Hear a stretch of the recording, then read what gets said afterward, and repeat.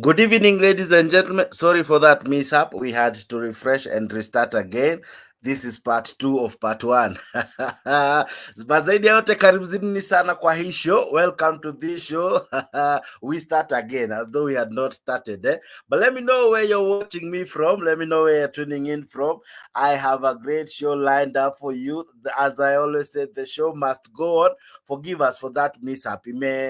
Imekuwa na mshki kidogo, but we are back and we are back. Same topic, same discussion, same great show. And I'm your host, Jakes, the moderator. I thank you for being part of this show. Thank you for being part of this live conversation. We are about to have a very enriching engagement. We are about to have a very, very nice engagement. We are discussing about misuse of funds.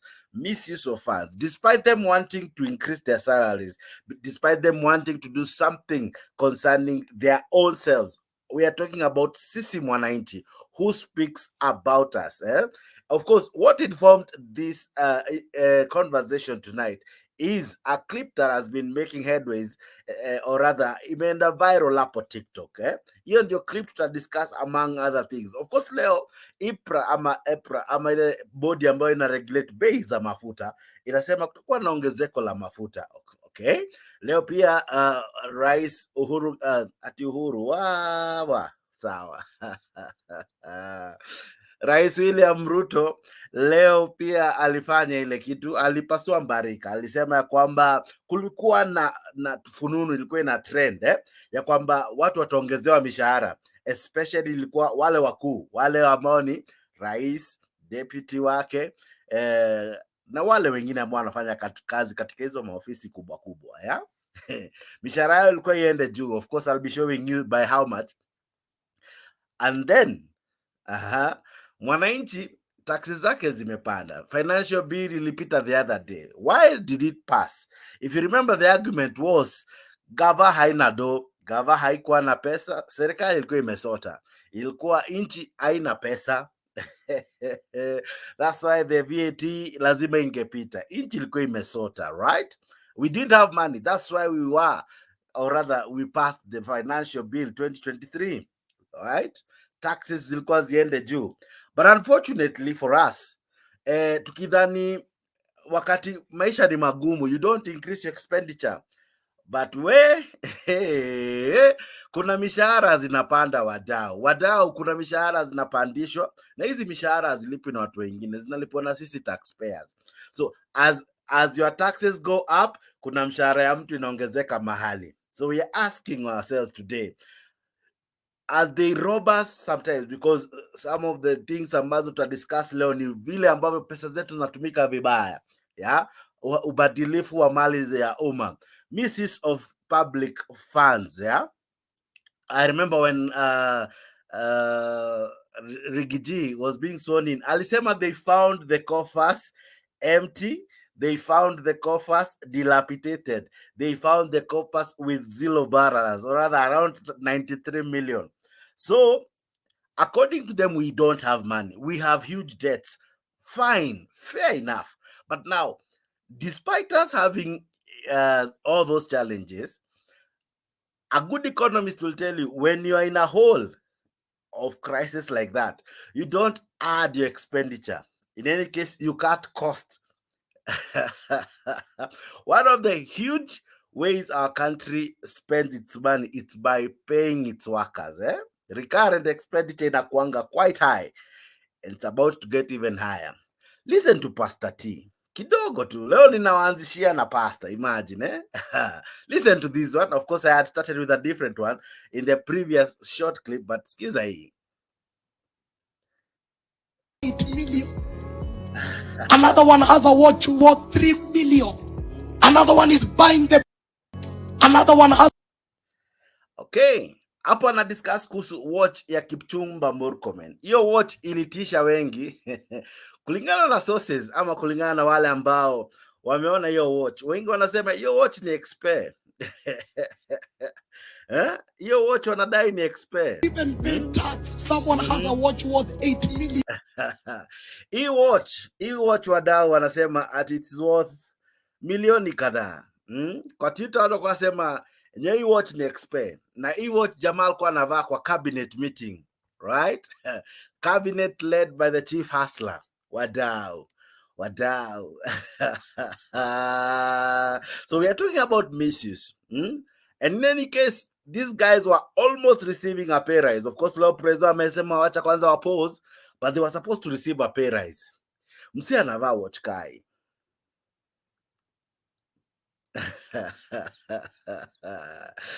Alafu wewe umekatwa tax mpaka bro, hauna hey. Okay. Listen to Pastor T kidogo. Another one has a watch worth 3 million. Another one is buying the boyfriend alcohol worth 400 and... Now, huyu naye ni mwingine. You know Kalen Nyamu? Kalen Nyamu akaamua kusurprise wadau kule kwa mtandao. Sijui kama mnakumbuka kuna time they were fighting, because of do I call her the boyfriend or the husband? The jury is still out there. But now sasa hapa alikuwa na showcase bia ya karibu nusu milioni. This is alcohol wadau. This is alcohol wadau. It was just the other day we saw someone kiti yake ya 1.1 million inakuwa launched. Kiti ya 1.1 million. Ndio hiyo pombe hapo wadau ya nusu milioni. Nimewaonyesha tu kidogo kwa clip ya saa. Hiyo saa ni worth 500,000 wadau. Not 500,000, 8 million according to sources. There is where we are. Another one has a watch worth 3 million. Another one is buying the boyfriend alcohol worth 420,000. Another one is parading a new Range Rover worth 20 million. When ordinary Kenyans, less than 1 year, we cannot even afford meals. It is like an insult on your... Yo clip ya Pastor T ilifanya hata mimi nikajiuliza maswali kibao. And that's why we are discussing today. As much as we pay our taxes, as much as they collect taxes from us and all, do they serve us? Ama ni wizi tu bila kazi? You know, where they take money, where they take our resources, but do they really come through and serve us? Hapo nyumbani, unaona hospitali zikijengwa. Hapo ulipo, unaona nini kukiendelea? What is happening? Kuna barabara zinajengwa? Sijui. I'll be showing you another clip. Ya wasee wamefuatana na Prado after Prado after Prado. Convoy. Convoy, my friend. Convoy, my friend. Huku nje kuna watu wako na pesa bana. Pesa wanatesa kutesa. Lakini it's your money, ladies and gentlemen. It's your money, ladies and gentlemen. Instead of this money being used to construct classes, to build hospitals, to at least help that common mwananchi. Your guess is as good as mine. Inafanya ile kitu. Sikiza hii. After the Energy Petroleum Regulatory Authority increased the price of super petrol by a whopping 13.49 shillings, pushing the price of petrol to a new high of 195 shillings and 53 cents. The move by EPRA coming despite a High Court ruling that has temporarily barred the finance bill from being enacted. The prices of diesel and kerosene have gone up by 12.39 shillings and 11.96 shillings respectively, pushing the cost of the critical commodity to 179.67 shillings and 173.44 shillings respectively. Faisal Ahmed has more on this story. The cost for a litre of petrol is inching closer to the 200 shilling mark after the Energy and Petroleum Regulatory Authority EPRA amended the VAT requirement on fuel from 8% to 16%, increasing the cost of super petrol by 13 shillings and 49 cents, pushing the price for a litre to 295 shillings and 53 cents. Diesel has also gone up by 12 shillings and 39 cents, increasing the cost of the commodity to 179 shillings and 67 cents per litre. Kerosene has also increased by 11 shillings and 96 cents, pushing the cost of the critical commodity to 173 shillings and 44 cents. The price change by EPRA coming immediately after the High Court ruled to suspend the implementation of the Finance Act until the 5th of next month, when the matter is expected to be heard in court. The increase in fuel prices is expected to have a significant impact on the cost of living in the country, with the rate of inflation expected to go up as a result. Critical sectors such as manufacturing, transport and distribution will be affected with the increase in fuel prices. Some far-flung areas in the country will pay more than 200 shillings for a litre of the commodity, such as Habaswein in Wajir County, where a litre of super petrol will go for 202 shillings and 90 cents, Mandera at 209 shillings and 53 cents, and Moyale at 205 shillings and 66 cents. Okay. So that is life for you wadau. Asante sana kwa kujiunga nasi. Let us have a decent show. Karibu sana kwa hii show. Wacha tujaribu kudiscuss jinsi pesa zinatumika visivyo bana we. Maisha inazidi kuwa ngumu. Wewe mwana hasla, wewe mwana Azimio, wewe mwana Kenya Kwanza, wewe ambaye hata hukupiga kura. Maisha yako I don't know iko aje. Sijui kama unabambika lakini hawa jamaa wanajinice.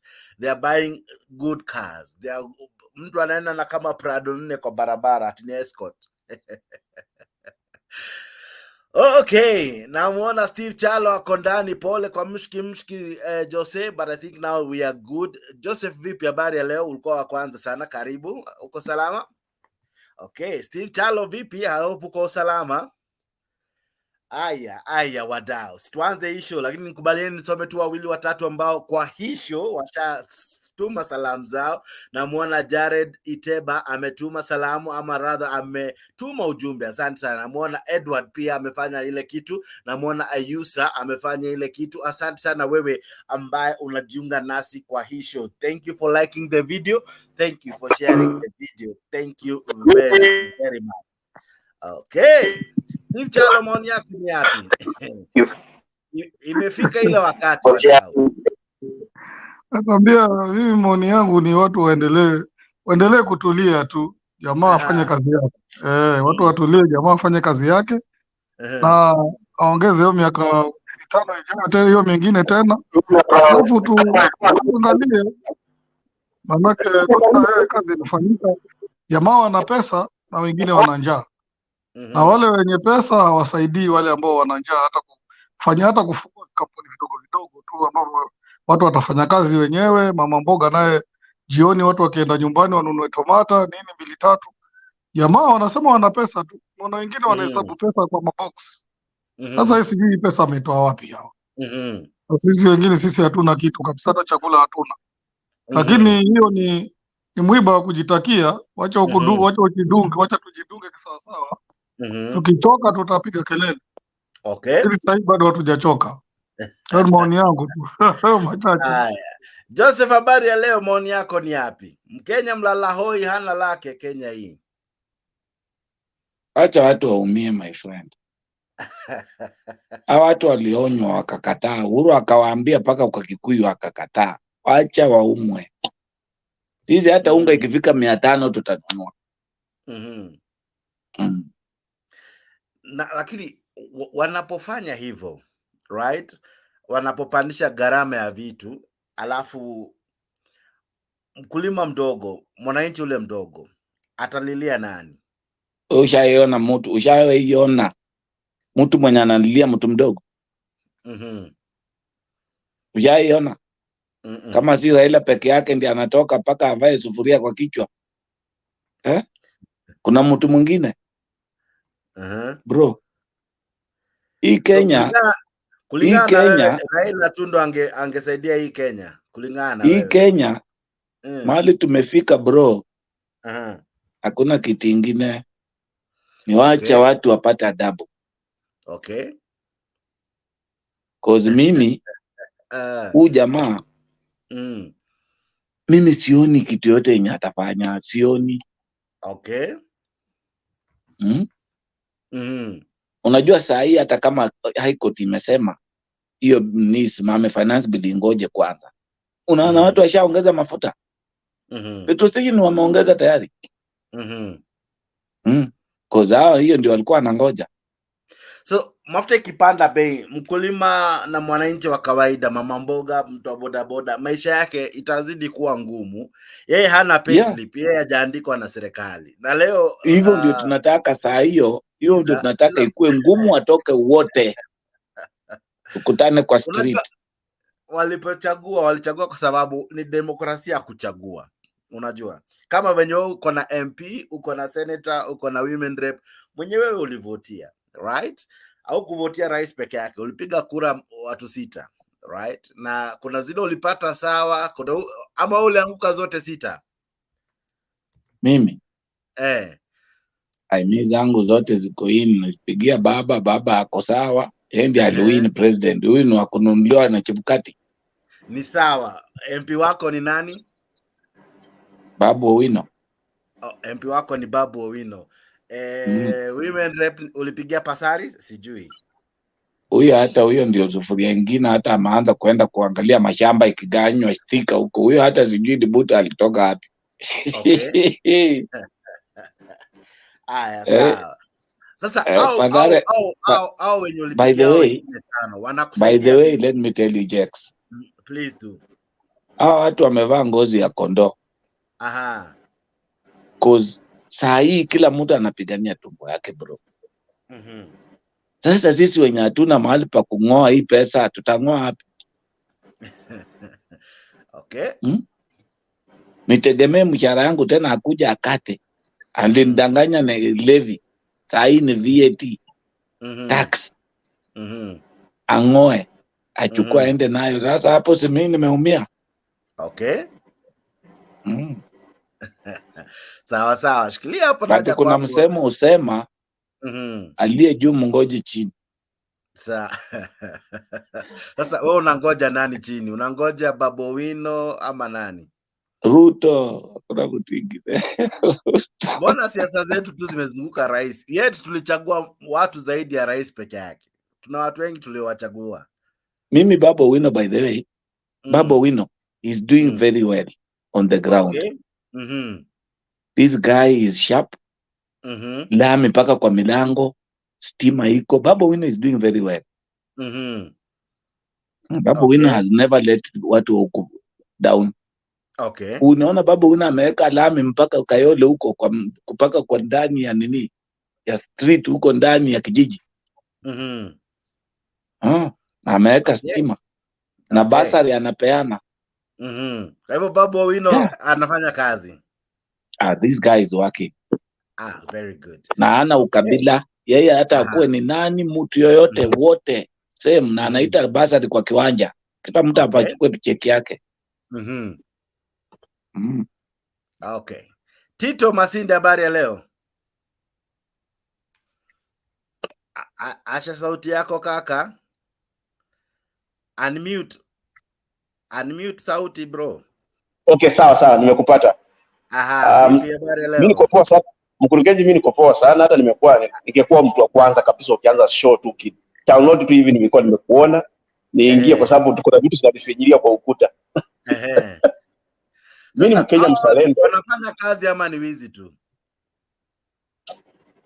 Mtembei ile kitu iko tutasema white na green sikuwe wazi. Maisha Kenya bado wenye wamefikishia watu sio vile walikuwa na promise watu, wanapora wa Kenya. Na uporaji kwa hali ya juu, si ya kupombeleza hata kwanza. Kwa sababu sisi hatukuongea kwenda kupatia position, wapatie vitu zile hawa wanataka na wafeva. Hakuna mtu aliongea kuhusu tunaenda kutengeneza bili nyingine ya kutoa wa Kenya ushuru. Nobody touch on that. Walikuwa naimba vitu tofauti sana. Okay. Are you getting me right? So mafuta yakiongezeka, sijui watu watatembea mguu wataweza bila kukula, wakienda kazi na kazi yenyewe haiko. Kenya najiona yani hata afadhali kadri zingine ziko sawa, hata Somalia ikafadhali. Kenya inaenda kuwa malipabaya sana. So what I urge Kenyans to large number to protest and then to tell the president watoe hiyo mambo ya ushuru, wa emboss ile kitu inasaidia mwananchi wa kawaida. Tuko na vitu zenye unafaa kutoa Unaona kama saa hizi mafuta wanaongeza badala ya kupunguza mafuta, Kenyans wako wengi kwa mafuta. Okay. Hello, nakusikia. Okay. Aya. Honorable Ndieki, habari ya leo kidogo tu kabla sija. Nimekuwa naishi kidogo, mtu ananitafuta. But wacha niendelee kidogo. Aya.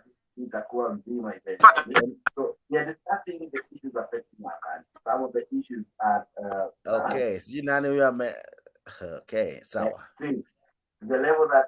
Honorable Ndieki, habari ya leo, sijui kama ni wewe. Mimi nakusikia ndugu yangu, nakusikia sana. Uko vipi? Niko salama. Kama unaweza mute, nisumbua na simu. Umewasha YouTube pamoja na hii stream ya mute moja ili niache kujisikia mara mbili. Mute, okay, sawa. Mute kwa moja. Kuna mtu ananihangaisha sana na simu hapa. Haya. So, sana na simu. What I prefer, hii maisha ni yetu, ni watoto wetu baadaye. Sisi tunaisha. But visasi sijazo sitakaa namna gani? Jamaa wanatukandamiza saa hii. Watoto watakosa kusoma, watakosa kupata lishe mzuri, magonjwa sitaingia. So it is going to be a big problem to us. To solve it, it will take time. Okay. It will take time. Okay. Honorable Ndieki, can you hear me now? Saa hii maisha sijui tutapelekwa wapi. So Mtembei, wala Kenyans, ule mtu nasalaumu kwanza saa hizi mwenye ametuangusha kama kijana. Mtu wa kwanza na nitamchukia kwa maisha yangu yote kwa kile kitu alifanya. Chalango ameuza watu wa comedians, makomedi, amewaharibia sifa kuenda baada kwa represent, ameenda kufanya vitu zake zingine zenye asieleweki. I'm so sad. Okay. Chalango kama atasikia hii voice yangu afumilie kuielewa tu, kwa sababu young tax, we need to come up to change the narrative in the parliament and to make people feel comfortable to see that if any young people going to parliament, it will change the narrative and things are going to change. Hatuoni kesho nani ataingia kwa bunge apatishe ile vitu wase walikuwa wanafanya kitambo ambapo asikuwa. But for right now, Chalanga ametuangusha. Jagwa alikuwa mwimbaji, alikuwa bandia, hata kama walifanya msusi sana kumwangusha. Pia hawakuwa wanatusaidia. Wametoka kwa industry ya music, comedian, but they are doing zero nothing. Okay. Babu Wino anafanya mzuri, wanaonanga yeye ni mad. But Babu Wino anakuanga mad, but akona humanity ndani yake.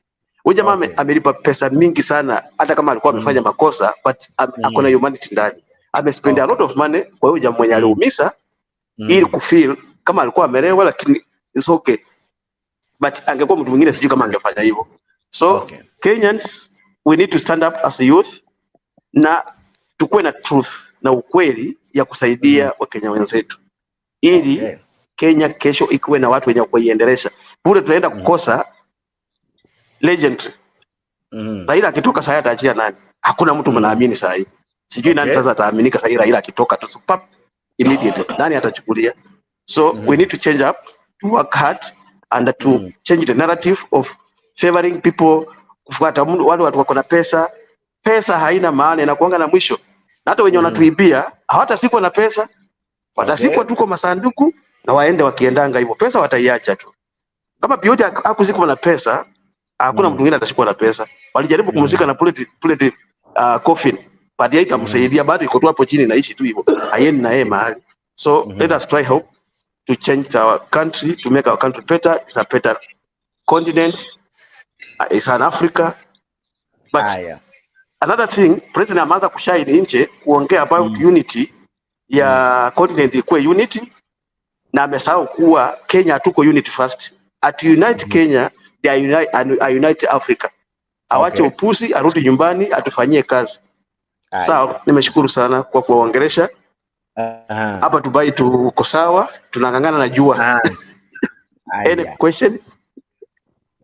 Kidogo tu naja kwako na swali kidogo tu, shikilia hapo sababu tuko wengi kwa studio na wengine bado hata hawajawasha kamera studio. Ubaya sauti wamenipoteza sauti. Pole tu kidogo tu Tito, naja kwako, shikilia tu hapo. Honorable Ndieki, habari ya leo? Nzuri ndugu yangu. Pole, natumai uko mzima, lakini wewe? Niko salama. Leo siku ya kwanza, mara ya kwanza kujoin kikundi hapo kwa studio. Okay. Lakini wanga na mimi shabiki mkubwa sana ya kuwatazama mara kwa mara. Asante sana. Ndio. Sasa nikuulize, mtazamo wako kulingana na vile unatazama nchi na jinsi tunavyoendelea, wewe unaona kama kuna kazi inaendelea ama ni wizi tu? Mimi kwa maoni yangu, hapa Amerika, kama Ruto angekuwa hapa tungemuingiza nyumba ya wasee mahali akili inarekebishwa. Sababu ile vitu president wetu anafanya hapo nyumbani, anaendesha nchi kama boma yake. Anakuja anauliza, wewe umefungua ng'ombe mahali fulani, wewe umefunga ile mbuzi. Hiyo sio vile anachukua watu. Nchi iko na watu wamesoma, iko na maprofesa, iko na madaktari. Lakini katika mwanzo kabisa alianza kwa kuchagua watu ambao hawafai kwa serikali. Ndio naona nchi zile zimeendelea kama hapa na nchi zingine. Kama mtu afanyi jambo la kufaa, yeye mwenyewe anajizuru kabla wananchi wenyewe kumusalimisha. Yeye mwenyewe anaondoka. Lakini kwetu nyumbani Kenya, kila mtu anataka apate mwanya aibe pesa, anunue gari kubwa. Akifika kwa mahali yeye ndio huyu mkubwa, akiona wale watu nakimbia kando ya gari kwake anawapea 100, 200. Na hiyo ni culture ambayo ilianza kitambo. Mimi nilikuwa hapo nauliza kura mwaka wa 2013, mwaka wa 2017. Ni culture niliona na saa hii nimeretire, siko kwa siasa sasa. Lakini hiyo culture kama inaweza kuisha ama inaweza punguzwa, nchi yetu ni nchi iko na pesa mingi. Kama hapa Amerikani watu wanalima miezi 6 tu peke yake. Winter ikicha watu wanaingia kwa manyumba, hakuna ukulima, ile chakula ilikuwa kwa shamba na kufa na mnakaa. Na same ikirudi tena miezi 6 wanaingia kwa shambani wanaweka chakula. Lakini hapa tuko Kenya, mahali watu wanalima 24 hours, 12 months a year. Lakini kila mkulima akipata chake, akienda kupeleka sokoni, mara ile soka anapeleka ina value, nyanya simeoza kama ako na kreti 10, 2 simeoza. So such like things lazima sipate watu wa kurekebisha. Bila kurekebishwa ni kasi bure. Okay. Kwa hivyo maoni yangu mimi naonelea vile president anafanya, amepitisha mafuta kwenda 16%. Na hiyo 16% ndio walitoa na ile punge iliyopita wakaileta 8. Wakaleta 8%, ndio angaa watu wakapumua kidogo. Sasa kupeleka tena juu, alafu waambie watu wanawaletea pikipiki ya stima. Pikipiki ya stima hapo token, watu wanashindwa kulipa stima mahali wanakaa kwa kijiji. Watu wameshindwa, ukipigia mtu simu anakuambia token zimeisha kwa simu, hawezi ongea na wewe. Kwa sasa hivi hata nikipiga simu na kusikia mtu anasema nimeweka token ya 100 na imeisha, wacha nitafute token. So hiyo stima anasema si ati iko cheap, it is also expensive. It is too expensive. So wakati unaenda kupea hii watu pikipiki, wewe kuwapea pikipiki bure. Okay. Because kama angekuwa na wapea bure, siku ile alikuwa anasema wale vijana wa bodaboda na wale wa mama mboga, angechukua mama mboga wawili, vijana wa bodaboda wawili, awapee kazi, awapee hata hiyo deputy secretary anapeana bila mpango. Wangekuwa hata wamekula hiyo mishahara ya miezi 2, 3 tukiona. Sisi hatujafurahia sana hapa, mimi na wengine wengi. Na pengine kulingana na vile nchi inaendelea kubaya. Maandamano itakuwa na ikianza kukua, maybe president anafikiria ni kasi rahisi. Wakati wa 1992 mimi nilikuwa police officer hapo Kenya. Okay. Akina Imanyara walikuwa wanawekwa hapo Jomo Kenyatta Airport Police Station, mahali nilikuwa report office. So hiyo ni michezo mimi najua sana, nisiongee mengi. Wakati fulani nitazungumza tena. Thank you so much. Nitakuja kwako tu saa hizi Ondieki na maswali kibao. Nivumilie tu kidogo, nitakuja kwako na maswali. Nikubalie niwe na wengine wawili kabla nije kwako tena. Ninaye Ambani. Ambani, habari ya leo kaka? Unaendelea vipi? Naona umejaajaa.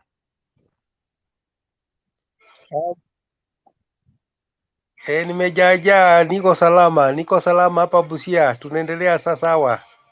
Busia mko vizuri? Busia tuko mzuri, tunaendelea sasa. Sawa.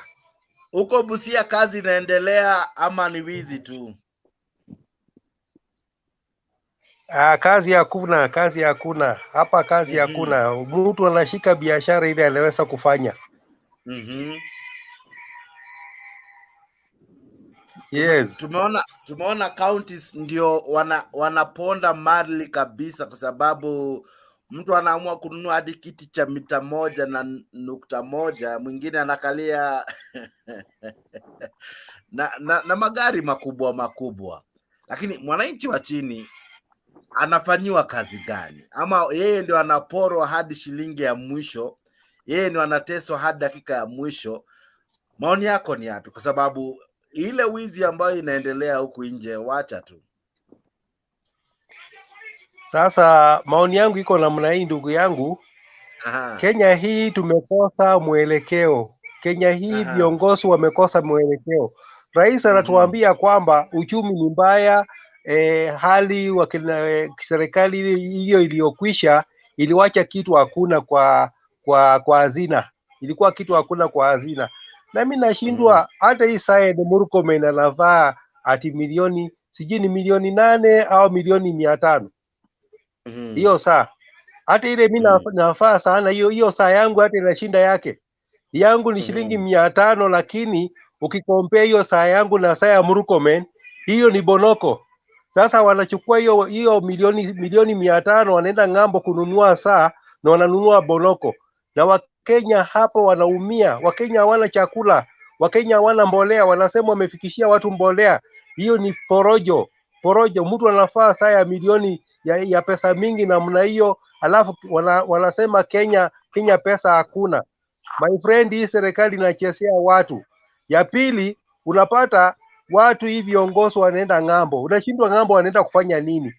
Ng'ambo wengine wanaenda umalaya. Badala ya kwenda kufanya kazi ile imewapeleka kule, wanaenda umalaya. Pombe unaweza nunulia mtu ya hiyo pesa mingi, na Wakenya hawana chakula. Wakenya hawana barabara. Wakenya hawana watoto, hawana fees ya kwenda shule. Na unapata mtu ananunua pombe ya shilingi ya pesa mingi hivyo.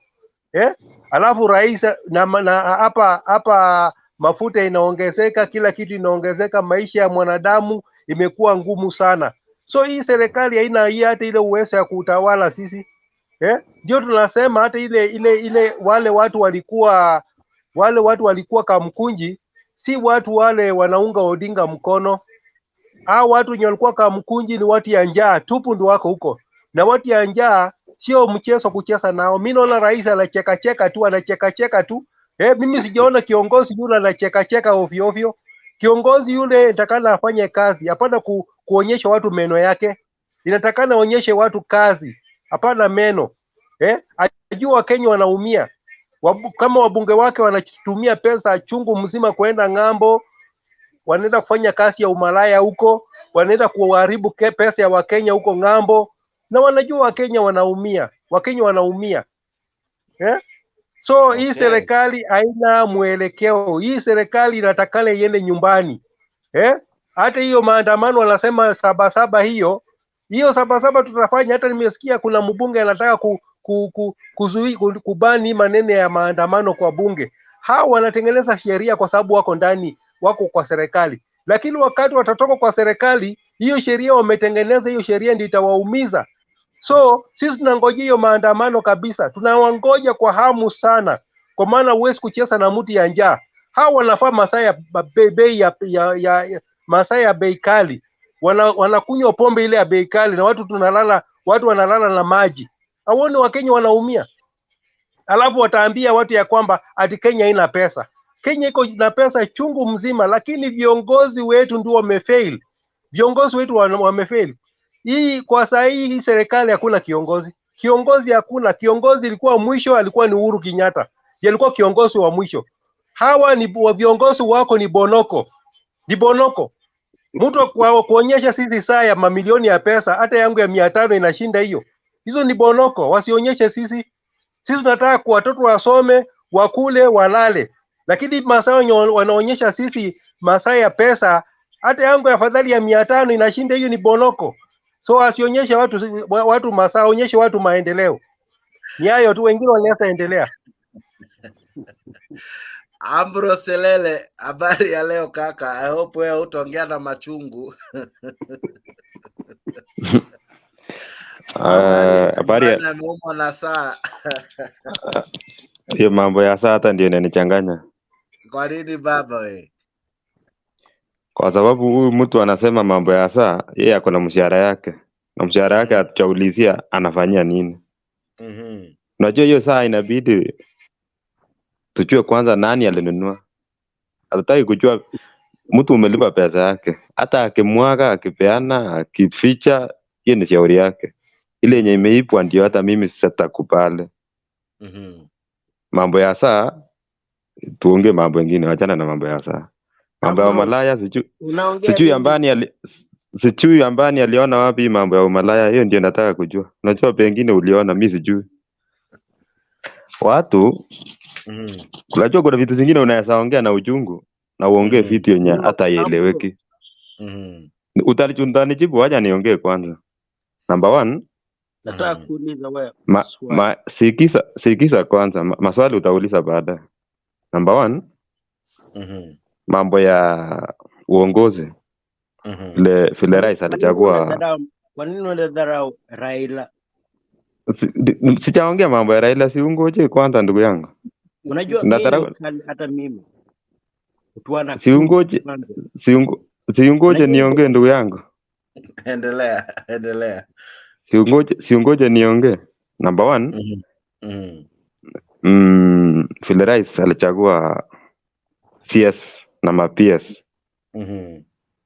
Unajua kuna kuanga na 3 perspectives ya kuchagua. Number 1 ni loyalty. Number 2 competence. Number 3 ni ile naweza kuambia aje, ni ile region. Hiyo ndio rais aliangalia, kwa hiyo nini yake.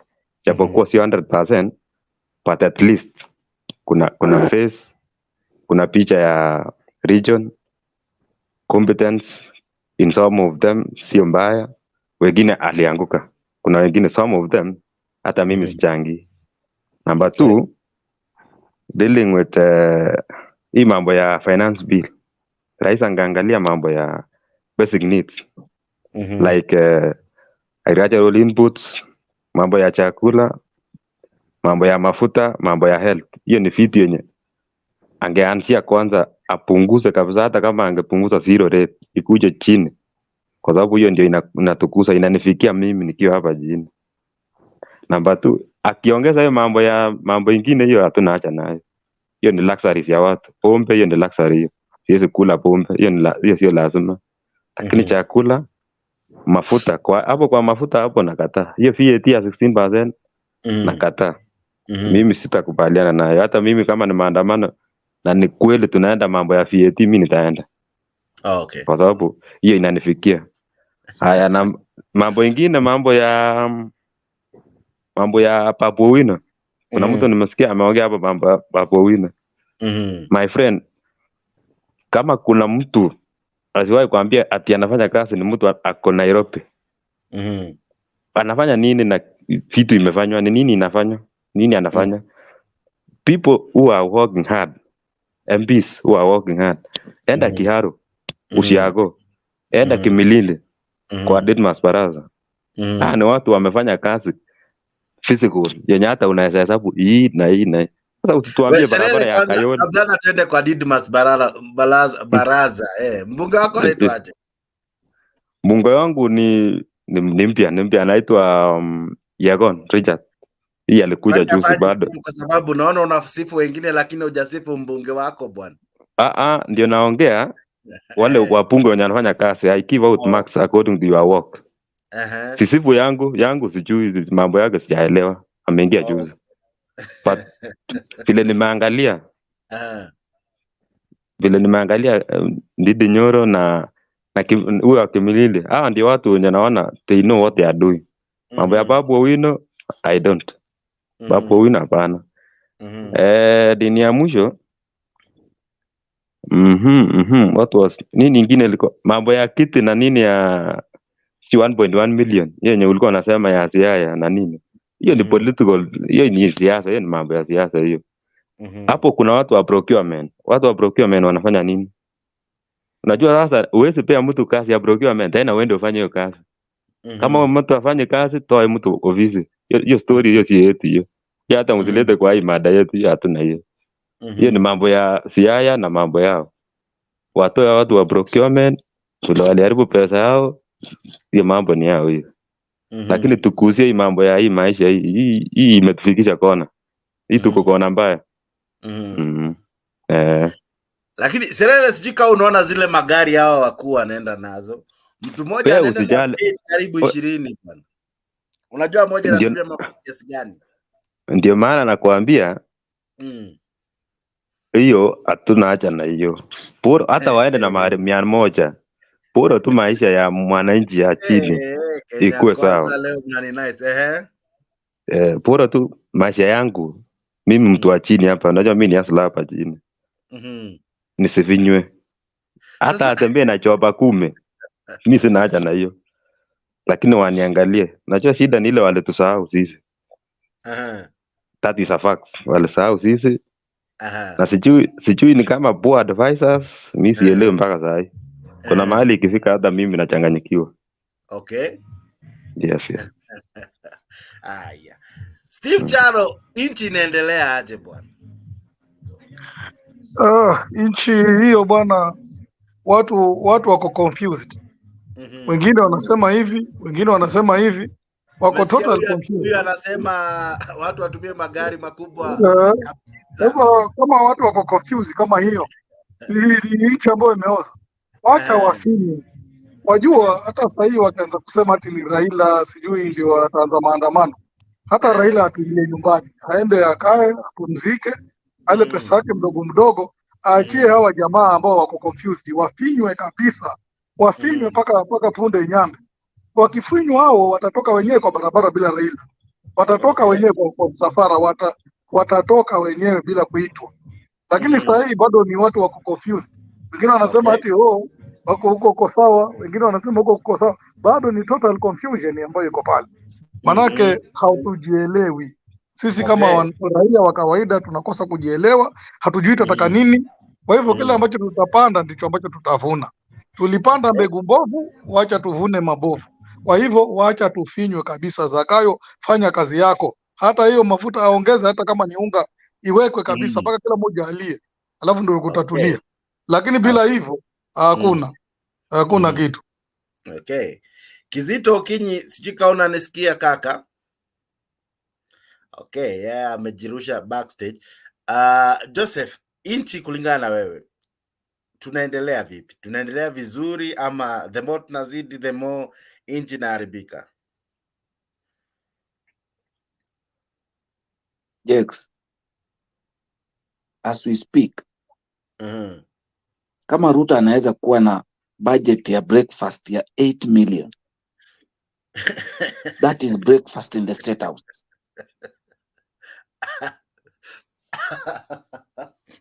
You know, people, I don't understand Kenyans. That's why Kenyans, we are confused.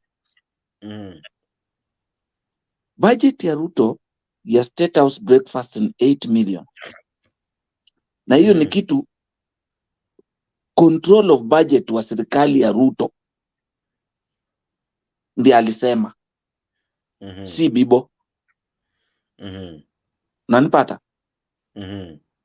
Ruto amechukua anafungulia bibi ya Mudavadi ofisi. Kuna pesa ya kupatia bibi ya Mudavadi ofisi. Bibi ya Gachagua ofisi. Unanielewa? Ruto amechukua watu kama wakina Malala. Anamtoa huko kwenye alikuwa amemweka juzi, amempatia Misuse. Does that guy have any plan for this country?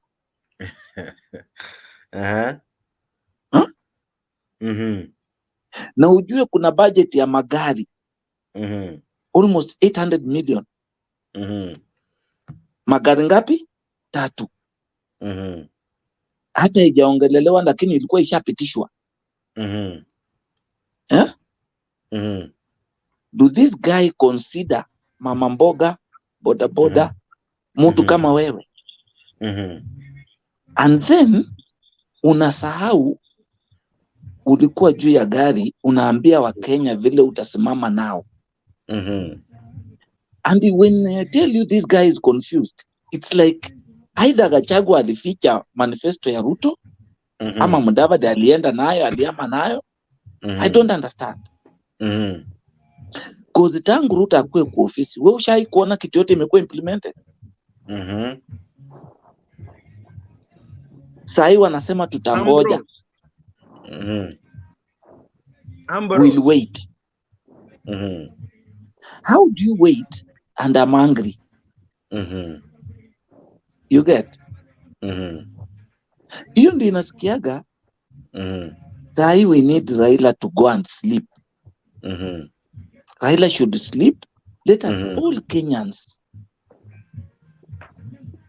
tuwe kama Venezuela, Egypt, South Africa. People should come out na tuende mpaka hiyo State House. Wakitaka tuue, watuue sisi wote. Okay. Cause mahali tumefika, it's very much painful. Like unakunywa chai kikombe moja, hata saa ingine ni strungi. Na hiyo ndio mpaka lunch. Na kuna mtu anaitisha kuku anamaliza mzima. My friend, where are you reaching us? Pole ni wadau, nina homa, mtaniruia radhi. Kabisa. Kitu ingine ni hii. We have people in the parliament. These people are too greedy. Too greedy. Okay. Our parliamentarians, they are too greedy, bro. These people, I don't know. Ile njia walifikia pale, sijui walituconvince aje wakaingia. Okay. Kuna huyu rafiki yangu ameongea hapa, Ambrose. Ambrose, kama unaishi Nairobi, tembea kidogo, ingia Kayole. Kayole, wakati hata ya nini hakukuwa na stima, hakukuwa na lami. Tembea Nakuru kwanza. Ambrose. Umenipata?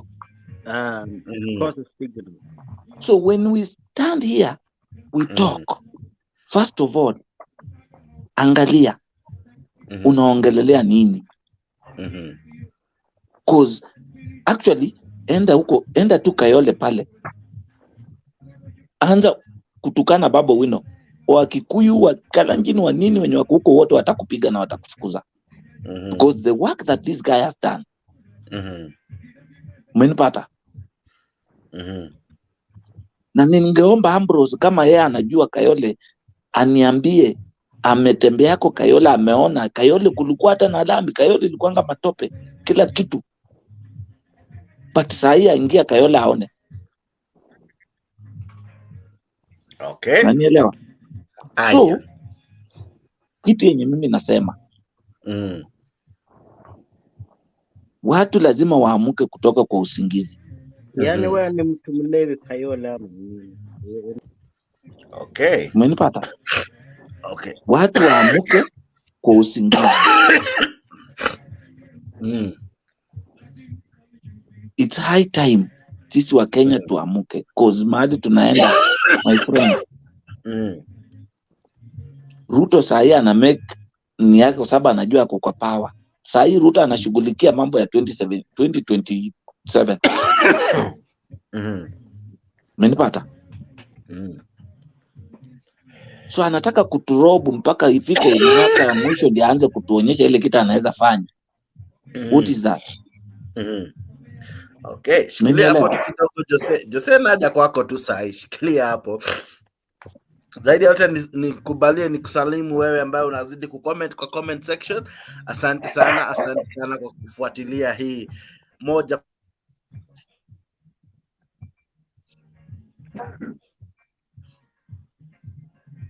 Honorable Ndieki, Sara Kabon na Ambrose Serere. Okay. Kizito, habari ya leo. Maoni yako ni yapi?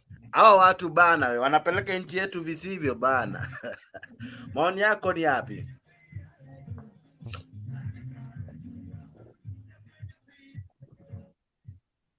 Kizito, unanisikia?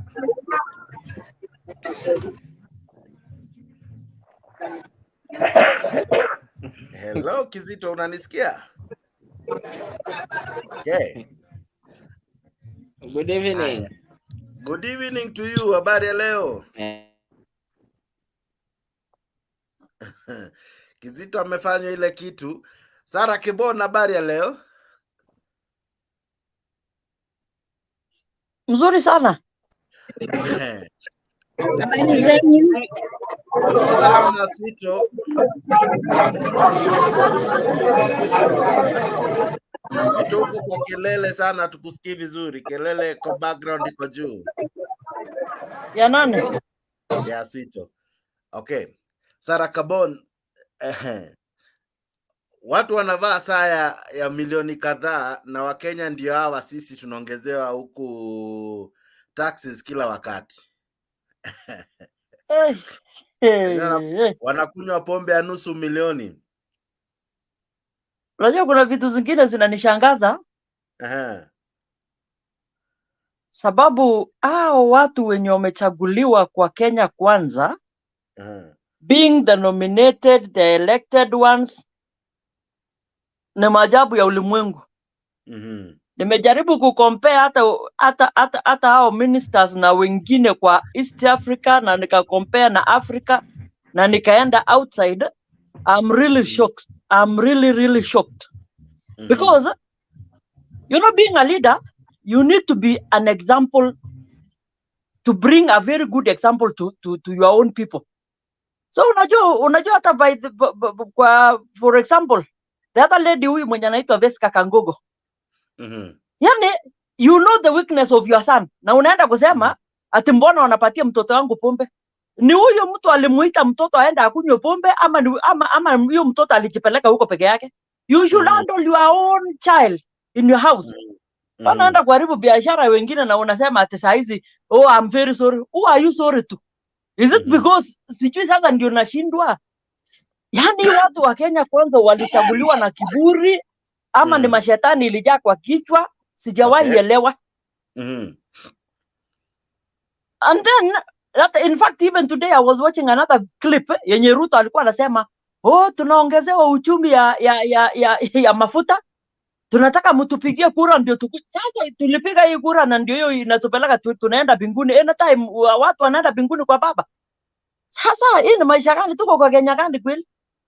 Kama hii watu si viongozi. You know I think these are politicians, they are not leaders, because there's a difference between a politician and a leader.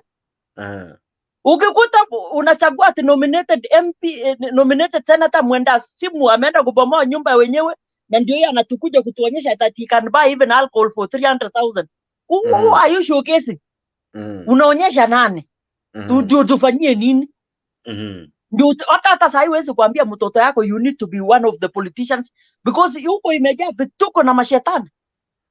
And that is why tunaona hata inchi inaenda lukumba. Unakuta vituko. Unakuta bandisi yes, ati anasema hii ni saa yangu ni ya milioni 1.5. 1.5 na watu yake hapo chini unapigwa na mabogoti. Sasa ile kusema ni sometimes I normally look at these things yenye happen kwa hii Kenya. Ruto anajua kweli yeye ni president. Ama amesahau? Tumkumbushe. Kaibon, wewe mtu mlevi. Ati nani ni mlevi? Pole, jana huyo kwanza. Jana huyo anaongelea Ambrose. Wamekorofishana na Ambrose. You know, there's some other things. Lazima tuambiane ukweli. Ukifika supermarket, ile shopping yenye unaenda ya 10,000 hata haifiki ile shopping bag ya supermarket. So unashindwa. School fees ndio hiyo shule. Wenye wanapitia hata matatu nafikiri kuanzia next month. If you are using fuel, magari zitakaa nyumbani. Kama unatumia matatu, you will be working inside your house because you don't have that money kucommute. So surely, ni Kenya gani tunaelekea? Alafu tukiambiana ukweli, unapatikana River Yala nani? Ama unapatikana hiyo forest inaitwa nini, Karura Forest. Sasa hii ni mambo gani kweli? Hii nchi ni ya nani? Hii nchi ni ya nani? Kama ni hivyo, kila mtu agawiwe share yake. Aone vile anataka kupeana na kila mtu asonge mbele. Hakuna mtu amewawa, usiongee tena maneno mengine. Ongea ingine. Ama nani amewawa? You have your time to talk. You better shut up. Unasikia? I voted for Kenya kwanza. So huwezi kuja kunitisha hapa. Even me, I voted. Who was? Nani amerusha kwa mtoni? So unajua? Ongea vitu yenye uko na evidence. Unajua hata huyu jamaa mwenye ameuawa juzi. Acha kutetea na sasa unahangaika hata kazi yenyewe una. So you better talk even hata usaidika hata upewe ya forest. Nahangaika nini? Sijakwambia mimi nahangaika. Nani anahangaika? Usiongee na emotions. Ongea na reality. Ongea na reality. Emotions ndio mbaya.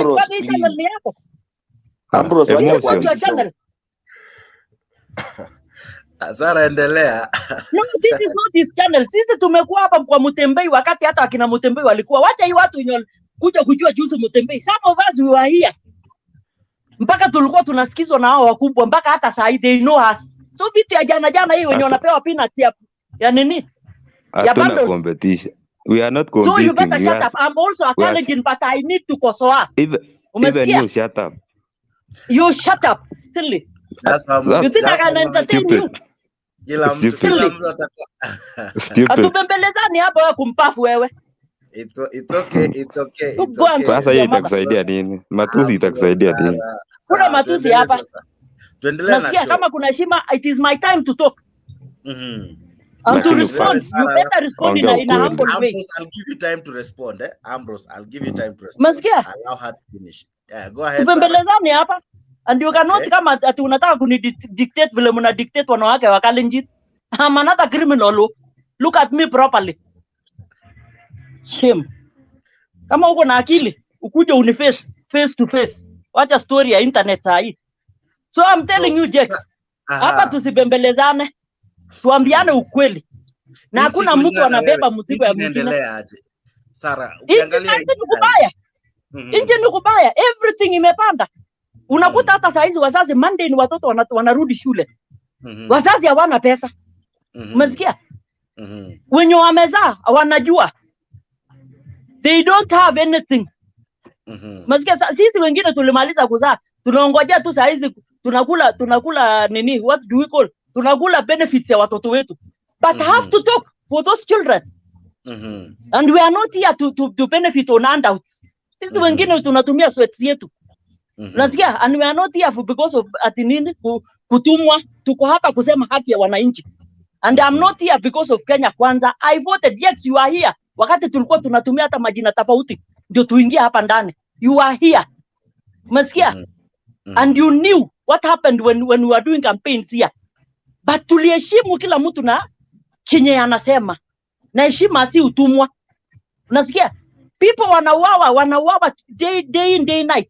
Ni watu kina nani wanaua hao watu? Si tuambiane ukweli, ni kina nani? Ni kina nani? The other you saw the news the other day. This guy mwenye alipotea. Kwani mtu alienda kujiua na kujitupa? Alienda kujiua na kujitupa. Tuambiane hapa ukweli. I cannot pamper my own nini party Kenya kwanza ati kwa sababu niko huko, let me pamper it because tusionekana na kasoro. Ama yuko kasoro, tuambiane ukweli. And we don't hide. Lazima tuambiane ukweli. Na hii Kenya ya saa hii, it is our own republic, not si ya mtu. Sisi ndio wenye tulivote for that. Na wenye walipiga, it is only a bit. Difference was a bit. Kwa Kenya Kwanza na Azimio. Na wote tuko Kenyans. Na wenye wanaumia ni sisi wote. Nikuulize, ni nini haswa una feel William Ruto amekudisappoint nayo? Unaona kweli hapo alinicheza, na ukipewa muda mwingine unaweza repeat kumpigia, ama round hii unaweza pause kidogo? Nita pause. Because ile zote yenye alituambia hakuna kitu. Wenye wamefaidika, hebu niambie hata ule jamaa mwenye alikuwa anapewa kuwa example ya bodaboda na mama mboga. So huyo mama alikuwa kwa social media akilalamika, hakuna mwenye anachukua simu zake tena. Na siku hiyo alikuwa mstari ya mbele kusaidika. Mbona msisaidie wale watu wa huko chini? Wasaidike wale watu wa huko chini. Ukikuta saa hizi sisi wengine tulichukua mortgage kujenga manyumba zetu, si ni kweli? But you cannot come and force me saa hii uniambie lazima ukatiwe salary ndio another house nipate ya kazi gani? Mimi nilijipanga. Na kila mtu anajipanga, you cannot force anyone. This thing kama ni kusaidia unasaidia kwa hiari, lakini si ya kuforce. Ukifika saa hizi NHIF, you think everyone will afford 1000 jets? Kuna wale hata watu hawajui NHIF ni nini. But inabidi mheshimiwa rais mwenyewe aingie ndani, hajui hiyo kiatu yenye nafinya mwananchi huko chini. Alafu saa hii I saw another article today. Vile wanataka kuongezewa mshahara by 100,000 on top. Surely hii ni Kenya tunasema hatuna pesa. Na mnasema tulichukua empty coffers. Empty coffers na mabibi ya hao wajamaa wanapewa maofisi. Wanatufinya mpaka wapi? Tunataka tuambiane tu ukweli, tunafinywa mpaka wapi? Kuna watu wanakula just 1 meal. Umesikia? Just 1 meal in a day. And there are some other wale wenyenye wanakula 6 meal in a day. Because kuna ya saa 4 na kuna ya saa 10. Sasa, kwani sisi tulikosea wapi? And yes, we will not bembeleza these people. Tuambiane ukweli. Some of us, we paraded at around 5 in the morning kupiga kura. Lakini disappointment after another disappointment after another disappointment. Okay. So tutaishi aje? Yes. Serere, pia wewe ulipigia Kenya Kwanza, na wewe unakaa kama unajivunia. Unajivunia nini kwa Kenya Kwanza? Bila kutusi mtu, bila kurespond kwa ujeuri. Pole, najua umegwaro vibaya, lakini kwa niaba ya wengi na kuomba tu respond to maswali ambayo nimekuuliza. Wewe unapenda Kenya Kwanza, unajivunia nini kwa Kenya Kwanza? Najua hata nimetusiwa mpaka nimechanganyikiwa. Najua mwanamke kukutusi na mimi niko na watoto. Unajua hiyo kitu. Nimekuomba msamaha, endelea sasa. Endelea na show. Achana hiyo yamepita. Rudi kwa show. Unajivunia nini kwa Kenya Kwanza? Wacha turudi kwa show. Pole, nimekuomba msamaha. Lakini ukiwa moderator, mtu akitusi mtu una mute kwanza. Najua hii story ya kutusi mtu hii. Sawa, si nimekuomba msamaha. Najua hiyo hapana. Hiyo tuko hapa tusaidiane ideas. We look for solutions. Nimekuuliza swali bro. Niambie, Kenya Kwanza so far wamekubamba vipi? Hii Kenya Kwanza wanajipanga. Unajua sasa hii ni kama mtu aingie kwa nyumba. Mtu anajipanga. Ukitoa meza kwa kona hii, weke kona hii, ona haijafit, unarudisha kona hii, bado wako hiyo harakati ya kusungusha, peleka kona ile, hapana inakataa, rudisha hapa. So sasa hii siwezi charge. Hawa watu hawajamaliza. They have 4 years. Wako na 4 years to the next election. Okay. Na watu na wanahitaji kuchaguliwa mara ya pili. So wanajipanga. Unanielewa? Okay. So to me, mimi kuna vitu sifurahi. Hata mimi nilipiga kura. I have my vote, my friend. Tax mimi na file tax. Wacha nikuambie. Mimi niko kazi, I file tax. Mimi kazi yangu yenye nafanya kwanza, in fact for information, kazi yangu yenye ile naachiri mara ya kwanza ni yenye president mwenyewe alifungua hiyo kazi. Ndio nafanya. Na sisemi president alifungua. Mimi a contractor mara ya kwanza. Okay. So because I'm a contractor, kuna kazi president alifungua Wajir. ya madarasa. Hiyo ndio imenilea vile nimaliza shule, hiyo ndio kazi imenilea for 6 years. Okay. So mimi sina ubaya na president. Lakini akienda wrong, hata mimi sitakubali chuitane finya. So far ameenda wrong. So far, some part of it ameenda wrong. Kama gani? Mambo ya mafuta, hiyo ndio nilikataa. Nilianzia kwa issue, nilianza mara ya kwanza nikasema mafuta hapo wanatufinya.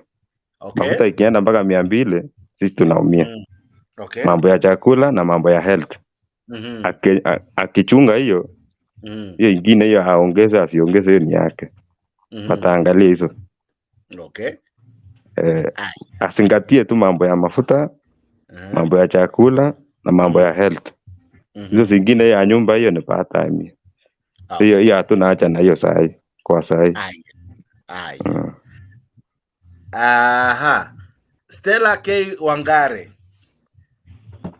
Vipi za masiku dada, unaendeleaje?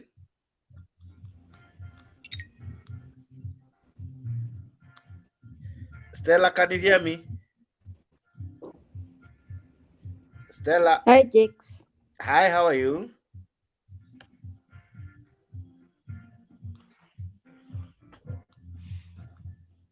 Hello, Stella, can you hear me?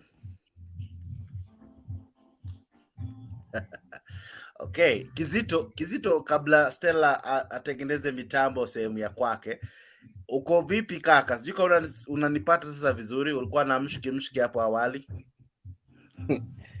Nakupata vizuri. Aya, kulingana na wewe hii nchi yetu unaona ikiendelea aje? Kulingana na Ambrose anasema kuna sehemu kubwa ambayo inaendelea vizuri, ni sehemu tu kidogo. In fact anasema ni moja tu, hiyo story ya mafuta. Hizi stories zingine ziko sawa. There is nothing going on which is wrong. Everything is running on well. Okay. The people of Kenya voted. They elected their beloved president.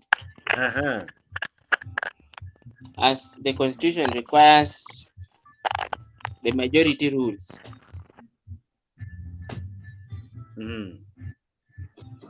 So I can see Madam Sarah Kapon said that he lined up very early in the morning to vote for her beloved president. And within a short time, the same president, we actually explained to them that he is coming up with a policy bottom up. When she woke up to go and vote, she never understood what bottom up means. Let them stop complaining. Let us give the support. Personally, I voted for Azimio, Raila Amolo Odinga. He never won. I accepted. And when our president was sworn in, I accepted and accept that is my president. Okay. And since then, I've been supporting the same president because he's my president. If I go to Tanzania today, I'll be asked, who is your president? Of course, Daktari, His Excellency William Samoei Ruto. Okay. Even if I never voted for that person. But right now he's our president. The person just the other day assented to the bill that now it is an act. That is going to look for ways, mbinu zote za at least bring some changes in terms of policies. Unfortunately today, the court has also done the thing. I don't know. In fact, the court should have allowed that thing to go on. Personally, although we say that we should respect the court, but I'm not very happy with what the court had done. The court should have just allowed the bill to continue so that by tomorrow the people of Kenya get to realize the good fruit that the president that they elected was going to give to them. Okay. And it was going to start tomorrow. So why why are we all complaining? Let us give we can only have one president. And the president have a very good senior ministers, prime minister, and a very good deputy president. And you can see they have a plan. Are you happy with the president? 100%. Okay. By the way, did you watch what happened today? I watched. He launched the digital so many things on the digital platform. If you go to e-citizen today, and then you go to Ministry of Labor, there are jobs there. Okay. You can go overseas. People will go and get jobs. You know, sometimes Kazi Maju. Sometimes some of the things president says, some of you take them for jokes, eh? Like there was a day he went to Nyayo. Why are you laughing? Are you doing it sarcastically? You know how these things. Are you being sarcastic? I love my president. I love my president. It is the laugh of the president. And okay. I believe you're making me laugh, and I don't know why you're laughing. Interesting. And you know, my president is my very good friend. Okay. He's a very good friend of mine. It's only that he doesn't have my number, so.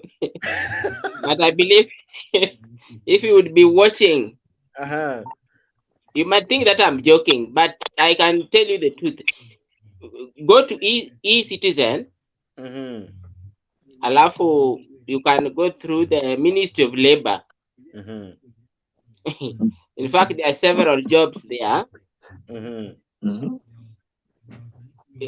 People will be able to get jobs. So let us stop this issue of blame game each and every day. Okay.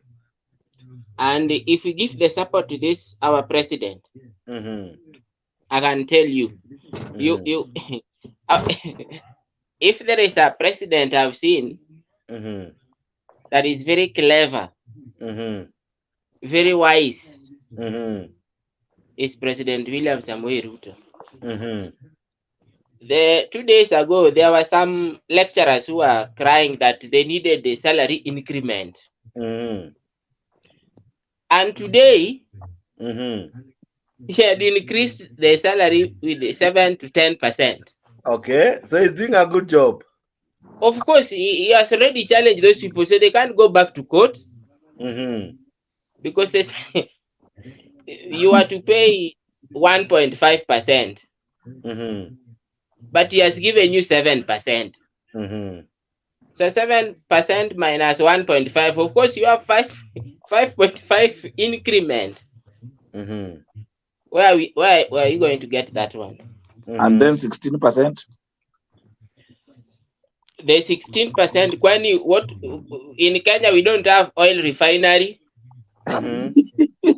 Oil come from Saudi Arabia. The containers need to come to Kenya. You have an aeroplane. Jacob, are you becoming sarcastic in a way? But anyway. No, there's nothing like playing. I'm just telling you the truth. If there is a president that we should give the full support, it's President William Samoei Ruto. Okay. Let's give this person a chance. Even 1 year. Facts. The other day you saw the president with the wale watu wa boda boda. And you can see, this is the only president, when he's talking to you, you'll get convinced. Okay. He's telling you that you bring your motorcycle, the one you're using, that you're using a lot of money to fuel, He and he gives you gives the you one the that you electric charge. one. Yeah, they give you electric one. So that if you Okay. bring yours, he gives you electric one. But the question is, where is he taking this fuel bicycle?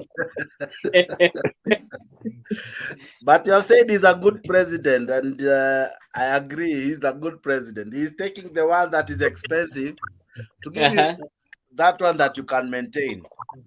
Can't you see that is a good thing? Yeah, it is a good thing.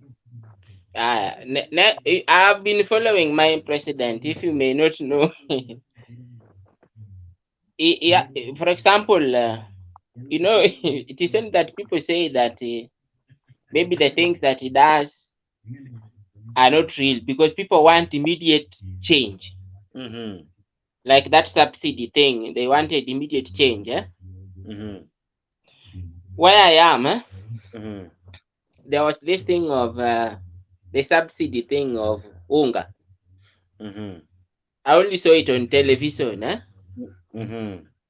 but I never saw it in the shop or in the supermarket. But when Ruto came, he said he wants to give fertilizers to the farmers so that at least the production ikue ile ya hali ya juu, ndio wakati bei nini we'll have good yields. Of course the price will have to go down from 200 maybe to 80 shillings. By that means that most people will be able to access unga. But because people wanted the immediate service like ile wakati wa soul. You see, when people demanded for a king, God gave them soul. Because they were saying we needed a God that we wanted to see. We need a God that we wanted to touch. We don't want to believe in things that we're being informed. So let us give this president, because just 1 year, my friend, we are going to have a very big change. Okay. Lastly, let me take you just back, some months back, at Nyayo. The president said that whoever comes to Nyayo will be able to get full sponsorship to go and learn IT in Arizona. And unajua, people thought that was a joke.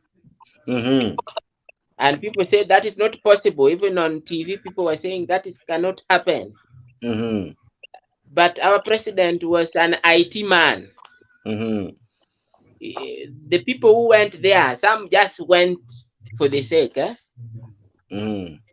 They were surprised when they were told, now there is a QR down there. Can you scan? Most people never had a phone to scan. And the one who were there with the right phone were able to get that scholarship. Okay. So that one tells you that our president is not a liar. Okay. He might say certain things, but remember also he has some people who work below him. So maybe those people can disappoint, but with him, he has a good plan. Okay. And therefore, we should not take our president for granted. And I think even in the next few days, don't be surprised if unga will go to 100 shillings. Okay. Yeah. Honorable Ndeke, I come back to you, sir. Now, you said that you were in the civil service if I can put it that way. And today, the president said there'll be increment in salaries. Now, I believe to me that's a good thing.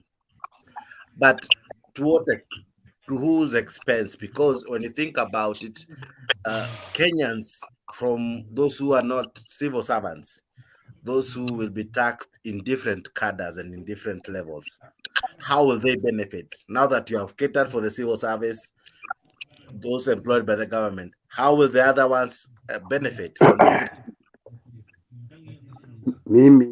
Mimi checks mimi nashangaa sana sababu first of all, Kenya, the main problem we have is security. If the government is not aware its own problem is security. For example, if you are not aware, I am among the gold medalists who went to bring peace in Cambodia in 1992, 1993. Okay. The government of Kenya ichui mahali niko. Mimi nachua bunduki mingi kuliko hata askari wapo nyumbani. Na serikali yenyewe, watu wakitoka jeshi, wakitoka polisi, wakitoka AP, prison, the government don't care where they going. Na watoto kama huyu Okinyi wanacheka tu looking for mileage. Looking wapi president anione nimeongea kuhusu yeye vizuri, aniita anipe kitu. So I am not discrediting what he said, but I'm only saying that the only problem Kenya has at the moment ni security. Wale watu wako hapo mkifikiria watu wako chakaranda pale kwa maandamano, watu wako street kwa maandamano. That is a attack. Kwa hiyo crowd iko watu kama Ondieki. Kwa hiyo crowd nikichukua tu hiyo AK mara moja, nimetenda kitu hapo mara moja. Unaona? Okay. Ati mimi niwe na bunduki, nitachukua hiyo ya vijana hiyo ya serikali. Na mwingine ako na hiyo ujuzi na hiyo ujuzi. So the main what I'm trying to bring home is that the government must know ile watu imekuwa ikiandika kwa serikali, wengine ni wacheshi, wengine ni polisi, wakitoka wanaenda wapi. Mtu akienda pale nyumbani kunywa pusa, kunywa chang'aa, alafu uende umwambie iko pesa kwa Ondieki. Kwani na yeye anachua bunduki na wewe pengine umepata bunduki yako umenunua halali uko na si atakwambia twende tu tuchukue pesa turudi. Yeah, that is what is going on. Wamefungua mpaka ya Somalia. Alisababu ndio wanaingia nyumba ya mtu, wanatoa watu nje, wanachinja kama kuku. You have seen it. Umeona Misuse hiyo radio Sinde anachukuliwa, anaenda kupatikana Migori kwa mto. Those are nonsense situations which is going on within our government, and the people must wake up. If people are not going to wake up, more things are on the way. Sisemi mimi nachukia our president ama nachukia uongozi wake. Mimi nachukia tabia ya ile watu na yeye mwenyewe na ile watu amechukua kuwa karibu na yeye. Mtu uliiba pesa, unarudi unaongezwa cheo ya CS. Mtu uko na kesi kotini, unarudi unaongezwa cheo ingine. Ule mama mboga alikuwa anakimbia na pikipiki nyuma yako akifuata wewe kwa ile road show karibu maili 20 kama unafanya campaign, you don't know mahali yako sahihi. That is the worst of it. Haya, sahihi wanasema 1.5 imerudishwa ndio watu wakate pesa ya kuchenga nyumba. Unakata mtu wako kwa serikali pesa uende kuchenga nyumba, na unakata ule tajiri amemwandika. Ule tajiri amemwandika anataka nyumba kweli, si yeye pia yako pengine yako na nyumba mingi kuliko hata ile unaenda kuchenga. So when you tell me nimeandika watu 10, unikate pesa upe hiyo watu na mimi sitaki kuchenga nyumba. Are you convincing me that we are saving together on the same account? Haya. Sasa tuseme dola sahi iko 1/4 and over $1 per shilling. The reason why it is because of inflation. Maisha iko juu na kila kitu iko mbaya. hiyo mafuta wanaongeza ndio inapeleka dola. Sasa dola itaenda 160 150 160 sababu ya hiyo mafuta. Ngojea tu miezi mbili uone, ngojea tu 2 months you see. Saa hii watu hapo Kenya, hata mtu kuweka credit kwa simu hawezi weka credit, anakuambia oh, nipigie simu. So what I'm trying to say is that kama chusi watoto walikuwa wameandikwa hapo City Council ile kitu inaitwa NMS, wewe Mtembei unajua hiyo very well, wamefutwa wakati serikali ya Ruto iliingia, wamewafuta hiyo watoto kuliko ingewaandika permanent inawafuta. Alafu Kinyu anasema kitu gani? Anasema ati president ameleta digital o anakubea digital kama wewe mwenyewe una hata simu ya kufanya hiyo biashara ya digital, then how can you work? You don't even have the phone itself which can allow you to do that business. Then how are you going to work? You see, those are the main points watu wanatakikana kuangalia. Hapana kusema tu ati tumeanzisha hii. Kama sasa amesema mwenyewe walienda Nyayo Stadium, watu wakakosa simu ya kupiga hiyo machine picha ndio wapate hiyo sponsorship. Why? Because they don't have the smartphone. So first of all, look the way ambao your population will have even a smartphone, even the cheapest, so that this smartphone can enable this person to do business on online. So far the way, hiyo ndio njia pengine mimi ningesema serikali ingekuwa inaangalia kuanzia the grassroots, kuanzia chini. Okay. Yes. Stella, I don't know if you can hear me. Yeah, you can hear me, Jake. Yeah, but I cannot see you, my dear one. It's so acting up. I don't know why. You can log out, log in. It will be okay. I don't know why today there's that challenge, but I know it will be okay eventually. Jake, try to log out and log in. Yeah, I can hear you, but I can't see you.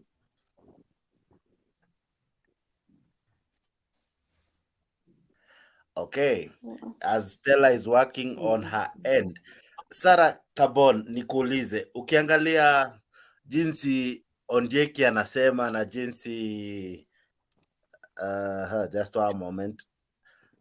Alex, are you there? Yeah, I'm there, but it's acting up in and out. Yeah, in a misbehave. We'll try to solve it just now. But Sarah Kibon, ukiangalia jinsi viongozi wana behave, right? Unaona mwingine ameamua kung'ang'ania nyumba ya mwingine, nyumba ya mamilioni, right? Mtu alichaguliwa mwaka hujaisha, lakini they are already fighting for houses worth millions. Wengine wana launch magari kubwa, right?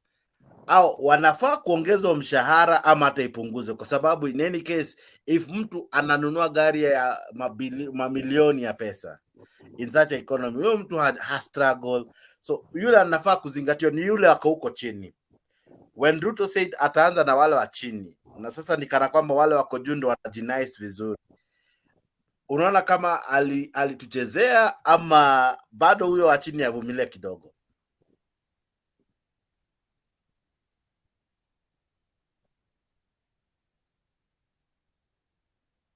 Ni mimi naongea? Ni wewe. Ni wewe Sarah. Nimependa vile honorable amesema mambo ya security.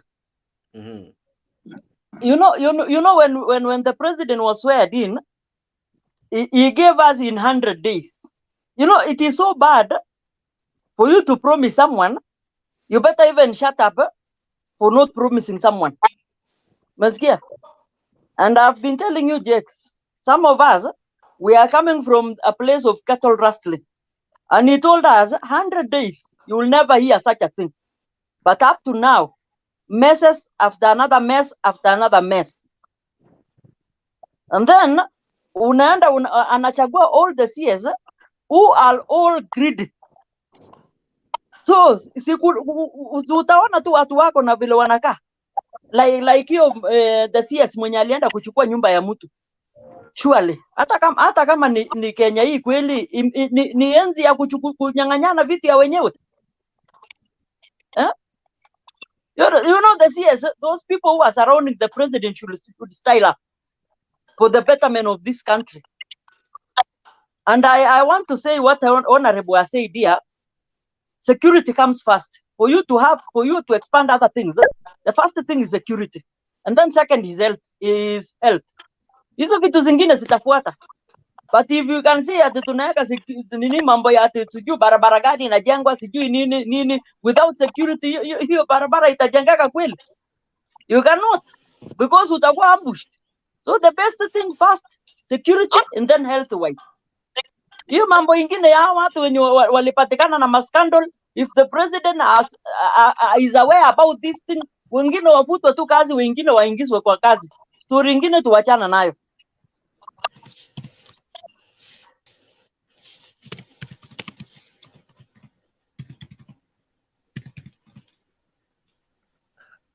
Sara, ukiangalia zile kashfa zinainuka, mara sukari imeporwa, sukari mbovu, mafuta nayo ndio hiyo mafuta ya kupikia. Kuna watu walijipa kandarasi nzuri sana ya mabilioni. Fertilizer inatafutwa na inapatikana kwa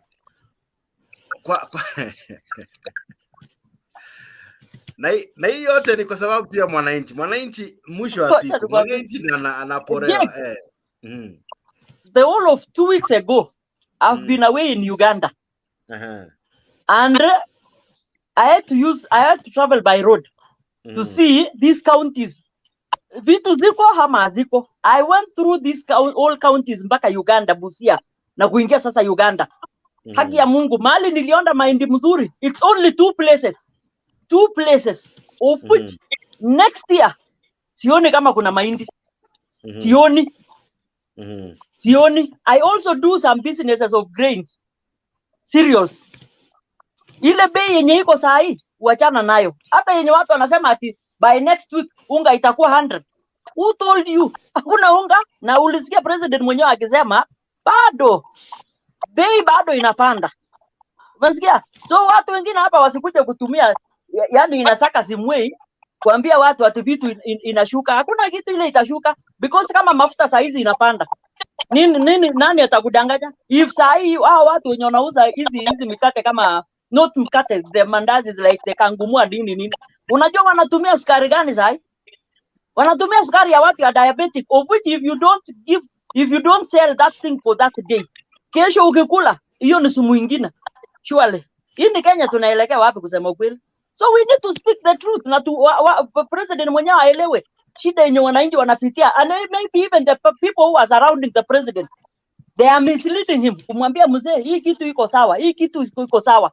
So the president now should have someone from the ground, ile akiuliza hapo hiyo mambo yenye nimesikia iko sawa, and then hapo ndio atapata ukweli. But hii watu wanaenda kukaa round table na kusema mzee kila kitu iko sawa, they are misleading the president.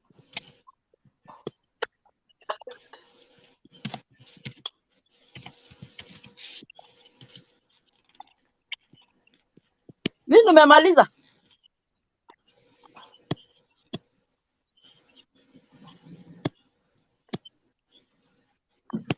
I think nani Jex hayuko, ni nani hata nini? Honorable. Wewe siufikirie mimi ni mgeni. Ni nani? Ni huyu mwingine ama ni nani?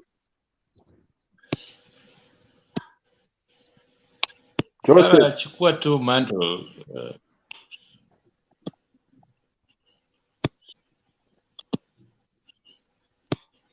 I think vile mambo inaenda kila mtu anaona, na kusema ukweli kuna mahali president amepoteza mwelekeo,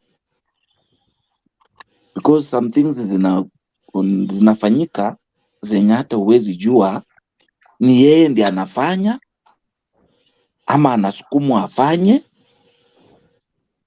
ama wanaongea nini. Because you can see look at this thing of immigration.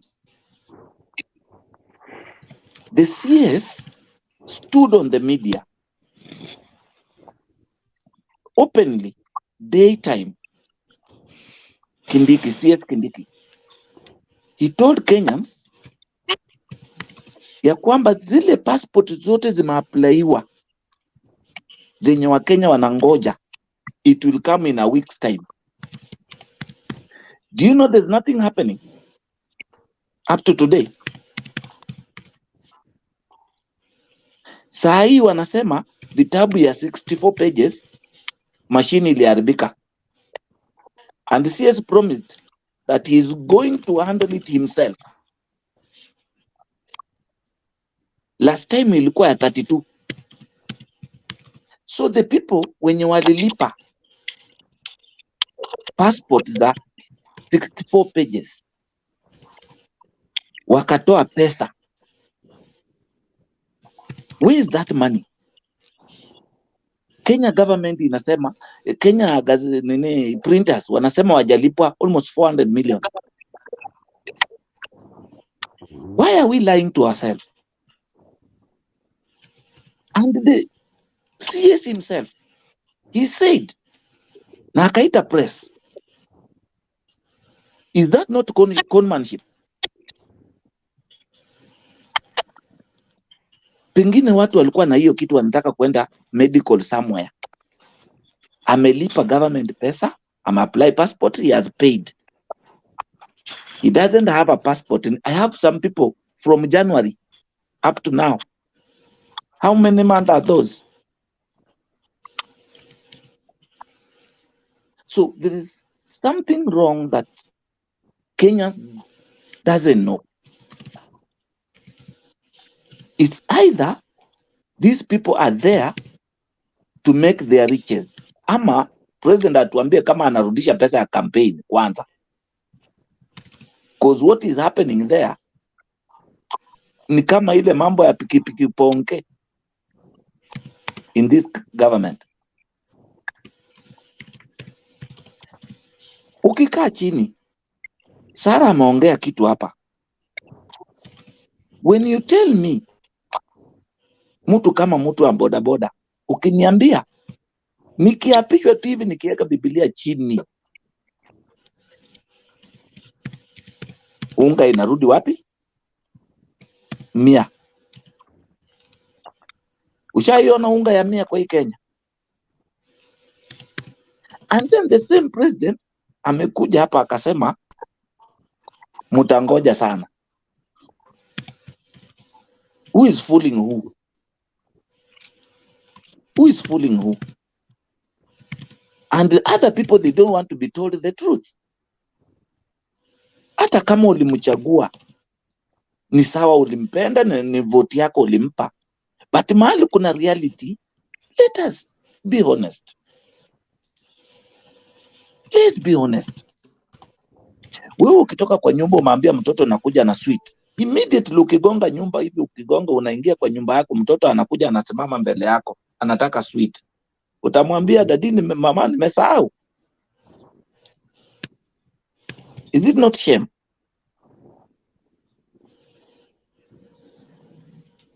And then you same person unasimama kwa umati. President wetu by the way hana time ya Wakenya. Naona ako na time ya kwenda kuongea huko kwa wazungu. I don't know nini anatafuta kwa wazungu.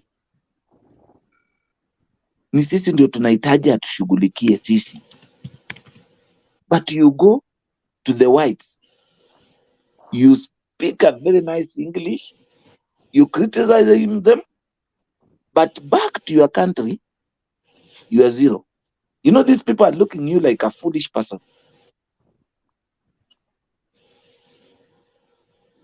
President should leave what he's doing, let him come to the ground, he do what he promised Mama Mboga, he do what he promised Mama Muti ya Mkokoteni, na ajue 50 million Kenyans, yeye ndio baba wetu. And if he's not going to do that, he's a one-term president. Either you like it or not, he's a one-term president. And I agree with him. There's a juzi aliulizwa kitu France. Akaulizwa, what is happening in Kenya? Don't you see that these people, they want to remove you? Akasema, mwenyewe, the power belongs to the people. The power belongs to the people. So these people that power belongs to them, they are crying, they are suffering. Don't you think they can change their mind to do anything? President anachagua watu kama CS50. Do we need those people? Do we need them for real? And we don't have money. So anyonge mtu mweusi, mnyonge, apatie Mudavadi pesa, mshahara, Mudavadi ajaze koti ikuwe kubwa sasa zaidi kushinda mtu mwenye anahangaika. Are we for real? So kuna vitu zinafanyika hapa, mimi hata saa zingine nikiangalia nashindwa tunaenda wapi. How come breakfast, control of budget, amesema breakfast ya State House it's 8 million. That is breakfast. 8 million. Hiyo 8 million singeweza kulipa watu ya kazi mtaani. Watu wapanye ile 500. Watu ya mama mboga waache kulia. Where are we heading? Ukiangalia mali tuko, wewe kitu yako yenye uko nayo ni insurance ya NHIF. Ukienda kwa NHIF, ulisikia Kamau, ndio huyu ni chairman wa NHIF. Kamau himself, he was on the media na akasema corruption kwa NHIF is so big. Na akaulizwa na watu ya Citizen, how are you planning to finish this? Akaniambia it will take time. Meaning, wewe ukienda kwa hospitali unafikiria kadi yako itakusaidia, hiyo kadi haiwezi kusaidia. Ikiwekwa kwa machine, invalid. Ni nani anaiba ya Wakenya? Let us be honest and let us be real. Si ati tukikuja hapa tunakuja kuanza kuongea kupigana vita yenye mtu usema kitu point, give us a point. Hakuna mtu anachukia president. We love him. He's our own. But the things that are happening are bad. Are really bad. What is my expectation to this government if I cannot get the service? Kuna kitu ingine hapa. Amechukua Nduale defense. Nurdin ndio huyo. Alafu amefungua mpaka. Ni akili ya watu wanatumia ama ni matope? Surely. Na hakuna mtu anaongea juu ya Al-Shabaab attack. And that is what is making me annoyed. Alafu amechukua kitu ingine hapa. Amechukua jeshi, amepeleka kuenda kupiga watoto wetu huko, ati anamaliza Pokote, anamaliza waizi wa ng'ombe. Na wakiangalia huku wamelala na huku ng'ombe zinaibwa. Watu wetu wenyewe ndio wanapigwa. Na huko anatuambia amepeleka security huko. Are we going somewhere in this country?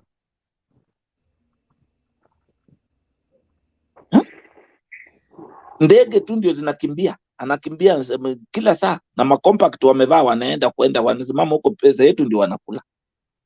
And then tunakuja kudanganyana hapa. Tunasema president baada anapanga, anaweka meza, anaweka huku, anapanga paka lini? Mwaka inaenda.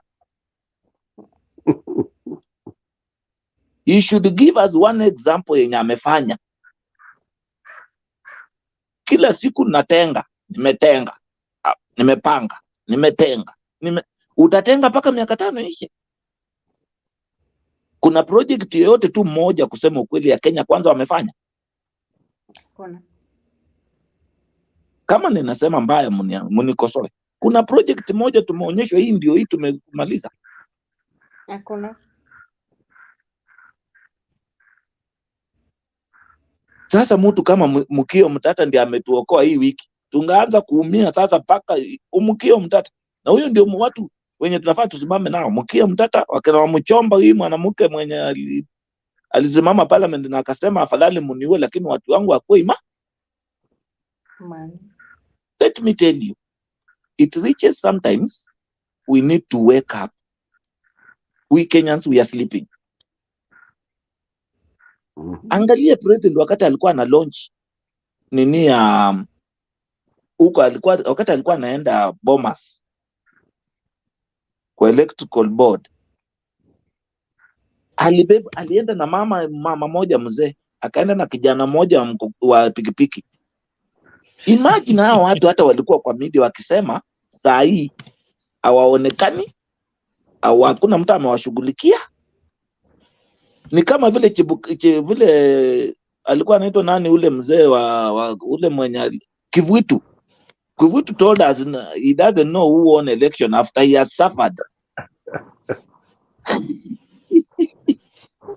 But remember, he's late. Why do you wait until it reaches there? You plan to buy cars. The cars, 800 million. 800. Kwani hizi gari zenye ziko hapo si bado ziko sawa na zinakimbia? Ni show off, hawa watu wameenda kutuonyesha show off. Ofisi ya bibi ya Mudavadi ni ya kazi gani? Who is bibi ya Mudavadi in this country? Bibi akachagua ofisi, amepewa budget. Let us grow up. Kama hapana, miaka 5 itaisha tu. Na hawa watu tena watakuja kwenu na ujinga ile yuko tena, tutaenda tena tusimame nyuma yao. But let me tell you, tunamalizwa bila kuona. Because what is happening, it's terrible. It's terrible. Afadhali hata tuseme Uhuru arudi. And this one I'm just telling you, I remember Uhuru said something. Mutalia, mutajichuna masikio. But kwa sababu tulikuwa tunasema asola. Now let us watch asola wakule. But I'm telling you for free, there's nothing Ruto is going to deliver in this for 5 years yenye ako nayo, na hii ujinga imejaa pale, na ile watu wanakuja kutuonyesha vile wanakunywa, wamevaa saa ya 500,000 1 point. My friend, there's nothing happening. Forget it. Yangu imefika hapo. Naomba kuchangia kidogo Alex. Nani? Edgar hapa. Sawa, alafu tuende Stella. Okay. Mimi okay, kwanza kabisa let me pass Stella, kidogo wacha Edgar achangishe kidogo and then wewe ufuate. Sawa. Thank you so much Sarah. Kwanza kabisa wacha ni salimie kwanza. Nimejoin kama debate already inaendelea. And so far so good. I think yale ambayo yamesemwa hapa niliingia kama Sarah naongea. And now to my friend Joseph. Actually, when you see what's happening around, it shows that we are heading towards the right direction, and we are being headed or led by a rogue government, rogue individuals that are using instruments of power to actually kuumiza Wakenya zaidi vile tunaumia. I want to take you back kidogo during campaigns, just to support what my friend Joseph has said. There's a time Uhuru warned us. Actually, he was talking to the Mount Kenya people. Uhuru alitembea kwa station zote. Actually, alikuwa connected to all stations za Kikuyu. He knew this guy very well. He knew what he's capable and tabia zake zile za ndani. But unfortunately, because people were punishing him and Raila, we found ourselves in this situation. Now, back to the reality now. As much as we've been temporarily saved by the courts, I want to tell you for free that in the next 2 weeks or during the ruling now, that bill is going to sail through, because we know the interest of this rogue president and his handlers. That is just a way of giving us some little hope and buying time with us to kuonekana that judiciary is doing a good job, and the perception that judiciary is independent, which is not true, from judicial executive. Now, a few days ago, tuliona the report or proposal ya SRC that serikali wameongeza, actually they are proposing to 14% increment ya MPs, president and his deputies. And yet on the other side, we are saying that we don't have money. Bei ya mafuta inaongezeka.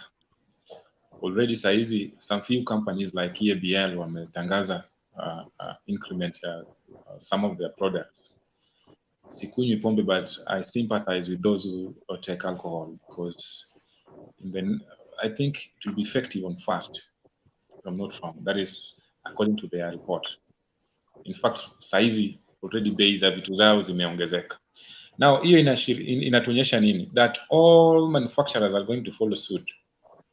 So it's going to be itakuwa ngumu zaidi.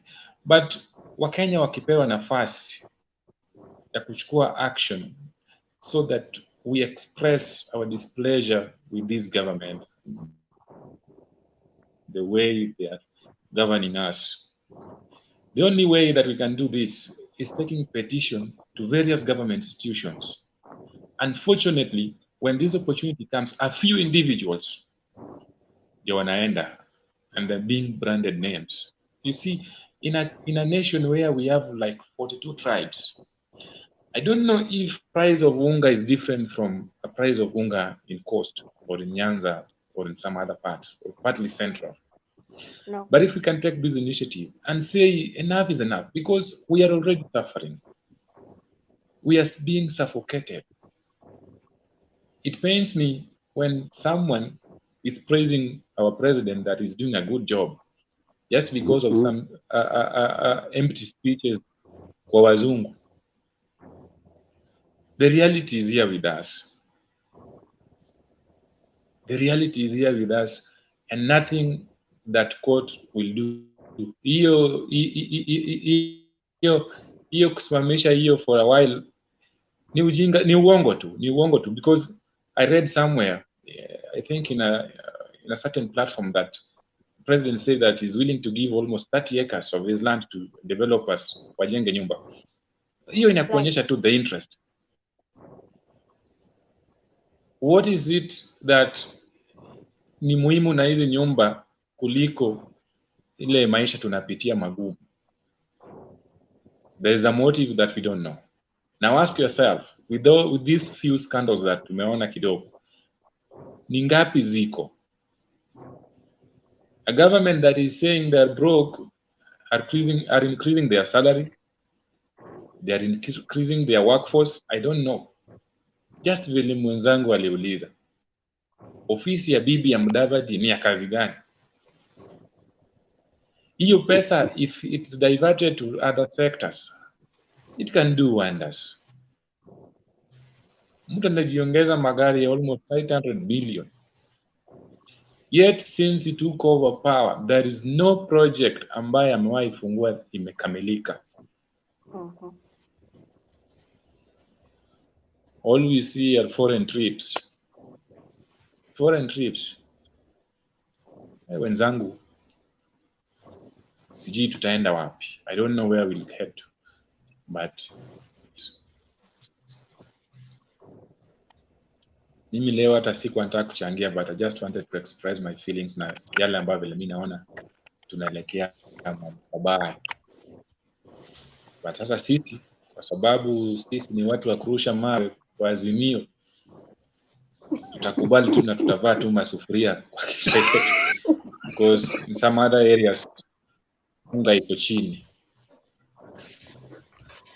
Wacha nirudishie Sara nafasi ya endeleza debate. Sara, asante. Edgar, hakuna mali unga iko chini. Sisi wote tunanunua mali moja, bei ni moja. Kama ni tofauti ni 5 bob ama 3 bob.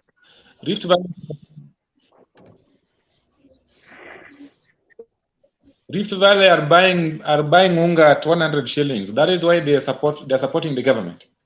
Who? No. Who is teaching you? I'm from that place. Nothing like that. So, hebu niambie ni Rift Valley pande gani niende usiku ya leo? Tell me, ni wapi? Ni wapi? Tuambie. Tutaenda kuangalia.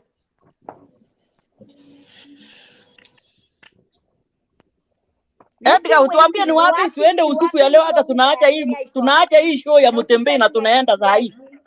Na usiseme ni ya kisiagi. Tuambie ni wapi?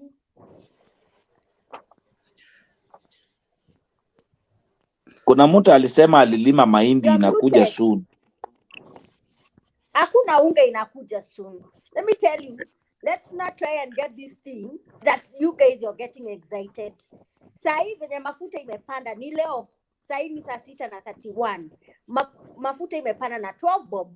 So I know tomorrow morning, I know what you're going to see in the supermarket shelves, it is going to put you in shock.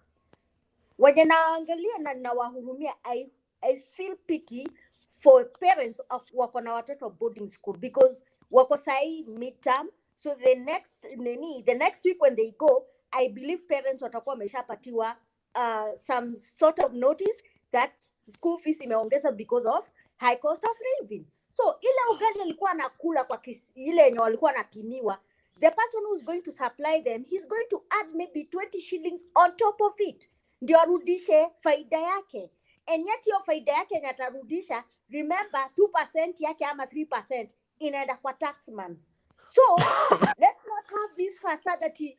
There is subsidy kutakuwa na unga ya 100. There is nothing like that. There's nothing like that. And this is the problem with what this government inafanya.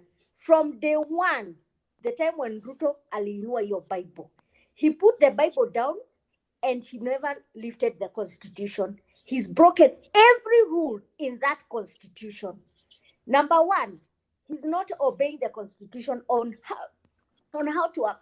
how to have his CSs in the office. You need to go proper procedure. Number two, corruption. Number three, haangalii hao watu wenye wako kwa state corporations kama wamepitia chapter 6. Everybody in a state corporation, kila mtu is a criminal. Kila mtu akona kesi kotini ama akona scandal mahali. You wonder and you ask yourself, where are we having scandals from? KEMSA, we are having scandals from NHIF, we are having scandals from agriculture, finance, we are having scandal at NC, everywhere. So ask yourself, if this government is promising us promises where they do not even deliver because they say, don't give us 100 days, give us maybe 200 days. Zisha pita, hakuna kitu imefanyika. So let's not try and get this facade. We should suck up, tutakula hiyo ugali ya unga, tutakula kesho, itakuwa 212 ama 230. So let's suck up. Let's not try and get this facade about subsidy. Hakuna story ya subsidy. Pesa iko lakini haitapatiwa millers. Especially Sarah, I know you deal with things like watu wa grain na nini. Millers, hata wao wakileta mahindi kesho yake, I believe your subsidy haiko. Watafanya nini? Wataficha mahindi. Then what happens? Watu watakuwa wanakimbia supermarket wakinunua mahindi ikiwa na unga ya ugali ikiwa na 250. So if Ruto is saying there is that subsidy, angekuwa amefanya 2 months ago before finance bill.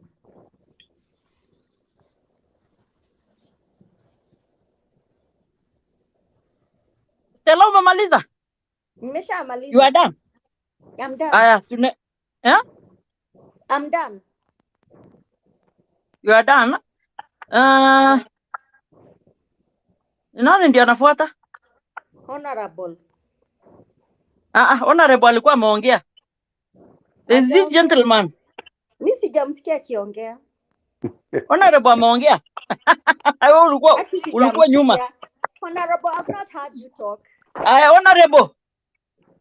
Ongea ndio niongezee tu kidogo kwa wenzangu vile wamesema, naweza ongezea kidogo, nilikuwa nimejadilia kidogo.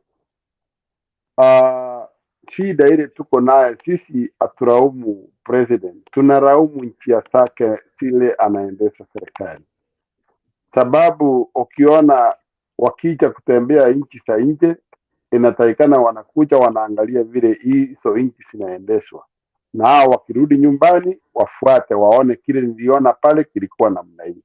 Lakini wengi wanakuja hapa kusurura tu na hawaangalii hata, they don't even borrow even one thing from the fishes they make abroad. Otherwise, kama sasa mimi nalilia sana mambo, unaona watu wanakusanyana wanaongea pamoja, anakuja anasema mimi ni mbunge, mimi ni fulani, lakini akienda kwa wananchi wanamfukuza. Mnaona juzi huko Kisii mbunge anafukuzwa kutoka kwa umati ya watu wake, na hapo ni kwao. So that tells you that the situation on the ground is different from the situation in the government. Ati wakifika pale kwa serikali wanaambia president, mheshimiwa, kwangu kuko vizuri, pale kuko vizuri, and they are lying. The way we are also lying to ourselves here. Tunaona iko kama sasa, angalia appointment. We have 42 tribes or more in Kenya.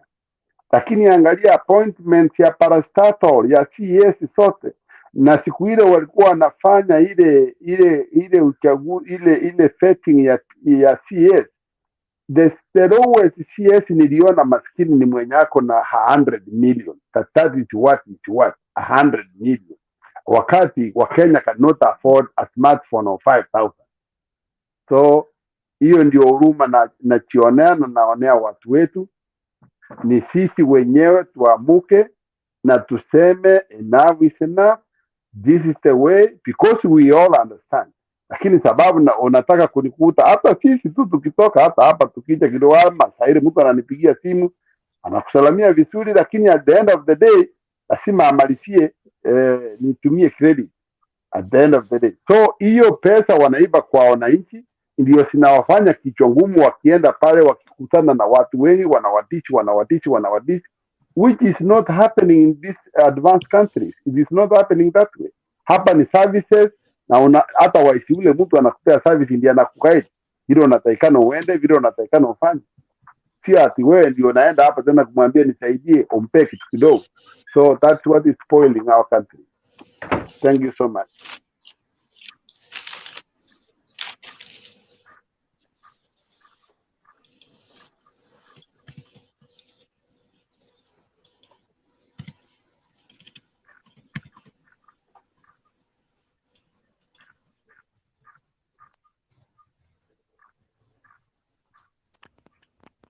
Sarah, you're muted.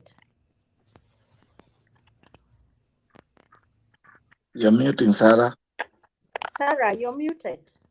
Mambo TV. Huyu jamaa wa Mambo TV asikii? Yes, nimesikia. Wewe ndio nimesikia. Habari zenu? Haya, asanteni sana kunipea chance ya kuongea. Na leo nataka kuongea different way. Sikia watu wana blame Ruto kwa bill, kwa maisha kupanda. Mimi nikwambia kila mtu hapa, usiblame Ruto. Kwa hii bill imepita, vitu itapanda, usiblame yeye. Mtu unafaa blame hapa ni MP yako.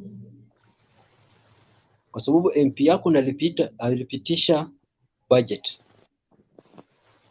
Hata kama alipewa pesa, hata kama aliwekewa bunduki, hata kama alipromisiwa nini, ni yeye ndiye unafaa blame.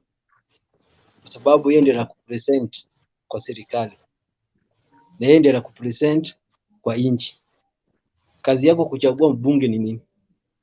Na kazi ya bunge kuenda kwa parliament ni nini? Sikuweka budget ambayo ni nafuu kwa wananchi. Kwenda kwa parliament kuweka sheria ambayo ni nafuu kwa wananchi. So hapa nyinyi mnarusha mawe kwa wrong person. Unarusha mawe kwa wrong person. Hata kama watu uko chini yake. Nyinyi wananchi, mbunge wako alikuja area yenu akakuuliza hii budget unaona aje? Nani bunge yake alikuja kwake? Alikuja area yao? Hakuna. Nani hapa mbunge wake alipiga no? Afadhali yangu una blame yangu alipiga no. Osa ingine yangu alikuwa absent. Wangu alipiga no. Mitihani ikafanywa ikapita, yeye akapata wai. So mtu unafaa blame hapa ni mbunge wako. Mtu unafaa upige mawe ni mbunge wako. Mtu unafaa unakutana ni mbunge wako. Mtu ambao unafaa blame ni mbunge wako. Nasikia watu na blame wa opposition leaders. Watu na blame my MPs opposition. Una blame ya nini? Wakati wa kupiga kura pale kwa debe na kuanga njia mbili. Pigia mtu unataka president na mtu atakuwa opposition. So mtu akisema kuwa president yeye ndiye amechukua jukumu zote. Ikuwe na negative, ikuwe na positive, iko juu yake. Ikuwe Kenya imebroke, ikuwe Kenya iko na pesa, iko juu yake. Alafu ni budget ililetwa kwa bunge, wakadebate, wakaambiwa bile iko na wakaona bile iko na umejua bile maisha iko. Ni vile the host alianza na mambo ya pasta, vile pasta alikuwa anasema watu wanaoni masaa ya mabilioni, mamilioni. Alafu wengine hawataka chakula kukula. Alafu wengine pia wanapiga mapicha kwa Twitter, wanaonyesha vile watu wamelima mahindi. Sasa mahindi imeshalimwa, mahindi iko, si njaa hakuna. Ndio maana Atita alikuwa anasema area hizo zingine mahindi ni 100. Endeni ukule mahindi ya kusia nini? Ya Ruto aje. Lakini mahindi ya duka. Ni nani anafanya nini napiga kelele hivyo? Endeni ukule mahindi ya ile unga ya kusiaga. Wacheni mahindi, wacheni na unga ya duka kama pesa toshi. Tumia ile ambayo uko nayo. Mahindi imeshalimwa imekuwa ready. Nyinyi umeona Twitter bila unachora mahindi, wengine wamebeba mawe, wamechora mahindi, wengine wamebeba sufuria kwa kichwa. Unatuonyesha nini? Machakula iko. So people stop complaining hapa. People stop pretending hapa. Hapa hakuna mali pretend. Tunajua kila mtu hapa. Wewe ulipiga yes, mbunge wako alipiga yes. Hujapiga hata mbunge wako na hujamsomea hata mbunge wako. Hani unakuja kumsomea opposition. Unakuja kumsomea MP ya opposition. Inakusaidia nini? Hata kama hao walipiga no. Au angepiga yes, ingekuwa umeenda wapi? Alafu na sasa unalia, watu nakuja kulia Raila. Raila kusaidia nini? Hata Raila akitoa nguo atembee barabarani, haita change hiyo bill. Kwa sababu already imeshatiliwa sign. Haya, sasa inasemekana court imeblock, si court imekataa mambo ya hiyo bill. Hata tujui vile president alipiga sign na vile court imesema, sasa itakuwa ni two arms of government wanapigana. Huyu amekubali, huyu amekataa. Tena itapelekwa wapi tena? Hiyo kitu imeshapita na itafanya kazi. Watu wapenda spende. Mtu sasa unafaa upige vita, mimi nakwambia 100%. Kama uko hapa Kenya, enda upige mbunge wako makofi huko. Enda uchape mbunge wako. Enda muulize kwa nini alipitisha hii kitu. Wacha ku blame the wrong people. Bunge wako alisema jina yake, tena iliwekwa public, alifanya mzuri Ruto. Tukajua na kina nani wamepiga yes. Alisema mimi fulani, mimi dunia ina mambo fulani nasimamia Lang'ata MP inapiga yes. Yes. Wewe kusikia nani hapa kusikia mbunge wake akipiga kura? Nani akusikia hapa? Na wewe muongea na mbunge wako, hujaongea? Wewe unakuja ku blame the wrong people here. Mwingine anakuja ku blame Raila. Mwingine anakuja ku blame MP wa Azimio. Wengine wanakuja ku blame Ruto hapa. Wewe ndio blame mbunge wako. Huyo ndo anakupresent huko. Huyo ndo anakupresent huko. Kama huwezi deal na mbunge wako, wewe ni coward, unatafuta mambo ya kujificha ficha, usifiche kwa watu kwa sababu sisi tutakunika. Watu waenda apige mbunge wake. Mimi na support ule mwanamke anatoka Central. Yeye peke yake ndiye alipiga no. Wabunge wote kutoka Central, yes. Wabunge wote kutoka Rift Valley, yes. Afadhali zingine wazimu wengine walikuwa absent. Walienda kuongejwa maji kwa hospitali. Wakule kule hiyo pesa na njia nyingine. Afadhali walikuwa absent. Afadhali ulikuwa absent ndikio why. Sasa ndugu zangu na dada zetu, wacha tungangane na maisha yetu. Kwa sababu wanasema mtoto akililia wembe mtoto akililia wembe mfanye nini? Mimi nampea panga, ndio kwa sababu panga ndo nakata rakaraka, ndio maisha yisha haraka. So bebe hiyo mashida tuko nayo, tukae nayo, tuombe Mungu atatusaidia. Lakini wache kublame watu. Wale ambao unafaa blame hapa ni wabunge wenyu. Kama nilisikia mtu na blame bunge yake hapa nimesupport. Na kuna mtu na blame bunge yake amempenda bila amefanya. How kama unakuja kublame Ruto? Ruto amefanya nini? Amewaletea bill, ameleta parliament. Sasa wakipiga no. Kwani Ruto angewafuta hao bunge wote kazi? Angepiga no yote, niseme wabunge wa Kenya Kwanza wapige no. Ruto angefanya nini? Tuongee tu kweli. Kwani angewatoa kwa chama wote? Angewatoa kwa chama bado. So mbunge wako ndo mjinga. Mbunge wako ndo stupid. Mbunge wako ndo ng'ombe. Mbunge wako ndo nguruwe. Mbunge wako ndo ngamia. So ongea juu ya mbunge wako mblame. Usiblame wengine. Ni hayo tu.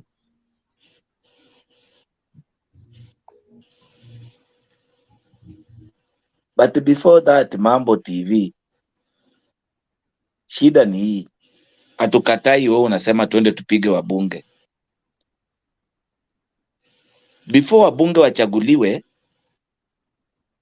ama waapishwe, president aliapishwa. Na president akatuambia 100 days.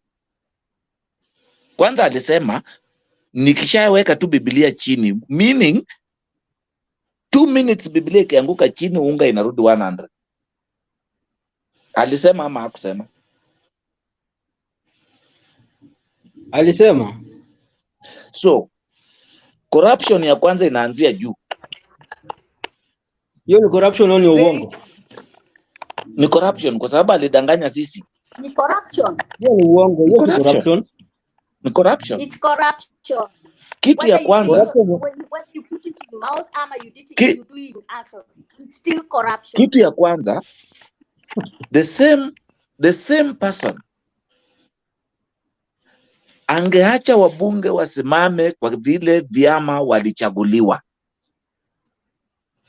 Kwa nini alitumia pesa kununua watu mabunge waende kwa chama chake ndio apate kutu corrupt? Hiyo ni swali mzuri sana. Wewe binadamu unanunuliwa kama ng'ombe. Wewe binadamu unanunuliwa kama mbuzi. Hauna akili yako.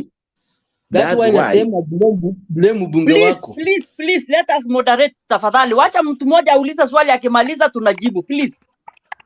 That's why yeye amewaonyesha ya kwamba ako na pesa ya kutumia kwa wabunge dhani ya kutumia kwa raia mwenye muahidi nitakupatia mama mboga utaendesha utakuwa na supermarket, mtu ya bodaboda utaendesha gari. Yeye mwenyewe ameshaonyesha ako na pesa. Kama yeye angefanya hivyo angestick na asimame kama president aseme I don't want any corruption, I don't want any mulungula anywhere, it's you to get your salary and usimame kama mbunge na usaidie watu yako, au wabunge wangemfuata.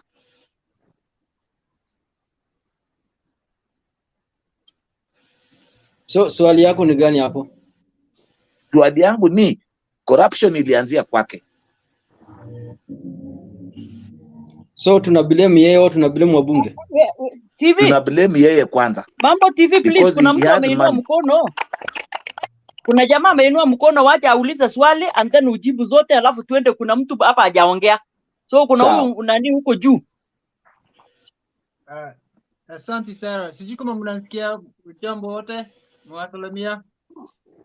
Kwa salama. Hai. Sasa nimekuwa mimi nakuanga hapa sana sababu nataka kusikia kila mtu opinion yao. Lakini I'm not here ati niseme nani yako right ako wrong. Hapa mimi naona family, mimi naona wananchi, Kenyans basically. Na two opinions natafutanga sana. Number one, ni nini mzuri mko naye ya kusema. So I don't want to point anything, but hapa hivi nitasema, like for example, nasikiza hapa Dunia ya ina mambo hivi, nasikia kama like, you know, you're taking it personal in a way, lakini at the same time kama kuna kitu unaona na Ruto kuna uzuri, please just tueleze hivi, tuambeleze hivyo, si ndio? Na from your opinion nasema wale walienda kwa MP yao na wakavote, you know, ama waende wang'ang'ane na their own MPs basically, si ndio? So that opinion I got, and that's not personally targeting anyone. Na alafu nimesikia pande ingine ya Sera, nimesikia pande ingine ya Joseph na wale wote wako hapo kwa hii show. Sasa mambo ya unga kupanda, hakuna unga, watu wanang'ang'ana na taxes. Na alafu before that kulikuwa na Ruto na kulikuwa na kijana mwingine hapo alikuwa just juzi na watu walikuwa na ng'ang'ana na yeye. Na yeye alikuwa anasema ati najua hata yeye alikuwa na get emotional, lakini yeye akapoint out akasema kuna mazuri ameona na mambaya anaona, lakini yeye alisema sana akasema kuhusu ushuru na taxes ati petroli, chakula, the normal things that we need in life, hizo vitu za kawaida like food, shelter, health, these are things that are important. Lakini mambo kama pombe, it's not that important. Pandisha hiyo, weka tax baka whatever percentage you want. Kuja kwa petroli, you have to think about the commerce transport. Pale nalipa 50 bob sasa sababu petrol imeenda juu, sasa utalipa 100. Kama ni taxi, kama ni ni matatu, ama ni lori na kuletea unga kutoka pande moja ya Mombasa mpaka Nairobi, kama kutoka Nairobi ama Mombasa mpaka Migori, hiyo itapanda sababu petroli imepanda. Sasa ile unga imetoka Mombasa iende mpaka Migori, sasa ile imefika huko imepanda juu sana. Sasa hii ndio mambo sasa tunatakikana tuongee hiyo mambo, na kama tutaenda kuongea hii mambo mbele ya our own MPs ama own leaders, tunasema these are the things. Nyumba, hata utujengee nyumba tomorrow, twende tuingie huko na tuna kitu ya kukula, tutakufa tu. Na nyumba itakaa, huwezi kula mawe, utakula hiyo mchanga. Lakini let's eat, be strong enough. Hata watu wakiwa na slaves, kitu ya kwanza najua, if you do not feed your slaves, hata hawa wataaga. For my opinion, pahali I got a bit disturbed. Isaile Gishago alisema Kenya is a company. Sasa hapo nikajiuliza, nikisema kila mtu ni commodity kama supermarket, ukiingia hivi nikisema hii ni Kenya ni kampuni na ina belong to Ruto, ukiingia manager ni nani? Ni Gachagua. Kila kitu kwa hiyo shelf na kila kitu inaendelea huko, unauza, unanunua, unaweka tax, unaweka bei, unaweka vile unataka. A country is not a business. Country ni nchi na ni ya watu, and you are the government. You are the government. Mlivote and you can vote him back out again kama mpendi, but you must come together and have a cause. Lakini mkivurutana nyinyi mwenyewe katikati hiyo mambo yote, mkivurutana, hawa wanaenda kuwachekelea na waendelea mbele tu. Tumbo yao inafura, mfuko yao inafura, benki yao inafura, nyinyi mko hapo ati sijui nini, wewe ati wewe umefanya hivi, wewe uende ufanye hivi. Hao wanapita tu wakienda wakikulana wakikuwa na mzuri. Lakini kama nyinyi mnaweza shikana vizuri, hata ikuwa mtu anasema mimi nilivote Ruto, lakini kuna mambo hapo sipendi. Hiyo tax ya nyumba mimi sipendi, hii nini sipendi, lakini pia mimi naona anaongeanga na vizuri, anaongeanga very intelligent, anasimama anaongea, lakini if he can only stand for what he says, na pengine na kuna mtu hapa amesema Ruto ni mbaya. Umesikia hapa hata honorable alisema hapa, we do not hate our president. We just don't like what's going on. Na ile my ideas zimekuja nazo. That's the only thing. Lakini hakuna mtu anasema ati I hate the person per se. Mwenyewe. Acha kufanya kitu. Lakini wewe umeweka hapo wewe mbele, ukamwambia afanye hii. Yeye mwenyewe akasema kama mimi sitafanya kazi mzuri, sinimvute kazi. But miaka 5. If I don't do a good job, mimi nitoe. But by that time, nani mtalete mweke hapo? Hata saa hii mkimtoa, ni nani mtaweka hapo? Na mmekubaliana nyinyi nyote first and foremost. Niyo tu. But kama una ubaya unaona, point at that point. Kama una uzuri unaona, endelea educate people. For that's what the platform for. Niyo tu tunataka kusema tu hakuna mtu kuja kuchokoza ama karibu mambo yote. That's my point of view. So hivyo ndio nasema kama kuna swali naweza kuniuliza, naweza kuelezea, lakini at the moment I'm just listening. Nasi ndio anauliza okay 2023 sasa kwa December tutafika wapi? Next year July, this month tutakuwa wapi? After all this mpango iko aje? Should we be patient?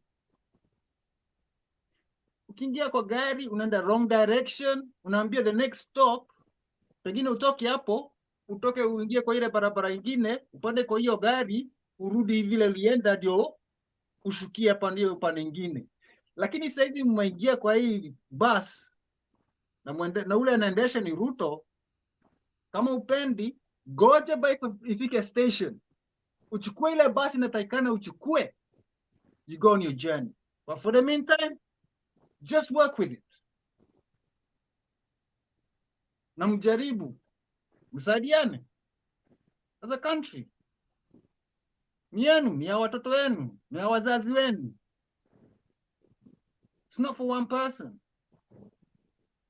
That's what I like to say anyway. Asante sana Sarah. Jacob, hebu kunywa maji moto na dimu bwana. Na kohoko hapo. Thank you so much my brother. Enda hosia hapo narudi. Lakini ni kama asanteni sana. Karibu ndugu yangu. And kuna jamaa hapa bado, we have 2 people who have not talked. So I'm giving to my brother hapa chini, anaitwa, you know, I'm not seeing this word, sina macho ina size. There's this brother of mine. Can you wave, then I know it is you. Chini ya Jex. Ambani.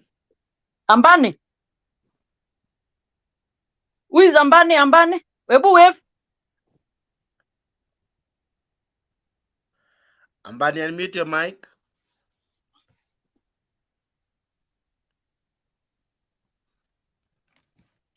Anatupata kweli? Anatupata, anang'ang'ana kuwasha mic. Sasa kama bado anang'ang'ana, wacha tumpe huyu ndugu yetu with next to me. Mzalendo mwenyewe. I am Mzalendo. Jacob, how are you? Karibu sana. Umemute.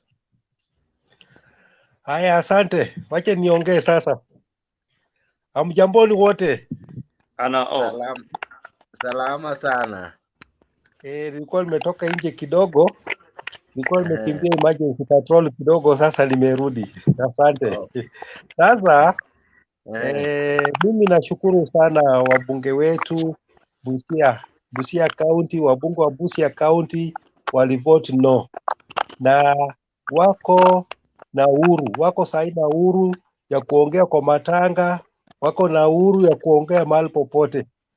Isipokuwa tu kuna mbunge mmoja anaitwa Mary Amase, huyo ndiye alipiga yes. Lakini kwa sababu hatutamuingilia sana kwa sababu ni mama alituzaa, hatuwezi kumuingilia sana. Asante. So nasema namna hii. Sijaona kitu mzuri rais amefanya, sijaona. Bali rais amefanya kazi ya kunyanyasa wananchi kwa hii muda kidogo. kwa hii muda kidogo ya miezi sijui ni 8 au 7, na vile nanyanyasa wananchi wako na shida sana. Lakini sasa tutafanya namna gani? Hiyo bill vile ilipita, wacha tung'ang'ane nayo tuone tutafikisha maisha wapi, kwa maana maisha imekuwa ni ngumu, lakini tutafanya namna gani? Mimi naunga ndugu zangu mkono wale wameongea, kwa sababu mimi niliongea wa kwanza ndio nikatoka nje kidogo, lakini nasema Wakenya wale ile roho ya kuvumilia. Wacha tumpe rais muda, kwa sababu tunaona vile anafanya, lakini sasa ile kazi anafanya sasa amekuwa nyapara. Amekuwa nyapara kuingilia, ako na CS, awachie CS wafanye kazi. Yule CS wa finance afanye kazi kwa Kenya Revenue Authority. Angalia hawa watu wa Kenya Revenue Authority kama wanafanya ushuru mzuri. Leo nimeona amekuwa kwa e-Citizen na kuna CS wa yule anatakana afanye hiyo kazi. Yeye anafanya hiyo kazi. Amesahau ya kwamba sisi tulimpa kazi ya kuwa rais. So vile amechukua majukumu ya kuwa rais, afanye vile watangulizi wake walifanya. Asiwafinye wananchi sana kwa mafuta. Once ukiongeza mafuta, umeongeza kila kitu, umefinya mwananchi. Umeona? Umefinya mwananchi sana. Na Wakenya, mimi nashukuru Wakenya wako na bidii sana, na tena ni wavumilivu. Lakini kama wangekuwa wavumilivu, mambo ingekuwa ni mbaya. Lakini wako na wavumilivu, mimi nashukuru Wakenya wako na uvumilivu, na Waswahili wanasema uvumilivu hula mbivu. Na tutampa nafasi, kwa sababu alisema tumupe nafasi. Ni muda hii ni kidogo, miezi 8 ni kidogo. Tutampa nafasi, lakini hii nafasi tunamupa anaharibu. Hatujaona chochote ile amefanya kwa hii miezi 8, hata kutengeneza barabara kilomita 1 hatujaona. Lakini tunaona anafanya kazi ya kusaidia hao wa CS wake. Nafikiria ni hiyo tu. Mwingine anaweza changia. Asante ndugu yangu. Next ni nani? You know, I'm not seeing the names. Iko nini, sina macho ine. Mzalendo, sawa, Mzalendo. Thank you. Habari zenyu. Nzuri. Naona hii mjadala ya fuel prices ni kama haitaondoka hivi karibuni. So ni everybody is trying to contribute as much as wanajua to the level of their knowledge. But ile kitu watu wajui ni nini aswa inafanya bei ya mafuta kuenda juu. Unasema president sijui amefanya nini, ameongeza taxes, alienda akaondoa sana watu wengi wanasema subsidies. Subsidies iwe ama isipokuwa, bei ya mafuta inaongezeka juu ya msukosuko. Hiyo ndio kitu ya kwanza. Bei ya mafuta inaongezeka juu ya transport. Bei ya mafuta inaongezeka juu ya competition in the oil market. Bei ya mafuta inaongezeka juu ya exchange rate. Yani shilingi ya Kenya thamana yake iko chini dhidi ya dola, dhidi ya pound, dhidi ya yen, dhidi ya currency hizo zingine zote. Bei ya mafuta ya mwisho kabisa, bei ya mafuta ya Kenya iko na body ambayo ina regulate bei ya mafuta. Inaitwa Energy Regulatory Commission.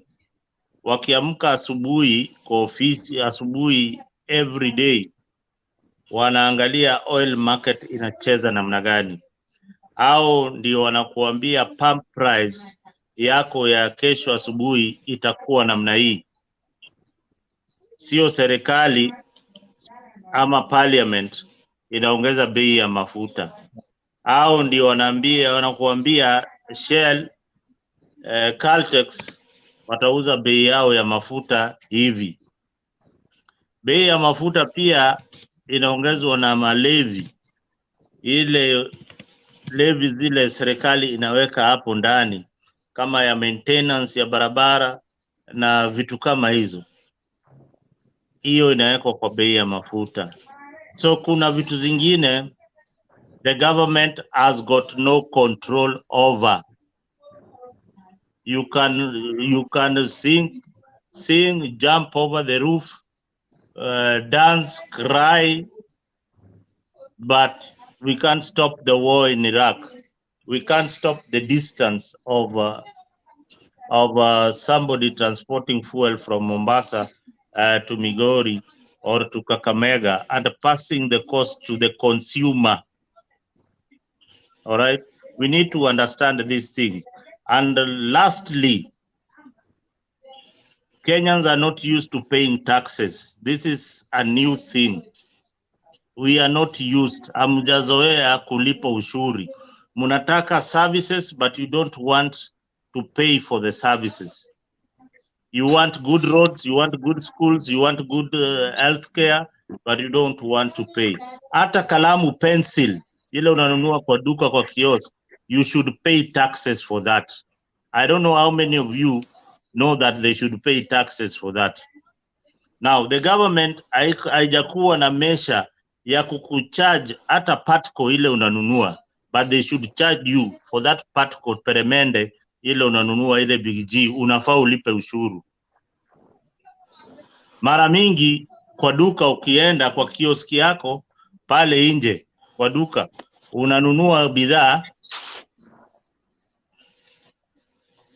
unaenda nayo nyumbani, una assume taxes tayari umeshalipa, but ule mwenye duka ako na hiyo kiosk, uko na hakika gani analipa ushuru?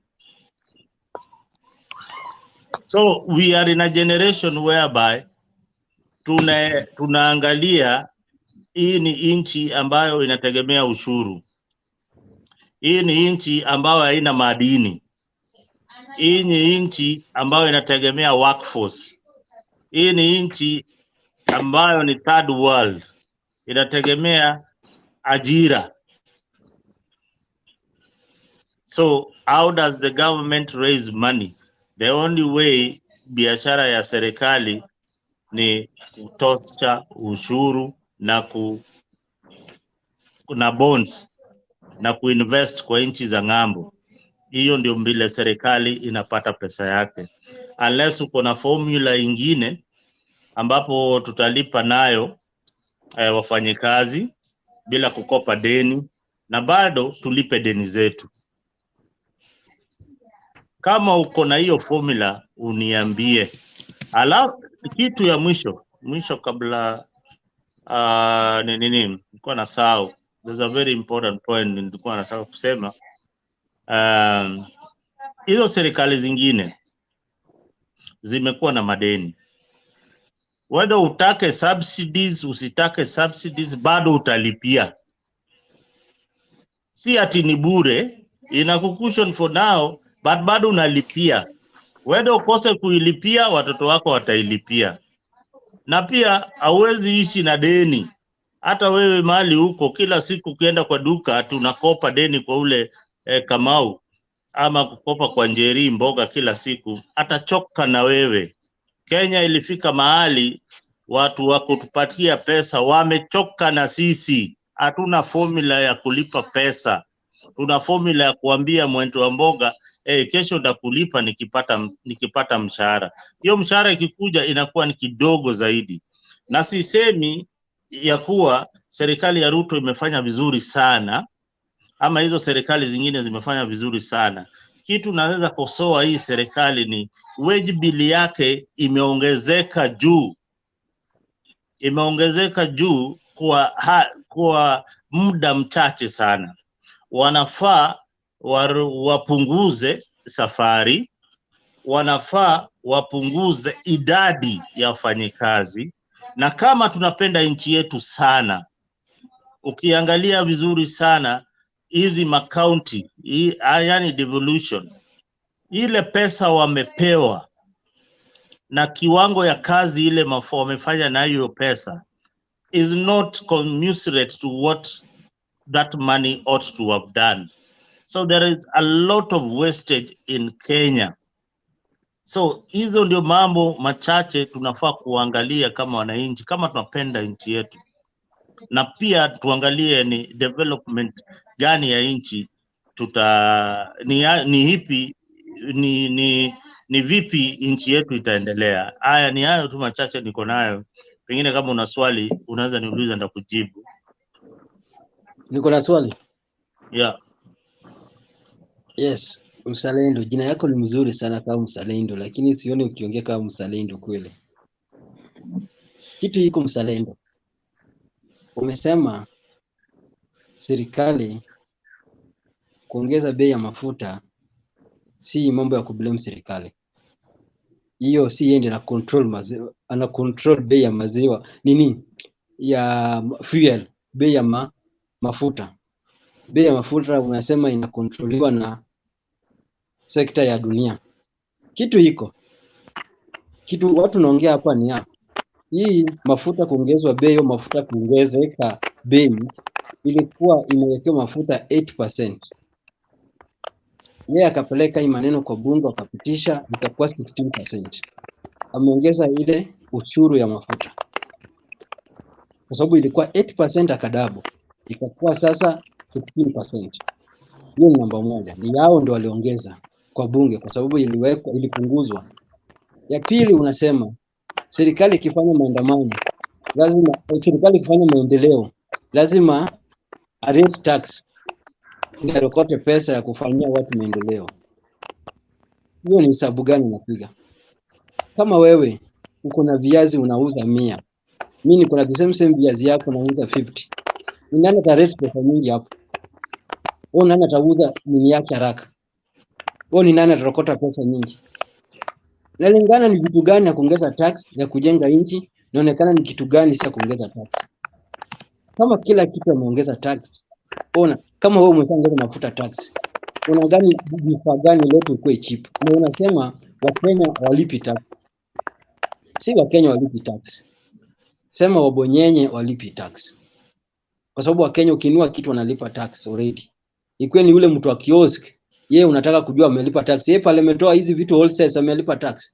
Kwani wholesale amepewa bure? Wameleta na njia ya magendo. Hawa wakubwa mabonyenye ndio wanafanyanga tax nyingine ya ukora. Mtu anaenda kukua kwa mtu akerehea anakuja anamfanyia tax zake hapa anapunguza. Baada ya kulipa ile kiwango serikali inatakana, yeye anaenda kununua mtu anamlipa huyu jamaa kama 10k au 1 million anakuja anafanyia tax ya corruption. So return yake inakuwa iko chini kulingana na value inatakikana serikali arokote kwake. Hizi vitu tunafanyika kwa system tunajua. Kitu hiko kiswali yangu sasa ni haya. Wewe umesema kuongeza mafuta si issue ya serikali, ni issue ya dunia. Boss, mafuta ilikuwa imewekwa 8%, Ruto akakuja akaongeza 8% akakuwa 16%. Hiyo si kuongeza au hiyo ni ku maintain hivyo. Alafu wewe nipe knowledge ya kuongeza wananchi tax ndio maendeleo ifanyike. Hebu nifundishe nione kama naweza gain hiyo knowledge kwako.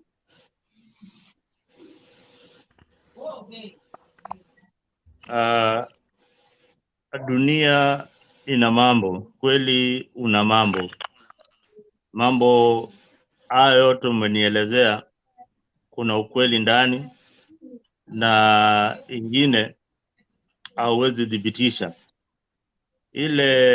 Ilhali wacha nikuelezee kidogo mambo ya tax ya 8% to 16%. Najua haujui hii wakati wa handshake government between ya Raila na Uhuru, ushuru iliongezwa to 16%, na hiyo na hawa wabunge in 2019 waliongeza tax to 16%, na ilikuwa recommended from overwhelmingly kutoka pande ya upinzani na pande ya serikali hiyo ya Jubilee. Uhuru Kenyatta kwa mawaidha yake na watu wake akarudisha hiyo mswada bungeni, akasema hapana, hii 16 mumepitisha sio mzuri, wacha nirupunguze ikuwe 8%. Hivyo ndio mlikuja mkapata 8%. Kwa hivyo ni wabunge wale hawajui kazi ile wanafaa kufanya, na hiyo 8% alireduce hivyo kwa sababu one, wakati huo tulikuwa na kitu inaitwa COVID. Sasa hii hatuna COVID, hiyo umesahau. So kila saa tukiongea juu ya masubsidy lazima kulikuwa na crisis all over the world globally, na ilikuwa ni wakati wa COVID, na inchi zile zimekuwa zikitu support, either zile zinatusaidia kwa miradi zetu, walikuwa wametupatia pesa mingi, kwanza hizi inchi za third world, ili kucushion mwananchi wa kawaida. Hata ile pesa mlikuwa mpate ile 2,000 elfu ngapi ya mwananchi wa kawaida hazikuwafikia kwa mifuko zenyu. Haya, ukasema mabwenyenye ndio walipi ushuru. Hiyo ni kukosa, hiyo ni hatia. Hiyo ni kukosa, hiyo ni hatia. Hiyo ni hatia. So hiyo hatia serikali inafaa kuingilia kati, iangalie ni nani walipi ushuru. Ndio maana kila mtu sahihi anafaa kuingia kwa tax bracket ya KRA, ili KRA waone wanaweza raise how much. Haya, ukaniambia mambo ya bei ya vitu, that huyo mtu wako wa duka amesha tosha ushuru. Kitu ile hujajua ni moja, kuna ile ushuru ya bidhaa kutoka zile za kupeleka nje. Hizo bei za hizo bidhaa za kutoka nje, bei yao iko chini kama zimetoka pale Kenya, kama mahindi, kama nani, tukipeleka pale Somalia bei iko chini, ili kueneza hii East African Cooperation. So wale matajiri hii ndio wanafanya, wananunua hiyo, wanasema inaenda nchi ya Malawi, inaenda nchi ya Somalia, na bado inaenda kwa masto pale Isili, na inauzwa kwa bei ya ile wanataka. Huyo jamaa alipi ushuru. Hiyo ni uwizi, hiyo ni kutuibia. Na sisi wa Kenya ndio wezi, ndio bado tunanunua na tunazipeleka kwa maduka zetu. Kwa hivyo hata ukisema serikali ni mbaya, sijui imefanya nini, sisi wenyewe ni wezi, kwa sababu tunanunua vitu ambazo zijalipiwa ushuru na tunaziweka na tunaziconsume pale. I hope nimejibu swali yako. Wacha tuende kwa Stella kwanza. No, Sarah, let me That is why nimesema wacha tuende kwa Stella. Okay. Now, Mzalendo, I've heard you umesema, number one, as Kenyans, we don't like paying taxes. Number two, a very good question, enye nani dunia ameuliza ina mambo, akikuuliza juu ya mtu mwenye analipa ushuru, like watu wa biashara hawalipi ushuru. Alafu umeongea juu ya mafuta hii enye enye iliongezwa an extra 8%. The thing is, you have to understand, EPRA, they are the ones who regulate, but they do not give authority ya nini ya kuongezwa, ni wabunge wetu. Unaelewa? So, hiyo 8%, hiyo ilikuwa imepitishwa kwa bunge na the MPs had agreed on it. So EPRA is out of it. Is only EPRA wana regulate.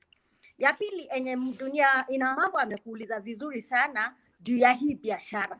You've said biashara zenye watu hawalipi ushuru ni watu wananunua vitu kutoka nje na kununua vitu hapa Nairobi, in Kenya and exporting. I want to refute you and I tell you, after if you're a rogue trader or what, you must pay taxes. And how do they collect taxes? Ukiwa na form ya ETR. The ETR shows you what is consumed and what is taxed. So what is in the tax bracket and you kwa ETR yako, that is what you remit to KRA. Well, dunia na mambo anakuambia watu wenye hawalipi ushuru ni watu wa mabwanyenye, wenye wako na makampuni kubwa, they do tax evasion. Then the last one I need to tell you, like, yenye umesema that that ushuru ya mafuta, it is dictated with the global prices. I'll refute with you, nikuambie, mafuta ya Kenya imepanda twice, like less than our neighbor. If Uganda, mafuta yao it is cheaper, Tanzania it is cheaper, na yet mafuta yao inapitia hapa Kenya, you cannot say that hiyo mafuta imekuwa dictated na global prices.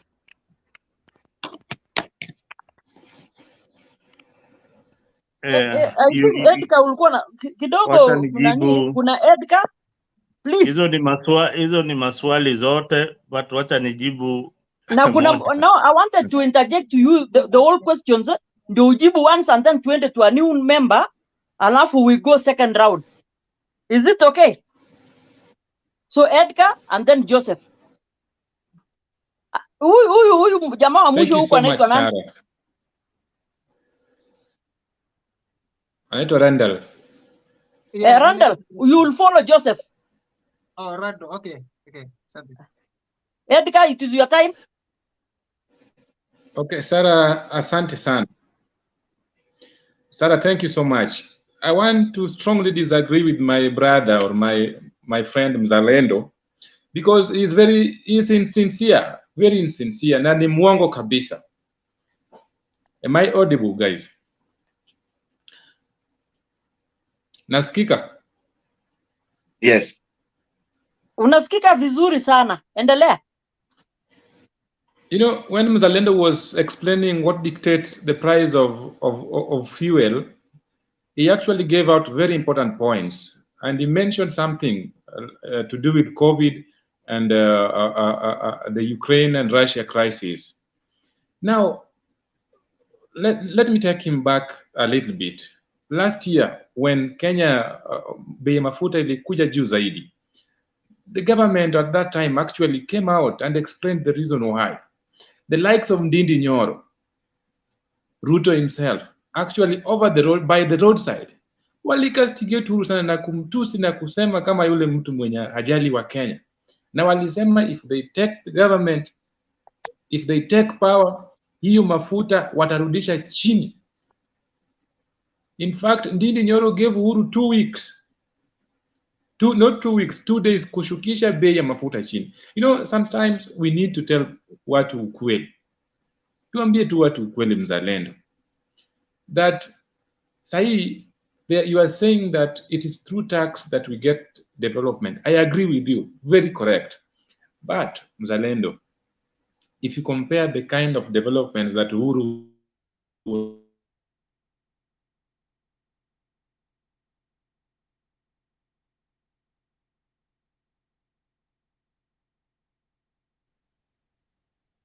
Sorry, I don't know if it's me, but I can't hear your mic.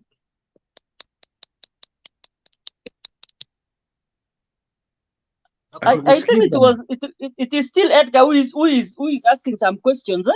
Let's go to Edgar. Akimaliza, after Edgar, it is Joseph and then you, Randall. Please. Sikuwa namsikia speech, mic pengine mic ilienda mute. Tap. Yeah. Yake lazima.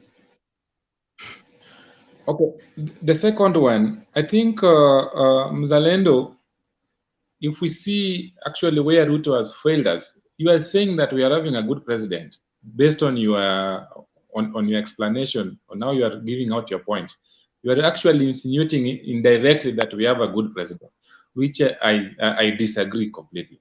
Now, see the kind of major corruption cases being dropped. The individuals with high-profile scandals, their cases being dropped. And then you are telling us that we are not used to paying taxes unless we are not living in Kenya, Mzalendo. What we are seeing today is economic injustice. Economic injustice. We are seeing a stolen government with zero delivery, na mwenye hana anazidi kufinywa kabisa.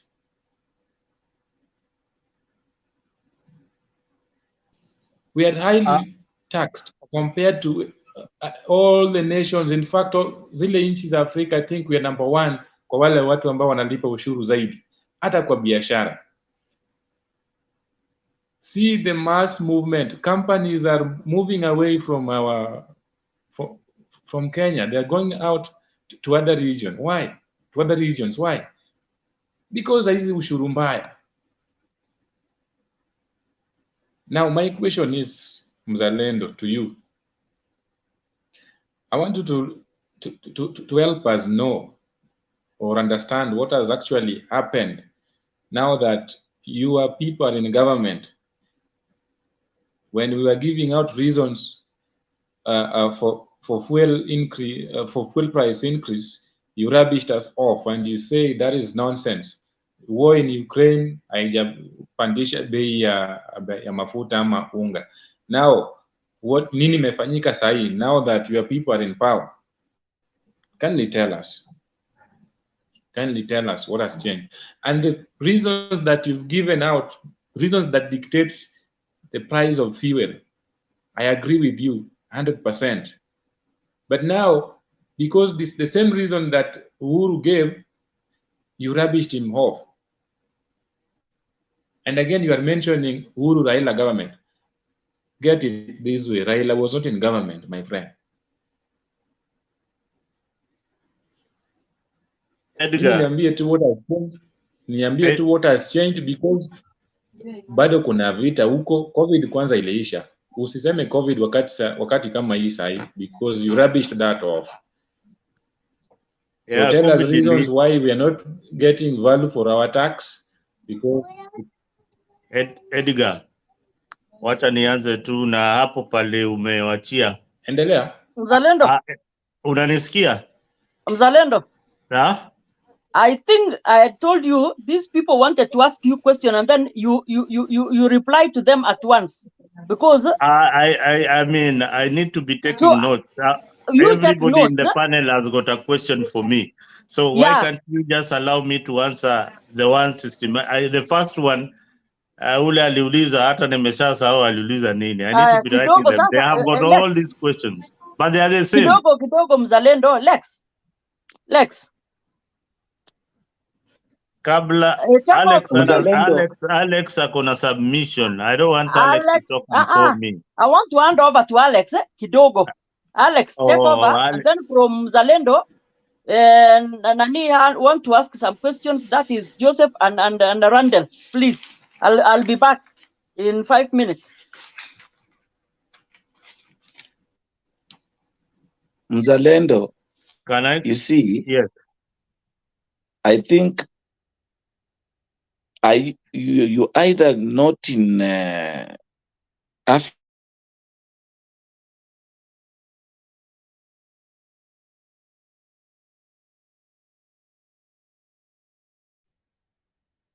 Hatukusikii Joseph bwana.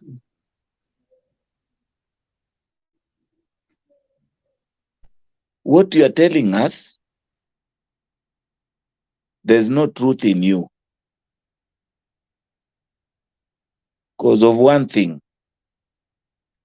Do you know that when Uhuru was on power, they were with Ruto?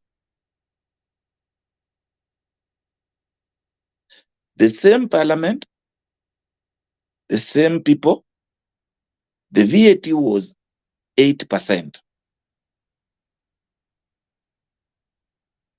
What has changed to reach to 16%?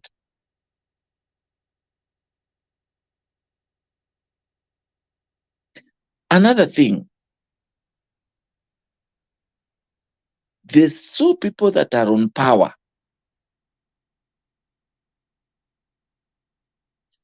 The Minister for Trade, there is a scandal of oil in this Minister of Trade that people were given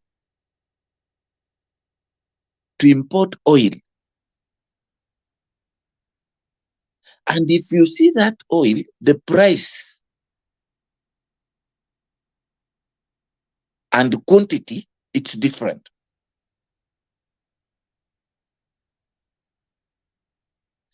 And the president, our president, has not talked anything.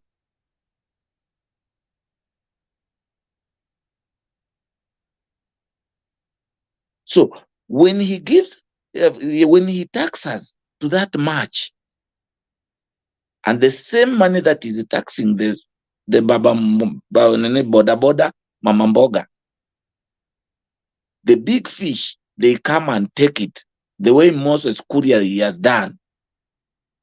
Is that leadership?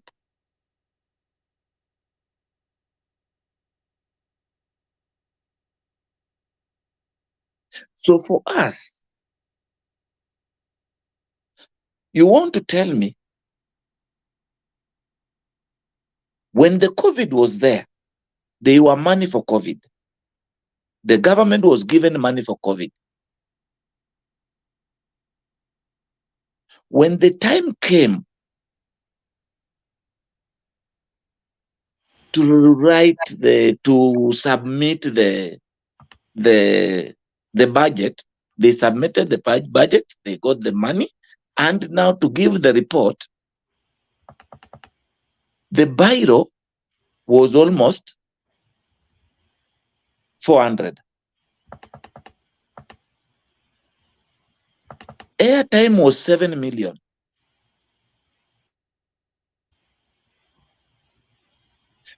Breakfast mandazi, it was more than 4 million.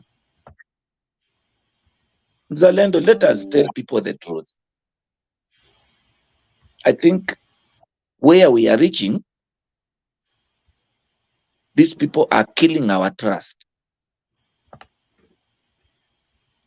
Joseph, can If you I hear can, me? yeah? Can you hear me? Yes. You know, it was question time. You're giving a submission. I think we are just degenerating into something else. We were asking. No, wait, I'm going to guide you now. I've let you speak 12 minutes, whereas we were giving Mzalendo question. The first lady asked question. There are people who have asked question because Mzalendo gave a very robust, rebuttal, and we were asking questions. We were not actually giving submissions. So I think you have talked for 12 minutes, and I don't see any question there. Can you allow Mzalendo now to either answer the questions or we go to another person to submit? I think that would be the right thing. It's okay, go ahead. Mzalendo still he has questions that are hanging on him already. And Mzalendo, let's be quick. You're muted. You're muted, Mzalendo. You're muted, Mzalendo. Oh, Okay. muted yourself. Am I okay? Yeah. I think. Thank you. Thank you, Alexa. I think it's good that we ask at least a maximum of three or two questions so that we have a good discussion. If you ask 10 and probably I'll only remember 2 or 3, then the discussion is not going to flow in a good manner. Now, when you praise Uhuru, I want you, each and every time you praise Uhuru on his subsidies and the cost of living, you must put Ruto in the same basket. Yeah, because they were in the same government and they discussed all these things in cabinet. So if Uhuru brought down VAT to 8%, then you should also credit Ruto who was seated in the same cabinet and who feels that this time is in power, he can increase it to 16%. Now, this is our biggest problem, but I hope this will answer every question that was probably asked. Kibaki, in the 1990s, we used to have price regulations in Kenya for essential commodities. The minister would gazette all the prices for essential commodities that we consume, be it sugar, be it maize, be it milk, bread. They would be gazetted, and that would be the price. Kibaki signed a bill into law that regulated the prices of essential commodities, and it became law. We had unga at a constant price. And you know why this was being done? Because we have traders in Kenya who take opportunity of price control to hoard. So there's a lot of hoarding in fuel and in essential goods. Wakiona bei ya kitu inaenda kuongezeka, unasikia watu wameficha sukari. All of you have heard that. Wameficha sukari, ikishaongezwa na serikali ndio unaona sukari imetokea iko kwa shelves. Sasa unaona there is scarcity of the product, but people are holding the essential products. So that is why the government needs to come in. This parliament that we are having, the previous speakers have spoken about parliament and talked to your MP. Parliament has failed. The parliament that we have today, the issues that they are discussing, they are not issues of substance, especially from the side that is supposed to play the role as a watchdog of the people. They are not doing their job.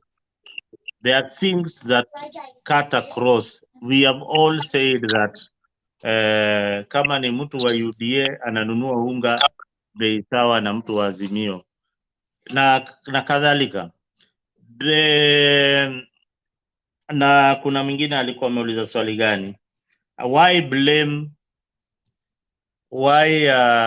are we blaming? Is it why are we blaming the government? Why am I supporting the government of the day? Listen, I have never at any time told you that I'm a UDA supporter. I only support good policies, and I only support things that I know will help the country progress. I look at things in a different way. So that is who I am. I am not Azimio, and I am not a UDA supporter or sympathizer. I only look at things objectively and the things that can help my country move forward. So that is who I am. There are a few things you said, and actually Stella, rebutted on it, and you are not actually even taking on them. First of all, Stella asked you on the issue of international oil, when you said that it's being dictated on international price. Why is it oil a third? It's almost a third cheaper in our neighboring countries. Yes, ours is going on. The other thing is, you say that the government is not directly involved in the oil pricing, yet you gave us an example of IPRA. Now, if you look at IPRA, IPRA is an institution that basically the president chooses the board and everything. How does the buck not stop at the president? I gave you, IPRA, it's you who are shoving it down my throat. I never mentioned IPRA. I mentioned Energy Regulatory Commission. I never mentioned at any time IPRA. And the price in Uganda, they have a budget. I told you the price of fuel is dictated by the levies in the fuel. The levy on road, the way we make our roads in Uganda is not the way Kenya makes their road. The way they source for their services is not the way we source for our services. Everything is done in parliament, and these levies are created in parliament. We cannot have the same prices of fuel in Uganda and Kenya. And there is something called distance, I told you. The distance of transporting the product and the market and the way the Ugandan shilling is doing is performing on the dollar. Those are the things that regulate the prices of fuel, not the way the Kenya shilling is performing against the Ugandan shilling or the Tanzanian shillings. It is the way all those currencies are performing in the international market against other currencies. That also affects the price of buying fuel. And fuel inanunuliwa na dollar. All right? It doesn't right matter. now we are not, Zalendo. right now we are not buying fuel in $1. Remember that the bill 2023 fuel is not being bought in dollars, so you cannot even talk about that. But anyway, before me engaging you, I think I've been seeing Randall hand up for longest. But I also want, after you finish, Stella to come back. So let's give Randall an opportunity, and then Stella, you're going to come, please. Yeah, you can bear with me, Stella, please, my sister. Yes, Zalando. Okay, I might agree to disagree with you when it comes to the food. And we're talking here, you know, we talked about the COVID and also the Ukraine. Now, the other thing you said as well, when we come to the commodities that you have in Kenya, for instance, the value-added tax on that, which is the most... Randall, I can't hear you properly. Can you come closer to the mic? You are a bit far. Sorry, can you hear me now? Can you hear me now? Just hello. I don't know why you are so far from the mic. Let me see. Can you hear me now? Hey, na bado way, kuna scratch, something scratching on the background. I don't know whether it's me who is. No, Can you guys hear some scratches? Phone. Someone's got their mic on. Can you hear me now? Right. As I was saying earlier, to agree to disagree, I don't know much about the following exports that you gain for fuel. But the commodities that you have in Kenya, such as sugar, maize, flour, and such foods, why are the taxes going so high when they actually should be lower? Because they're not coming from outside the country. When it comes to the wheat and seeds, I believe they come from Ukraine. And with the issue in Ukraine and also to do with Russia, is that debate as well. Some things have gone up because of those things that that they're buying from outside, which I don't understand why. When Kenya is very fertile. So should the commodities in Kenya be less, is my question. And number two, when it comes to added value tax, value added tax. So when you buy something already, the tax is already added. So it doesn't add up as it goes along.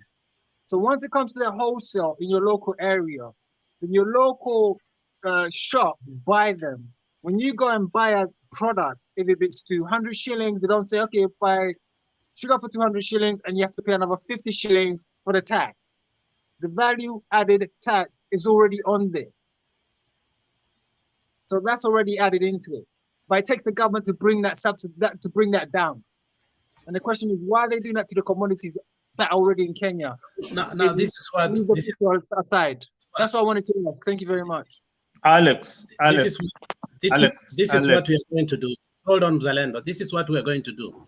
We have had people in the panel more than 1 hour who have not spoken. We are not just going to engage Mzalendo alone. We're going to come back. Please, Melchizedek is here. SG is here. Other people are coming in. I mean, let's not it be monotonous. Let's also involve others. I think that will be a better debate. So, Mzalendo, just hold your horses. We're going to come because the issue of oil is a thorny issue. And, you know, we agreed. At security, we haven't touched. And that's why Sarah comes here all the time. So let's just move ahead, give somebody also to submit, then we come back. I think it will be fair, isn't it? Now, Melchizedek, habari yako mzee? Naona umevaa blues, juu umetoka maandamano. Habari yako ndugu?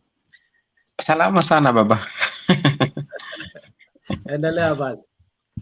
Habari zenu. I hope kila mtu wako sawa. Mimi siku maandamano kwa sababu kikwangu mimi aniletii faida, inaniumiza tu roho. Anyway, mzalendo, nilikuwa nataka kuchangia vile mzalendo alikuwa anaongea, na nilikuwa nimeenda kazi kidogo nikarudi. The fact is, huyu anaitwa nani? Rodala, jina ya ionekani vizuri. Okay. Randall amesema point ambayo sisi tunafaa tuangalie vizuri. Kikwetu Kenya, we have all the commodities that we need in Kenya. Like unga ni kitu ambayo haifai hata tufanye ati inatoka nje inakuja Kenya. We have the fertile land that we can produce that. That's the first thing that we have to do.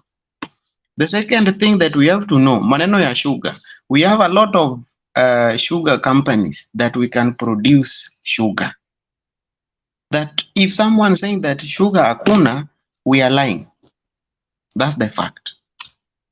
Another thing that tunaweza sema kwamba we don't need to add the tax are food that we are eating all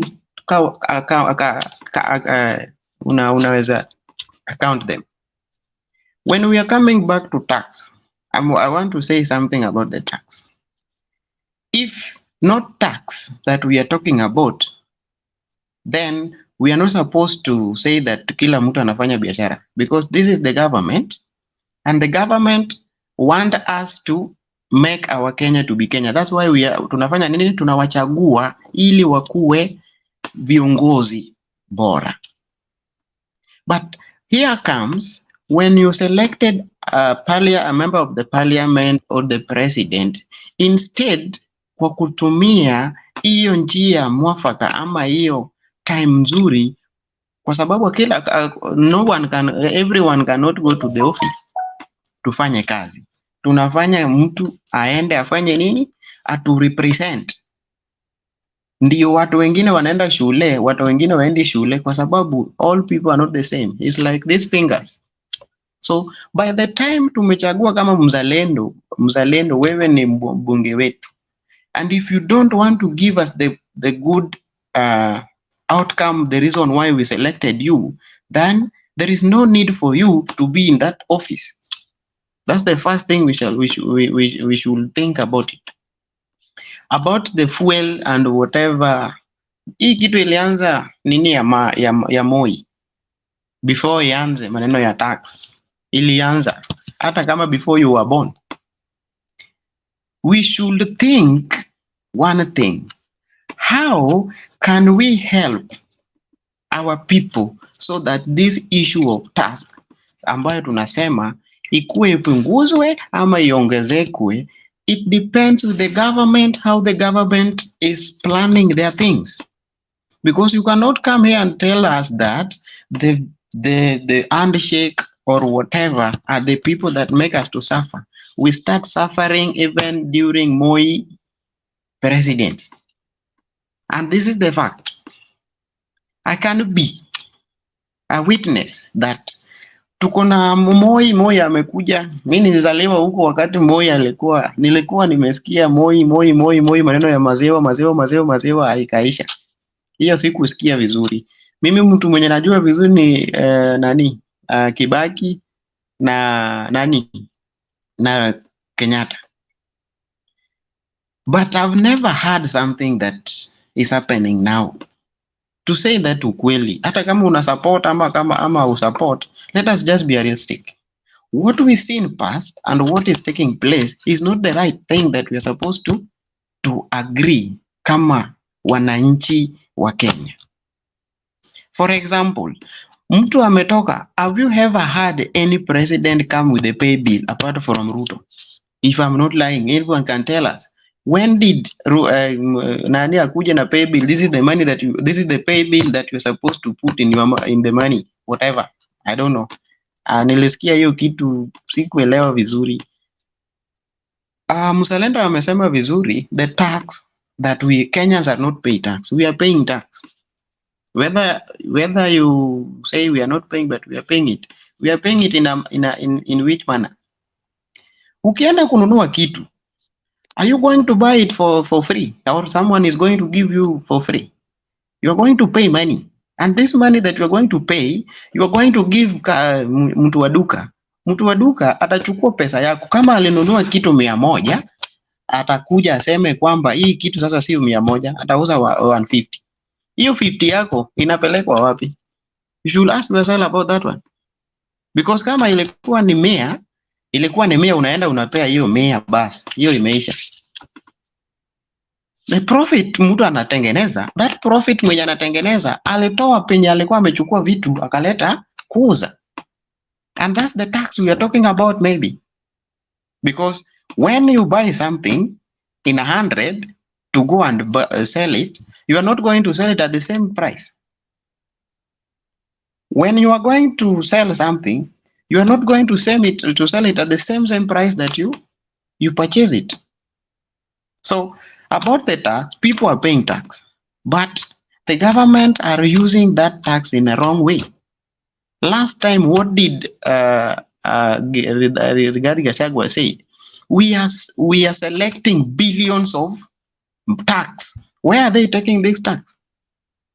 Wanaenda wanatembea nayo, wanachukua magari kubwa kubwa, mtu wengine wananunua mpaka chair ya 1 million, then unasema kwamba we don't pay tax. We pay tax, my friend. But the way these people are doing, they're using the tax are not the right way.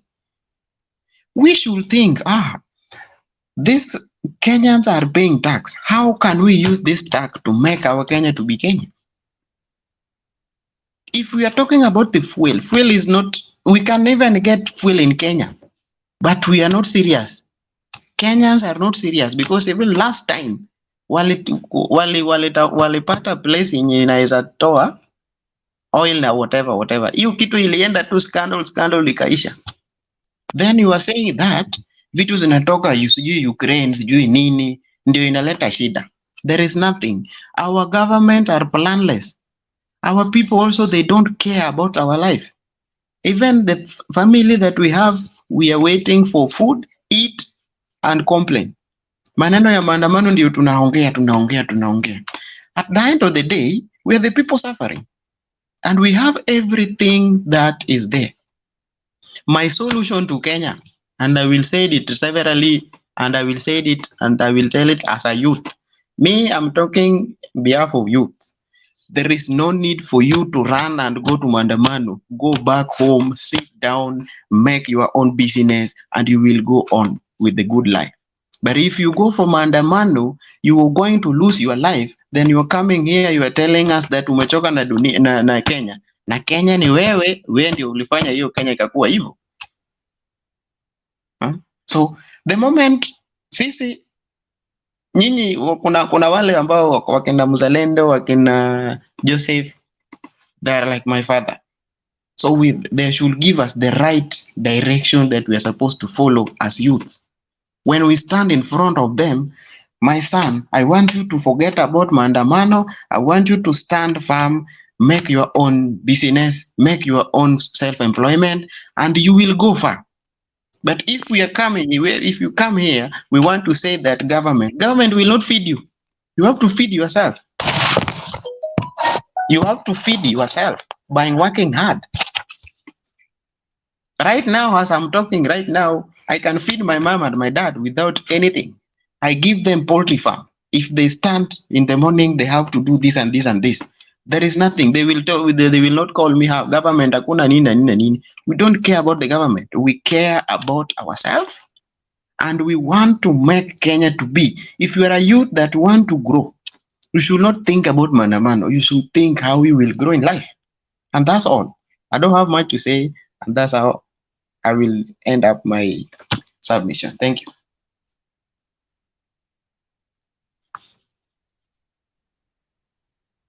Any question? Anybody with a question? I had a question for who? For the speaker.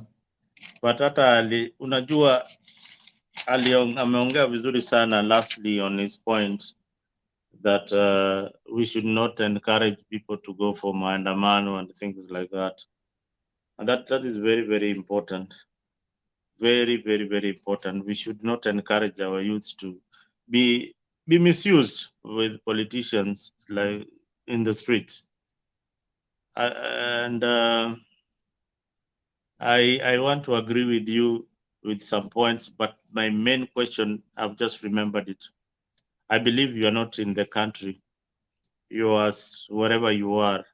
I want you to take out a receipt of anything that you bought. I have a receipt of mine here.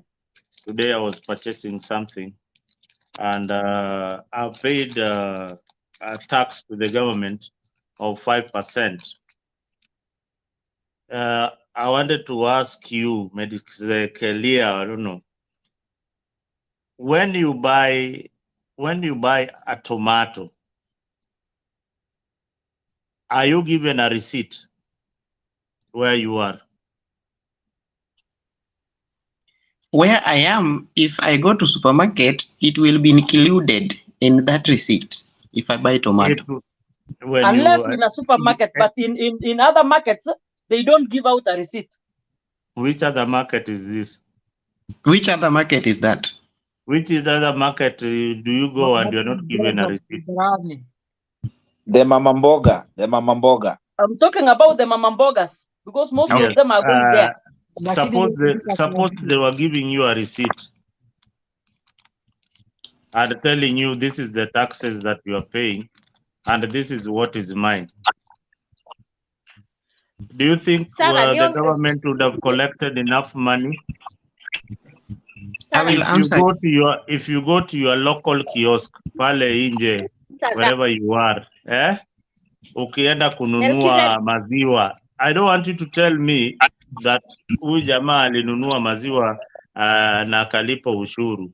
I want you to tell me as the end user, nimeenda kununua maziwa yangu, are you given a receipt by the guy in the kiosk, or you assume that atalipa ushuru? I will ask you. That is where we lose revenue. All right. That is where we are losing almost everything. No, you don't. Unaona yani everybody now is No. Let me answer. Everyone, can you just Radul, please? No, I'm also asking a question. Umeniuliza maswali. Where you are? No, I'm ready. Is there any place where unaenda kununua kitu na upatiwi risiti na kuonesha ushuru ile umelipa? Let me answer that I'm asking you. Na wale wako Kenya, hata wewe Sara, kama uko Kenya, have you filed your taxes? No, I mean, can we audit? I filed mine April. Can we be audited? Let me, Melchizedek, niachilie nijibu hiyo swali. No, sijamaliza na wewe. You filed your taxes. Did you pay or did you owe anything to the government? I do not owe anything to the government. I pay my taxes diligently. My business pays the taxes diligently. My M-Pesa pays the taxes diligently. My household, I do my taxes diligently. Mzalendo, I want to ask you, you've read a receipt hapo, na umesema you've paid 5%. Sindio?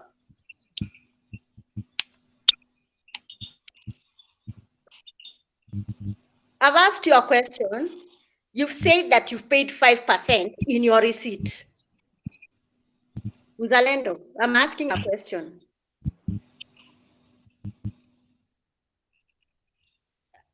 I'm not audible, siskiki? Na unasikika. Mzalendo, nijibu. Umeinua risiti hapa mbele ya hii forum, ukasema umelipa 5%. Is it true? So, let me distinguish this. Check on your receipt. There are things which you don't pay tax, which are zero rated, and there are things which you pay tax, which is 16%. So the 5%, that one is being held by, that's a withholding tax. Your taxi yako, ni mwenye supermarket atapatia KRA. So you've asked Melchizedek akienda kwa mama mboga kama mama mboga anapanga risiti. Mama, there's some background noise. Ni nani? Please, if one person is talking, let us all mute our mics, please. Okay, so back to my question. Melchizedek, Melchizedek. Mzalendo has asked Melchizedek that if he goes to buy a tomato at Mama Mboga, if Mama Mboga gives a receipt. Please know, Mzalendo, in Nairobi, in Kenya, there's something called an M-Pesa. So each M-Pesa which is transacted from Melchizedek's phone to Mama Mboga's phone, that money is being held with taxes. Then, Melchizedek had a point, like if you go and buy some commodities that you need to put your profit, kuna kitu inaitango ETR. That means the person who buys and the person who's the point of seller, both of them have an ETR where they can able to claim. So you cannot say that Kenyans are not paying taxes. Taxes are collected. And these taxes zenye zina collectio inaenda chini kwa Wanjiku. Wenye hawalipi taxes ni mabonyenye wanawafanya tax evasion, big companies. I can even pull you a report where it shows like there's a company which is owing almost 6 billion of taxes. So you cannot say at sisi wa Kenya wenye tunaanza kulia hapa hatutaki kulipa taxes. We've been paying taxes from our payslips, from our supermarket spending, from our entertainment spending, and anything. So you can't say that we don't pay taxes.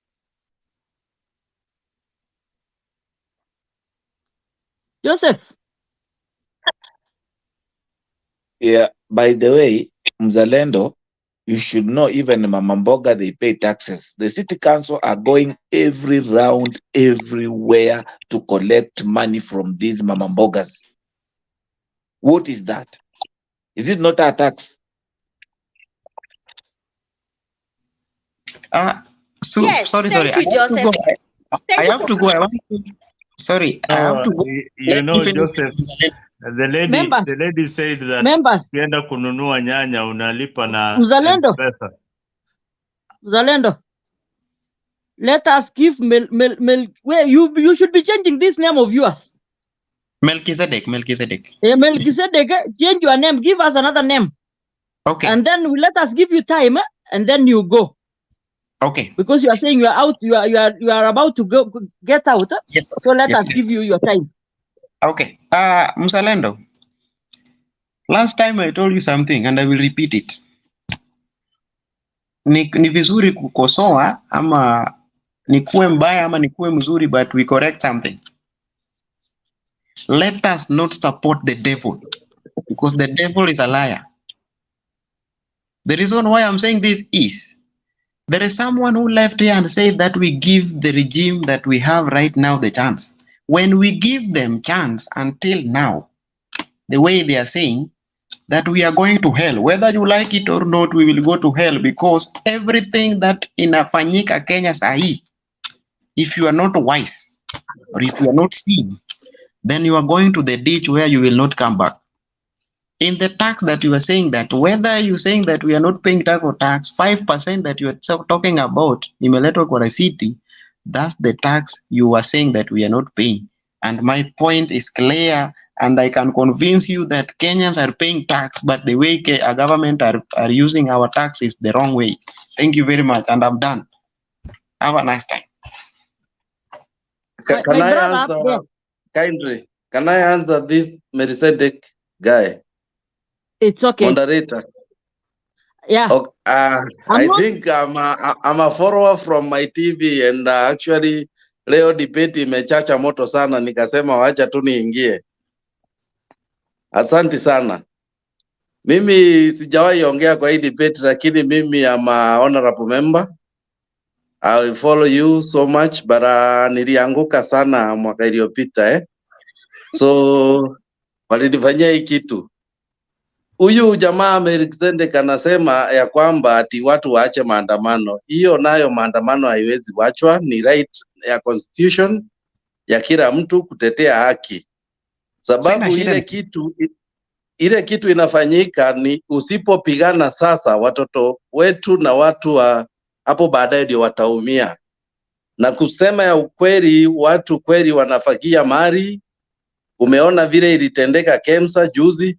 Kama watu wataongea na kwenda kwa hiyo barabara, unasema watu wasiende maandamano, itakuwa ni shinda kubwa, sababu sisi ndio tuko na shinda. Vile tunasema ni ya kwamba ukilaumu serikali kila wakati, hakuna change itapatikana, sababu sisi wa Kenya tunaongea, miaka 5 ikiisha tunarudisha wale wezi, wale wezi, halafu tunalalamika. Sorry to cut you short. Yes. I did not say that maandamano is bad. It's a constitutional right. I want you to get me clear. But what I meant is, those who are called politicians like you, we are being used as youths to quit kwa hiyo laini. Tukishapata hiyo kiti, unijui hata Melkizedek alikuwa wapi? Ukweli ama si ukweli? Kama nadanganya, wacha, let me you did your summation, let me mention something. What happens is, nyinyi vijana mnalalamika, mnatumiwa, mnanunuliwa kitu kidogo, wakati wa uchaguzi mnabadilika, inakuwa mtu mwenye ana morals achaguliwi. Unaangalia watu wengi wenye wamechaguliwa kwa hii serikali, wengi ni wash, watu ambao hata ukiangalia ni ngumu, mtu hawezi fanya kitu yoyote. Kwa hivyo mtaendelea kulalamika, miaka ingine 5 ikikuja, tutachagua wale wezi. You cannot do the same thing and expect the same result. Kuna huyu pia mheshimiwa mzalendo pia anapinga sana, anasema vile serikali inafanya kazi, ati taxes itasaidia. Hii taxes ni wizi peke yake. Hii pesa itachukuliwa na itaenda. Kwa hivyo usiseme sisi wa Kenya hatulipi tax. We are being taxed. Na kuna jamaa aliraise issue akasema mafuta kati ya East Africa sisi ndio tuko juu sana. Kwani sisi tuko juu, kwa nini nchi zingine bado mafuta iko bei ya chini? Ile kitu tunasema ni ya kwamba sisi wa Kenya ndio tumekosea Kenya, sababu kuliko kama hii show sasa, tunafaa kila mtu akuwa ana synthesize, anaambia watu nyumbani, wakati wa uchaguzi ikifika 2027, tafadhali acheni kuchagua wezi, wacha kusema hii taxes ni mzuri. Hii taxes itapita na itaibiwa tena, wanaume watanunua magari ya milioni 20 na hakuna change itafanyika. Naomba kusimamia hapo. Asante. Asante sana mheshimiwa. Before mheshimiwa uende. Yes. Ni kama ameshachomoka. Sijachomoka, niko hapa. Bado uko hapo? Before mheshimiwa uende. Saa ile unalia ukikuja, tunakuchagua, tunakupatia. Kuna huyu kijana amekuwa hapa ameongea kitu sana. But wakati munafaa kutusimamia, munawembea na tumbo zenu. Unafikirianga utarudi nyuma?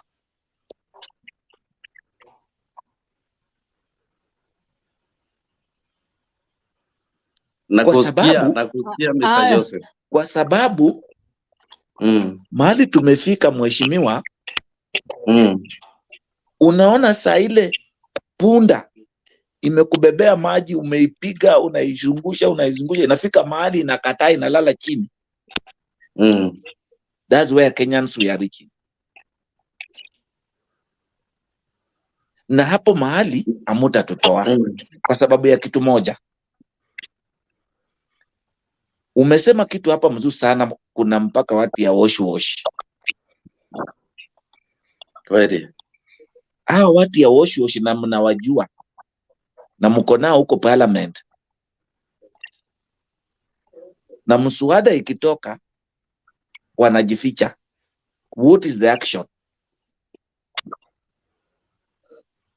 Shinda ni raia Mr. Joseph. Kama wewe ulikura pesa ya campaign, si ndio? Huko kura hata shilingi sijawahi kula.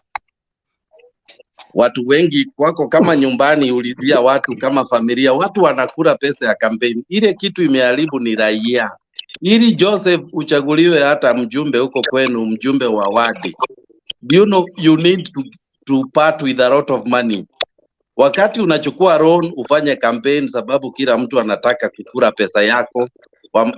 Sara akikuita kwa uone wa mama, kila mama unapatia 500 ama 200, sababu hakuna Kenya saa hii mtu anasikiza. Wakati wa campaign ikifika, hata mzalendo atakwambia watu wanasemanga pesa ya kukura imefika wakati ya kukura. Wakati unakula pesa ya mheshimiwa unadhani akirudi atakutetea ama atakutetea. Lazima atarudisha pesa yake. Kwa hivyo tuache kuangalia watu binafsi, tuangalie mtu mwenye anaweza badilisha nchi. Hivyo tu ndio inaweza saidia nchi. Lakini kwa hii tano hii tumeanguka. Mheshimiwa. Yes. Wacha ni let me inject something here nani kidogo tu. Okay. Nasikia unasema ati nyinyi mnakuja kununua wananchi hapa ground. Ndio hiyo. Let me tell you, from my own sub county Baringo Central, that mbunge hakununua, watu walimrudisha kwa sababu ya kazi yenye alifanyia wananchi. Sikia na usikie vizuri sana mheshimiwa. Thank you. Umesikia? Ile kazi yenye alifanyia wananchi ndio amerudi, na alirudi hata wananchi walimwambia hata ukirudi na chama yenye inaitwa umbwa ama chama yenye inaitwa matawi tutakurudisha. Umesikia? Thank you. And even the president himself Ruto had his own appointment yake mwenye alikuwa anataka apate Baringo Central, but he never got. Mpaka saizi amempatia kukua CAS. Nasikia vitu zingine hapa lazima tuambiane ukweli. Kuna mahali pengine you cannot buy a voter. But the way that person has done in his constituency will make him go back to parliament second time. Madam Sara, hao ndio watu wanahitajika Kenya, lakini ni wangapi kwa bunge? Ni wangapi? Sasa nataka nikuulize swali tena. Nimeingia kwa masupermarket. Ninakuta karatasi ya Mumias inatembea ati kuna sukari ya Mumias. Na ukifika kwa factory ya Mumias, there is nothing happening in Mumias factory. Hii sukari yenye mmepack kwa ni ile ya ukora ya MPs yenye mnatuletea ndio mnakuja kutumaliza nayo. Ni ile ya Thika. Na mbona mnapack na makaratasi ya Mumias? Why? Mzalendo lazima anajua hiyo maneno pia. Don't try and put Mzalendo under the bus. Mheshimiwa, I really need to ask you one question and I need an honest answer from you. Let's talk about yenye umesema ati lazima niende tafute loan, niende jipange kutafuta watu watanipigia kura. Kura inakujaga na integrity and good governance. Kama in our place Rift Valley, half of the guys who have been there hawakuwa na pesa hata shilingi moja. Watu waliendaga na punda, wengine mpaka wakacontribute wakampatia maji, wengine mpaka walipeana hema for free, mwingine mpaka wakapatiana public system for free. And these people ni wale watu wako kuja na magari kubwa kubwa kutisha watu. Hawa ni watu wenye wanaendaga na a good deed in the village. Mmoja ata decide ku educate like 3 kids, mwingine atakuja ku decide asaidie mtu kununua mbegu, mwingine atakuja decide ni akue broker wa kuuzia watu vitu, at least anapata kitu. Lakini wewe unakuja unatuambia ati most of these people wanaenda kutafuta hao watu wako. Kuna watu wazuri kama hao. Kuna watu wazuri kama hao. Leader, if you're a genuine leader, governance and ethics should guide you. It's not about the money and the pride. So if you know that you're a genuine leader, toka kwako, anza polepole, ukianza kuchukua vijana wa boda, ukijaribu kuwapeleka kwa some learning skills. Chukua kama wamama wa 10 4, ujaribu uanzie kachama, wamwagiwe mawe, watengeneze hata kama ni rentals. Lakini kwenda kusema ati utapatia mama 500, 200, that is abuse to our mothers. That is not proper integrity. If you're a leader, what I'm saying, hiyo ndio Kenya tuko. Tuseme ukweli. Unajua there is a lot of hypocrisy. Kwa Wakenya mko na a lot of hypocrisy, Sara. Fanya vizuri sana. Mheshimiwa, Kama Sara. Nimekuuliza swali hujanijibu. Stella, mimi na wewe sisi. Stella, nipe nafasi. Najua hatuna wakati mwingi. Stella, I will answer you. No, wait for me, I finish. Sarah, me and you, we are business women. Sarah, tukiwa mali bingo, ama tukue mali Marigat, tunafanya biashara ya kuuza mbuzi. Alafu mheshimiwa akuja tupe 500. Ati sasa ati ndio tumtafutie miti. Ati alafu tuende tutengeneze jina yake. Is that correct integrity? No. It's not correct and it's not good governance. Your point is already home. Your point is home. Na wewe unachukua hiyo pesa kwa nini? Wewe mwenyewe unachukua hiyo pesa kwa nini? You see. Kiumia nikikulipia. Moderator,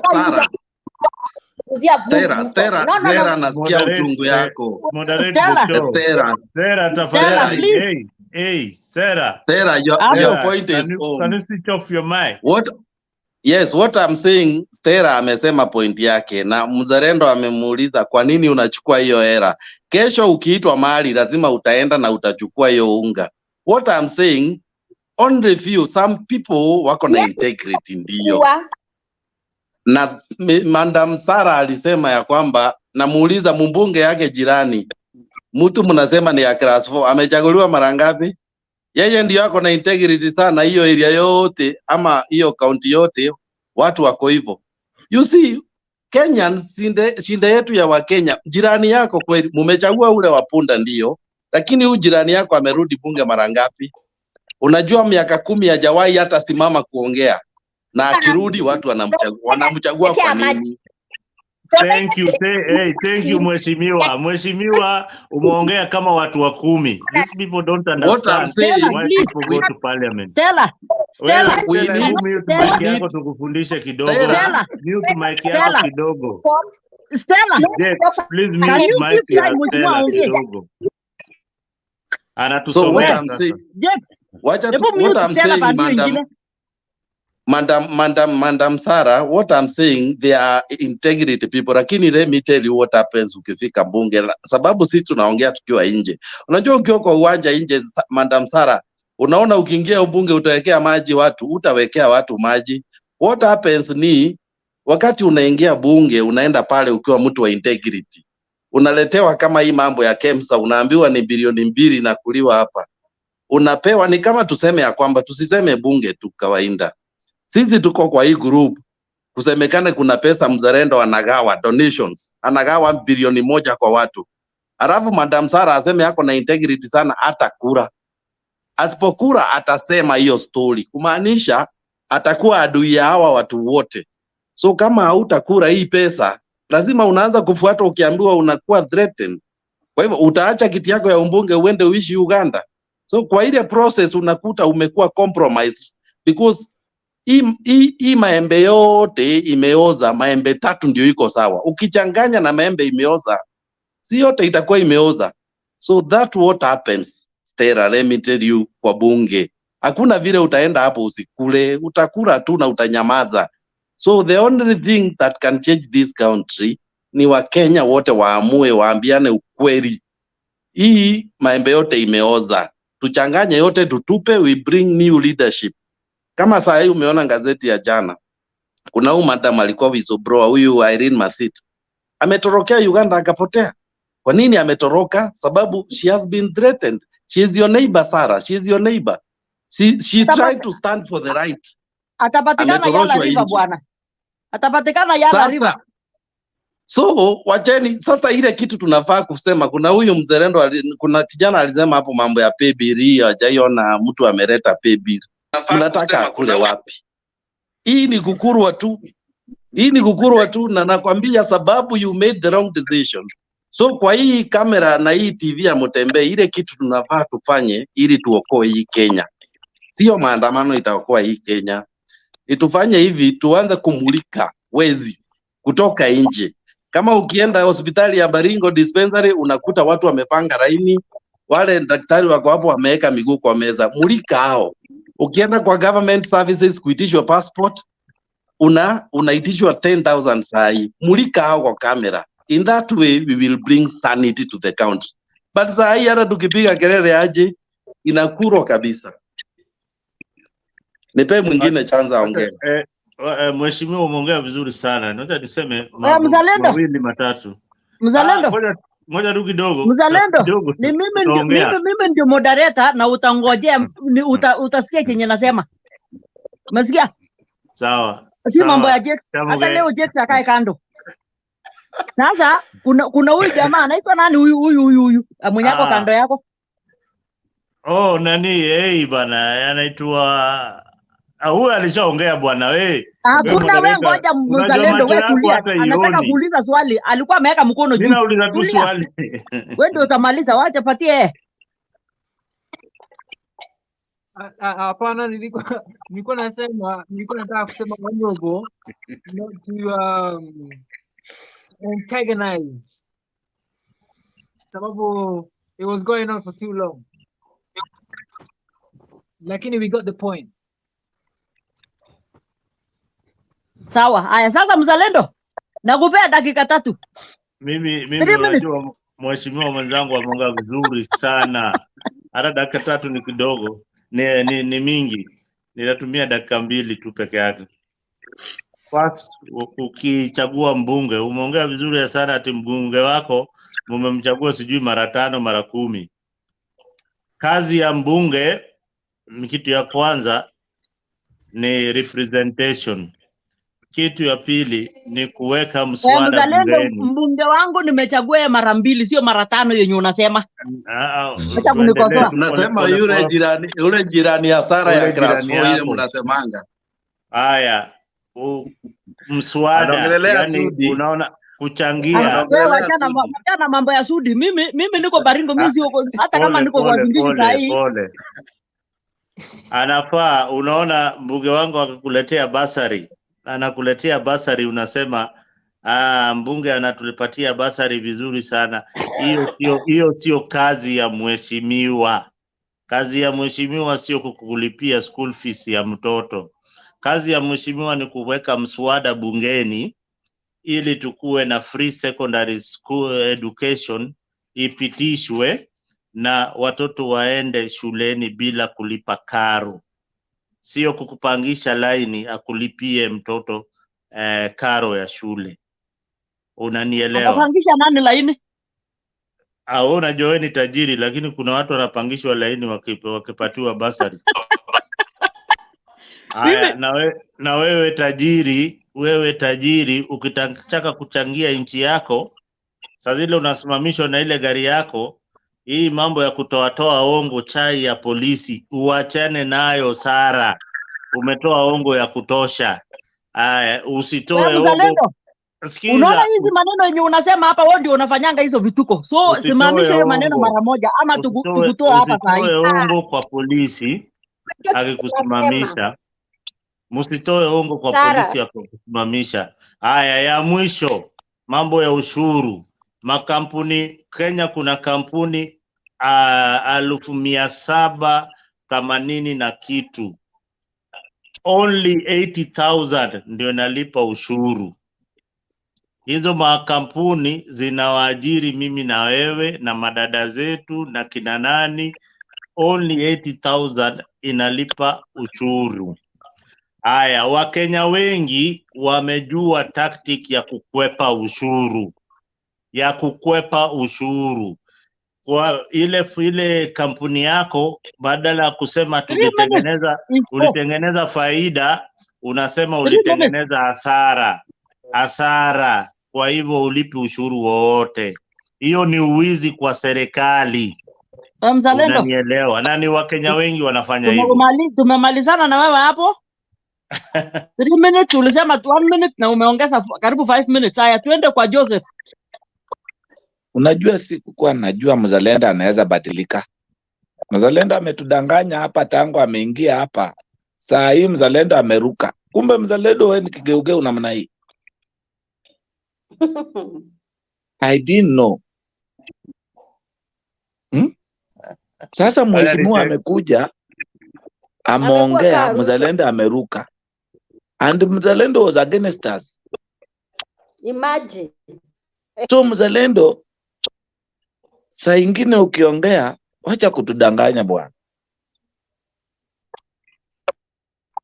Cause mheshimiwa amekuja tena, umeanza sasa kutuambia mwenye mnachagua asimame na nyinyi msaada, na wewe hapo umetudanganya vile VAT inafanya kazi, vile mafuta inapatikana, vile sijui nini ushuru inawekwa.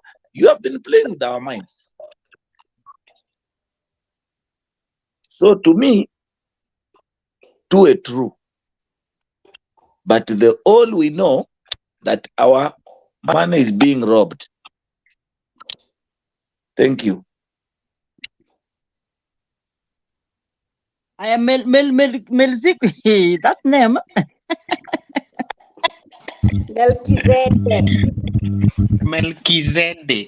Melkizedek. Wewe tafuta jina ingine bwana. Hiyo ndio jina natumia sasa, sina jina ingine. Anyway, hata jina ya baba yako ama babu. Hiyo ni jina nilipewa na babu yangu, sasa lazima nitunze. Anyway, mzalendo, mbunge amekuja, nyinyi pia mumesikia vizuri vile amesema, na tumeshukuru kwa kusema hivyo. Kitu yenye nilikuwa nataka kuongeza ni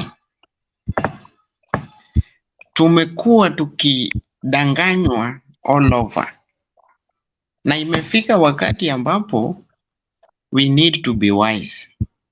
Kukuwa wise sio banisha ya kwamba tunasema ya kwamba kuenda maandamano ni right, iko kwa constitution.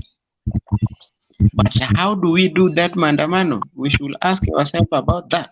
Sio kuenda kwa maandamano kuserekea, wala kuenda kwa maandamano kufanya nini. There is something that people are going na wajui.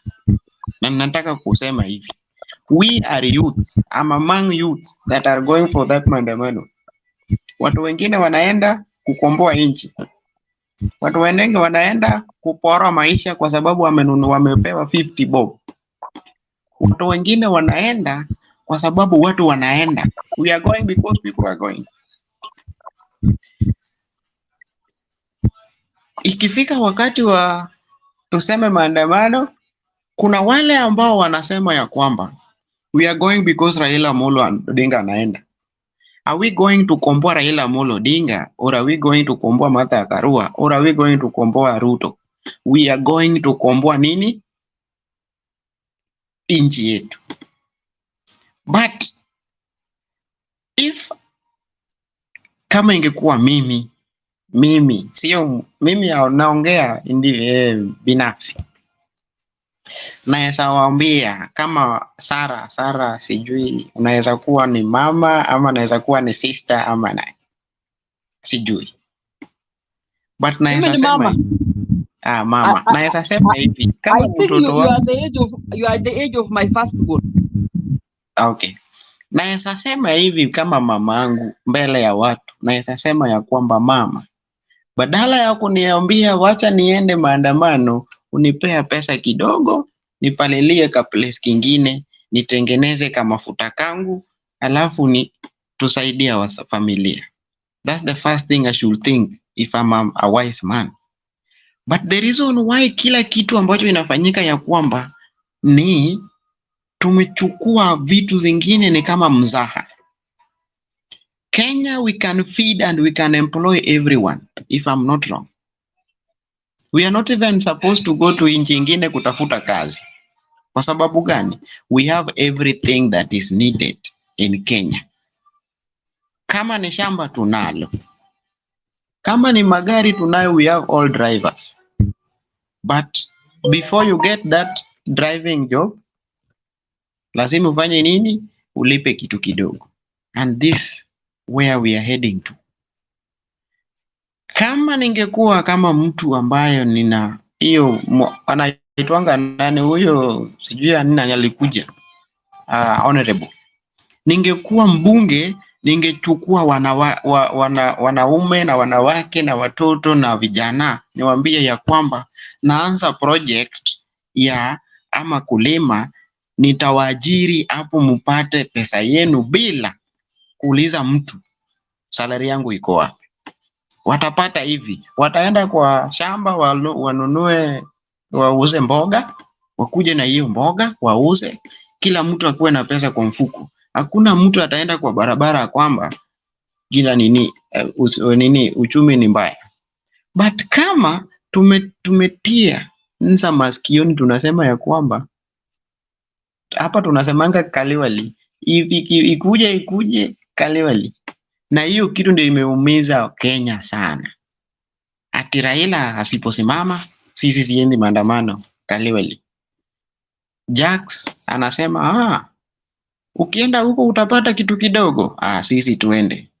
Ukifika huko umepigwa, umepelekwa hospitali, nani atalipa bill? Hakuna.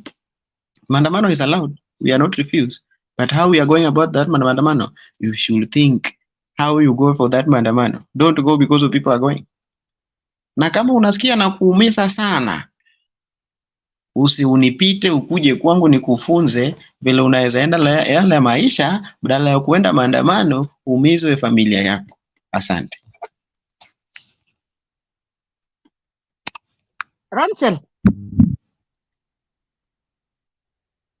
Yes,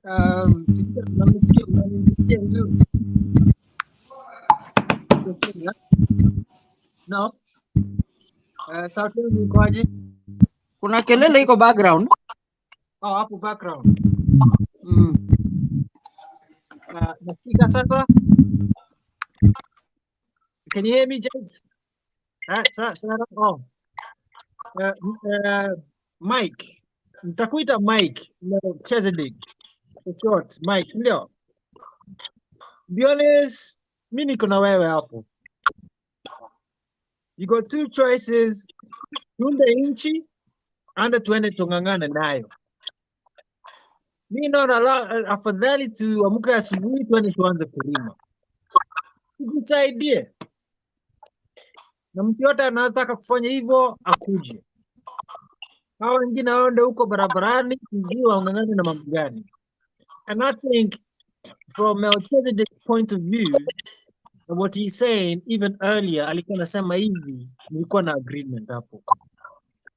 Between me and my business na hii maandamano, najua inaniumiza na tax. Najua inaniumiza na mafuta. Najua inaniumiza na mambo mengi. Lakini sioni faida ya kwenda huko nifunge biashara zangu. Nene nijiumize. Niko na mashida mengi na hakuna kitu ya kuleta nyumbani.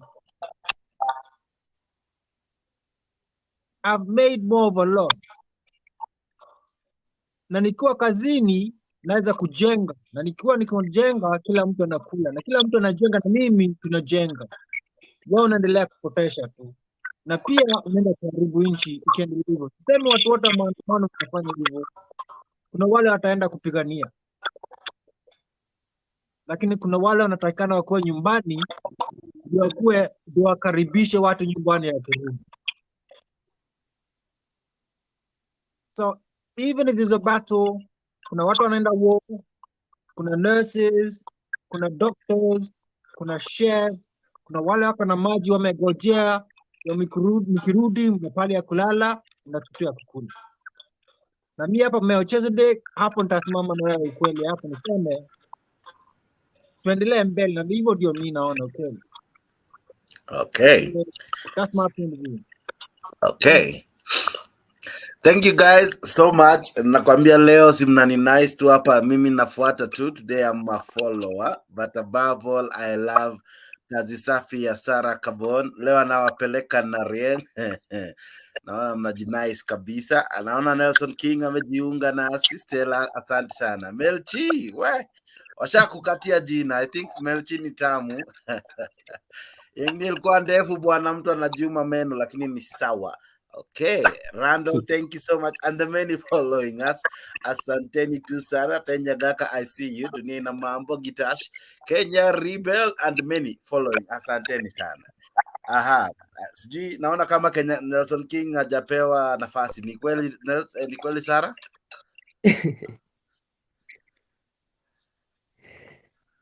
Ni kweli. Aya, si tumpe nafasi. Leo karibu, leo Nelson King uko na fursa moja mwafaka ya kukaribishwa na Jex na Sara Koralavo. Nakwambia ya leo ni kali. Sara amefanya ile kitu. But nashukuru sana. Nelson, vipi za kushinda kaka? Salama, hamjambo nyote? Tu salama usalmini, uko vipi? Niko fresh baba, labda nyinyi. Naona leo Sara, jana nilikutafuta Jex, lakini nikaona kwamba hautaki kuonekana mtandaoni, nikasema acha nikupe kwanza wakati wako. Nina mafua yananikimbisha. Randall amenipa mawaidha nitafute dawa, lakini nitatafuta tu. But niko salama. Inaruhusiwa baba, usijali. Aya. Naam, jambo la kwanza nataka kumpongeza huyu doga anaitwa Melke, kwa sababu tunaelewa kwamba nchi yetu pote ilipo kwamba saa hii watu, kuna wale mahasidi ambao wameweka tumbo zao mbele na kuweka kwamba mimi najijengea kwa ajili ya familia yangu. Na licha ya hayo pia kuna wale watu ambao wanasema kwamba ati bila mzee ama bila Raila ama bila nani ukua kwenye ukingo basi mimi siwezi nikasimama kwenda kuandamana. Mimi sikatai, nenda ukaandamane baba, lakini mwisho wa siku baba utafanya nini ama utaleta nini? Ni sawa, kuna wale ambao wako na uchungu ya kwamba kwa sababu ya huu uongozi penye imefikia hali si hali, wacha basi nikaandamane ili nikaleta suluhisho. Ni sawa, lakini mwisho wa siku je, ukienda kwa nyumba suluhisho ni gani? Wacha nikupatie bwana, ilikuwa tu story kidogo tu. Nilikuwa nafanya na expressway mwaka uliopita mwezi wa 8, mwezi wa 7 hapo natumai hapo ndio zilikuwa siku za kura, hapo zilikuwa zimechacha kabisa. So nikatoka hapo, kazi ikakuja ikaisha ghafla ikaisha. Nikamwambia mke wangu bana, kazi imekata. Akaniambia baba, mimi najua kwamba wewe unamwamini Mungu, lakini licha hiyo pia itabidi urauke kama kawaida. Nikamwambia sasa mama, hizi siku ni siku mbaya, manake watu wote wameondoka kabisa, hakuna kazi ambayo inapatikana. Akaniambia hakuna haja kusema kwamba kazi inapatikana, anayepeana kazi Mwenyezi Mungu. Imagine nilikapata kazi kesho yake before tuapige kura, nikakuja nikapata kazi. Yani naenda kupiga kura, lakini mwisho wa siku unajua kwamba baada ya siku fulani tena narudi kazi. Mimi sikatai maandamano kabisa, sikatai, lakini tusiende katika maandamano kujua kwamba tunaenda kufanya nini. At the end of the day unaenda kuumia, na tena unaweza leta hasara nyingine kubwa kuliko hata vile umetoka kwa nyumba. Sasa maandamano yapo, mzee amepanga maandamano, vijana wako, lakini sio kwamba kijana naona tu hapa ni hapa tu, nitoke tu hapa nipige kelele nipewe 200 300 basi, bila kujua kwamba uko na familia na kuna watu ambao unawategemea, kuna watu ambao pia wanakutegemea kule mbele. Ni tutoke hapo penye mifikia, tuweke mikono pamoja, tujue kwamba katika huu muda, katika huu wakati tunaweza tukafanya nini kulingana na huu uchumi, ama tutapigana nini na hili janga ambalo tunapigana nalo. Juzi rais alipokuwa katika kongamano, amekuwa nimemuona katika vikao vingi, yeye anapigania kuhusu Afrika nzima. Kwa maana yake penye tumekwa ni kama, wajua sasa nimekuja kugundua kwamba Kenya si nchi ambayo inadaiwa pekee. Zipo nchi nyingi ambazo zinadaiwa, na penye tumefikia kwamba ni wale wangwana, wale wajuu, wale wanajiita kwamba wasafi ndio wanaopeleka nchi. Nimekuja tena kushangaa kwamba kumbe UN is being led by 5 people, the white men. Sasa hii yote inakuja kwamba inaonyesha kwamba hawa jamaa ndio wanaofanya nini, wanaorani nchi. Na sasa hatuwezi kumlaumu mtu yeyote katika kwamba tulikuchagua wewe, tulikuwa tunatarajia maisha kwamba iko hivi, ama wewe tunakutaka ikue hivi. La hasha. Ila jambo lipo ya kwamba tuweze kukaa chini, tujue kwamba sisi kama Waafrika ama sisi kama Wakenya tunafaa tuweke mikono yetu pamoja, tufanye kazi gani? Kama ni kulima sawa, je, mvua ipo?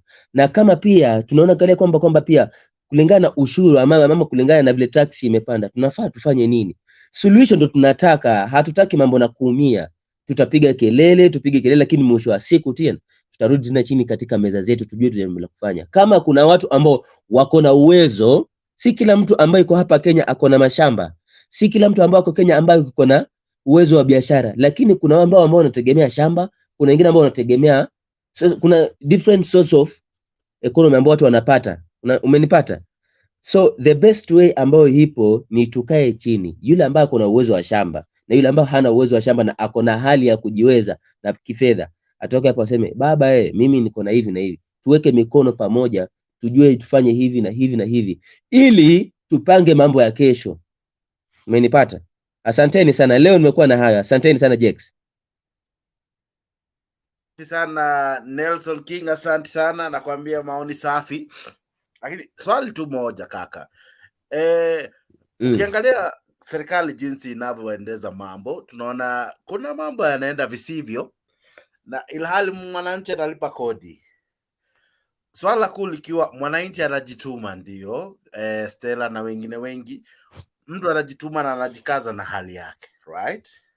Lakini ni kana kwamba mwananchi hapati manufaa kwa kodi. Ni kama mwananchi hana shida na kulipa kodi, shida inakuja ni kuona jinsi kodi inavyomfanyia kazi, right? Leo tunaona kwamba kuna watu wataongezwa mishahara, lakini hii mishahara inatokana na zile pesa wale wakule chini kabisa watakuwa wametozwa kupitia vitu mingi kama jinsi mafuta itakavyopanda, gharama and all. Sasa mwananchi atafanya nini ili either apate what do you call it, services zenye nafaa, ama serikali inafaa ifanye ni, kwa sababu mwananchi ana haki ya kuandamana kama jinsi vile wengi wanadai wanafaa afanye, na serikali inafaa ifanye ni sababu by the end of the day we need to strike a balance where mwananchi anafeel amesaviwa na serikali pia inatimiza matakwa ama malengo yake.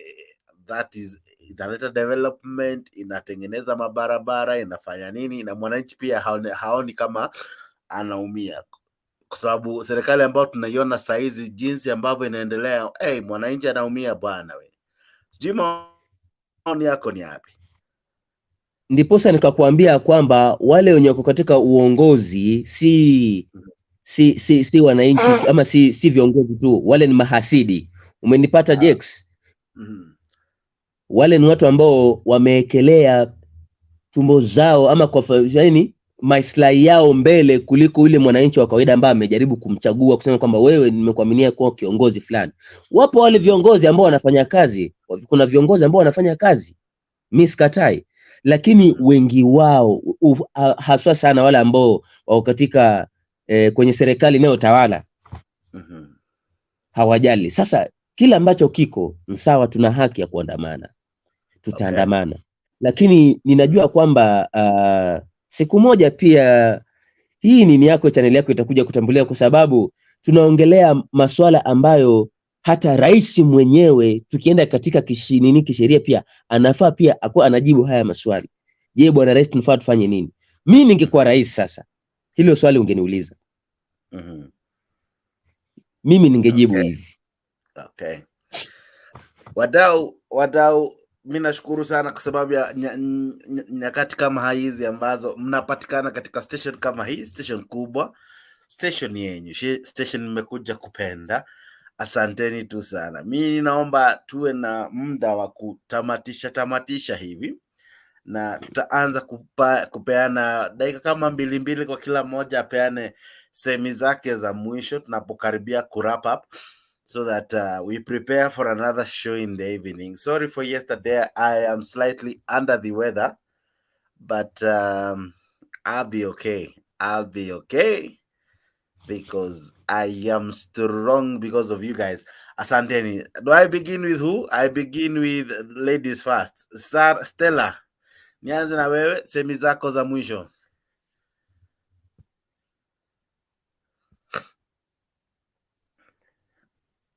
Unmute.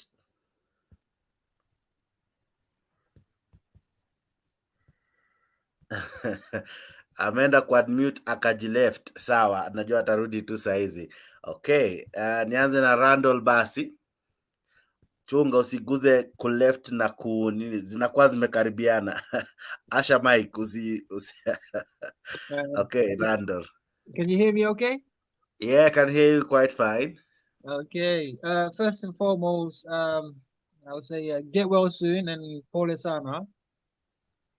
Hopefully you'll be okay by tomorrow. And on the other hand, nimefurahi sana, and I'm very happy. And there's points that being talked about, which I think is like you plant a seed, then people start to think about and question it.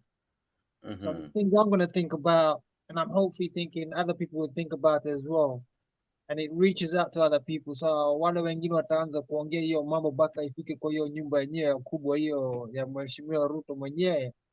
Nasikia unajua watu wako wanasema hivi, wanasema hivyo. And maybe he might come out na pindua mambo yote. But it's true, huwezi panda mbegu leo alafu kesho uanze kuvuna, so you don't expect a harvest tomorrow. So ameingia saa hizi na vile nimesema, we don't know how long it's going to take. So there's a negativity, there's a positivity. Now me, I'm feeling the pressure. Ile nasikia ni ushuru, the tax inaniumiza, like hata nikiwa hapo mimi mwenyewe I'm feeling it, because as I said, niko na familia huko nyumbani. So niko na familia huko, uncles, aunties, rafiki zangu zote wako huko, so wanalilia huko, wanasema vile wanasema. Sasa hata sisi tunasikianga vile kunaendelea, so na we're wondering how you survive and bado mna smile. So you're very strong. Mungu awapatie nguvu muendelee hivyo, na don't give up and don't give hope. So we've come far, and to be honest, we got a very, very long way to go. And this is the journey. So for us, for our generation and our next generation. So my children are in Kenya himself, watoto wangu wako huko. And to be honest, I love them to be there more than here, where I am. So that's how much I love home more than I do love the Western world. Sasa wako off school and everything, so nasikia vile kunaendelea. So what else can I say? The tax. I was really happy with the marathon representation from Kenya. Great runners as usual. Tuendelea kukimbia hivyo mpaka na economy. Na pia Sele Ruto alipatia huyu msichana ama mwanamke, sababu she's a grown woman, akampatia 5 million a check, na akampatia nyumba nafikiri ilikuwa ya 5 million. Alafu kuna hiyo fertilizer, sijui kama ilikuwa ukweli ama uongo, lakini ilitokea ati iliibiwa, sijui nini. So there's little trinkets inamwagika hapo. Kuna ile kitu kingine tunaangalia sana, sasa hiyo ndio tunaogopa. Sometimes what we don't know is what we fear, and what we don't see. So sometimes it's faith, and faith is unseen or without substance. But hopefully you might prove us wrong, so I don't know. So I'm always on the side anyway. East, west, home is best. Na niko huko na nikifika, which every day nafanya sana, ndio nifike huko home, nikuje niwa visit, niwaone, hata nikuwa naongea huko nikiwa huko home. Nisema niko hapa. Niko Kenya za hizi. So yeah, but thank you very much, Sarah, Sheila, Melchizedek, Nelson King, and Joseph, Zilendo, and all the other people that came along, Zito and so on. So yeah, just keep it up and just keep moving forward. Hopefully. Okay. Asante sana. Okay. Beautiful, Randall. Asante sana. Good job. Okay, so niende hivi Aha, Sara, leo sijui kama umepewa nafasi ya kuchangia, so ndakupa nafasi ya kuchangia na kunipa semi zako za mwisho. Mimi hata macho zimeanza kufungana. Wacha niseme tu semi zangu za mwisho. Haya. Hii maisha lazima watu watafute. And what I normally advise people, even if you have unafanya na kazi ya serikali, look for a side hustle. Baada ya kazi unafanya nini nyingine, usijaribu kutegemea mshahara. You know after this it is now 2:50 a.m. At around 3:30 today, I think it is 1 hour and some minutes. No, around 45 minutes I will be leaving for Uganda to look for some other products. So usitegemee mshahara, because utakuwa masikini ukingoja ile mshahara inakatwa na wanasema ati kuna manyumba hapa unataka kukatwa kwa lazima. So let us look. And then Jakes, I think this program tumekuwa na heshima. Kuna watu wa Azimio, kuna watu wa Kenya Kwanza. Huyu jamaa wa Kenya Kwanza asituletee kiburi yake na madharau yake. Sisi tulikuwa hapa na sisi ndio tulilete kiketi mpaka Ruto akikalia. There is that guy mwenye alitoka. You know me, I don't entertain. A Kalenjin men, they underrate women, but he cannot underrate me. Let me tell you. Shukuru Mungu, angekuwa karibu na mimi ile kofi angepata. Sijui. Ashukuru Mungu. So respect matters. I cannot waste my bundles. Yes, I cannot waste my bundles. Hiyo wifi nimeweka kutoka saa zile saa 4 mpaka saa hii hakuna mtu ananipatia. So he has to respect. Respect is two-way traffic. Patia upuzi yake kama ananunuliwa bundles na MPs ndio kuja aroboka hapa, awachane na sisi wengine. Sisi hapa mtu unatafuta yako ukiwekelea. So hiyo upuzi wakalia hapa kusema serikali hata sisi ndio tuliweka. I remember Jax you are here tukitusiwa hapa na watu wa Azimio mpaka tunabadilisha majina. So you remember very well. But where are we now? Si tuko pamoja. So mimi upuzi mimi sitakangi, ambie hiyo mkale. Mimi ni mkale original, nimepigwa mabunduki na pokot mpaka ziogopi. So please. Anaitwa Sara Kabon. Kuna mtu ameita wewe ni Sara Kabom. So Sara Kabom. Please guys, Sara. I respect you. I love you. This show is part and parcel of me. So wherever you are, may God bless you. Take care. Aya, asante sana Sara. Okay, aya, nije kwa Melchi. Melchi, maoni yako ya mwisho? Maoni yangu ya mwisho ni Sara, kama ungekuwa mamangu sasa ningekuwa mbali. Anyway, nimekuwa mbali kidogo. Sawa, endelea. Nataka kusema kitu lakini endelea. Ni kitu ambacho ningependa kuambia youth kama wale ambao wananisikiza. It's a high time to avoid wale ambao wanatutumia, to go back to our own independence, na tujue ya kwamba kesho sisi pia ni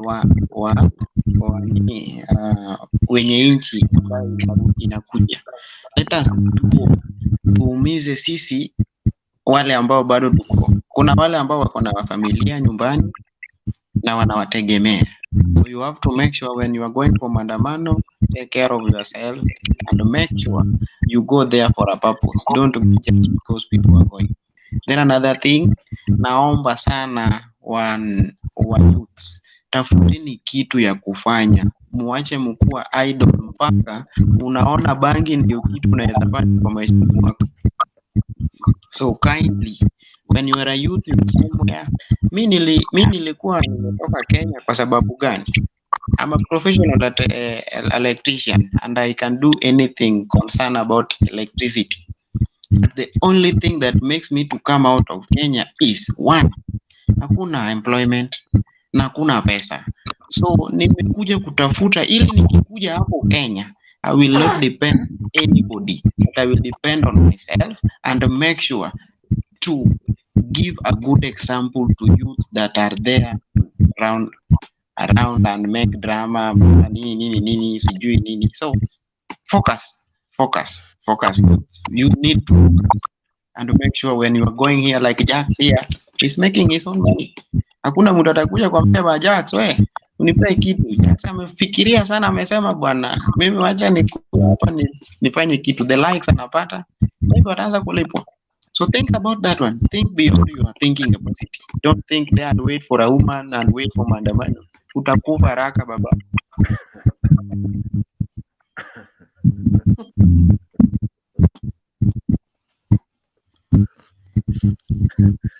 Sawa. Nimecheka leo comment ya mwisho lakini ni sawa. Okay. Nelson King ndo atakuwa mwisho. So naja kwako Stella. Stella vipi? Wewe ni ule Stella ambaye alipotea na alienda ng'ambo Japani kusoma ama ni Stella mwingine? Unajua Stella siku hizi wanafanya watu ile kitu. So, I think kitu gani je? Kitu gani je? Kuna Stella alifanya mpaka mtu akatunga wimbo. Ashilei Mwamburi. Oh, Mwamburi. Yeah. Anyway, mimi niko na machache ya kusema. We've been beaten at character development, and I think it's the time here to suck up. So I think the government is not backing down. So as Sarah venye alikuwa amesema, we need to have options how we can make our lives better by adding, by doing side hustles. Then another thing, we need to cut our spending. Kama mtu alikuwa anaendaga every week, unaenda dunda ama itangwaje, ama you're just spending on frivolous thing, it doesn't work. Then another thing, people should be wise. I think guys have learned their lesson now. So at least tumeona who our MPs are and who our MCAs are. So I think it will be a lesson, because the next time mtu akienda pale kwa ballot box ama MP anakuja kukutisha kura, utamwambia wewe ulituangusha na tuone. Na ule mwenye atakuja kuingia kwa hiyo kiti mtamuuliza utatufanyia nini before tukupe. So I think we should be aware who we are choosing. Then another thing, we should be smart of what we are expecting from them. So atupatiwe 200, 300 ati, so that you push the narrative. I know there's a paper amekuja kuongea kwa forum, and I was not comfortable what he said, and I felt that Sarah and I and most of the business people here, and especially sisi wa Kenya na my youth, he mentioned something and I was not happy. My apologies for my outburst, but the reality is politicians are not honest. Okay, you can say the others are kind of genuine, but most of them are not honest. I can say, I think this is a new era, new month. Guys, you need to suck up, and life has to continue. So we can't stop our lives because a politician did not deliver our needs. Yeah, that's it. Okay. Kabla sijampa Nelson afanye ile kitu, nikubali nisome wawili watatu. Dunia ina mambo, namuona ako hapo nje anafanya ile kitu pia. Anaenjoy Sara na wengine wengi. Anasema Sara bottom up. Okay, sawa. Namuona Black ako ndani. Black, I hope uko karibu kupona. Sasa shida ulipougua ukatuachia wengine wetu maradhi. Sasa unaona tunaumia tu. But tutakuwa tu sawa pia nasi. Namuona Geoffrey Ruto, asante sana. Namuona jamaa alijita Nakuru, alikuwa pia kwa show, asante sana. I see who else. Asante sana nyinyi wengi ambao mnatuma ujumbe hapo kwa comment section. Cornerstone, I see you. Elizabeth Nganga, I see you. Gitash, I see you. Asante sana. Kenya Rebel and many. Winnie Finan and wengi ambao mnatuma ujumbe wenyu, asanteni sana. Thank you guys for liking and above all for participating in the show. You guys are just but amazing. Nelson, nifungie show. Asanteni sana tena kwa muda. Jambo kwanza nataka kumpongeza kwanza Sara yule kijana anataka umwadopt ukue mama yake, kwa sababu la si hivyo you have the case to answer. And also mtafute jina rahisi mtafute jina rahisi, si majina ya kujiuma ulimi tena. Majina marefu bwana, inakaa sentensi. Hapo sio hivyo. You know, I normally use my specs na ninatafuta sioni, so I don't see these small letters. In fact, hata wenye umeandika hapa wote chini hata sijui imeandikwa nini, so I was not seeing. But umefanya kazi safi, umefanya kazi fiti sana. Tunashukuru. Also, Randall, I want to also thank you for what you're doing, because it's great, though we are hustling in Kenya, but we hope that everything will be good. Also, Stella, I want to appreciate you for giving us those motivation and everything. So, Jex, my comment is that what I can tell Kenyans, you know, we can not invest without having our own capital. So kama tunaweza kuwa na capital ambayo mtu anaweza sema kwamba anaweza anzia mahali fulani, itakuwa ni poa. Na Jex pia ninataka pia kusema kwamba mayouths Kenya watu wako more educated than ever. Na chenye kinaendelea, hata pia mimi na plan Jex, I'm not planning to stay in Kenya anymore. I'm planning to get out of this country kabisa. Let me just wave to other people, lakini nikiwa nafanya kazi, but those is how my home country. Ni heri biashara ziendelee, lakini niwe mahali pengine, kwa sababu I cannot be into my country and yet I am being underestimated by my own salary, and yet I'm working very hard. I'm working very early in the morning, na tena hakuna kitu ambacho naona Jex. Honestly.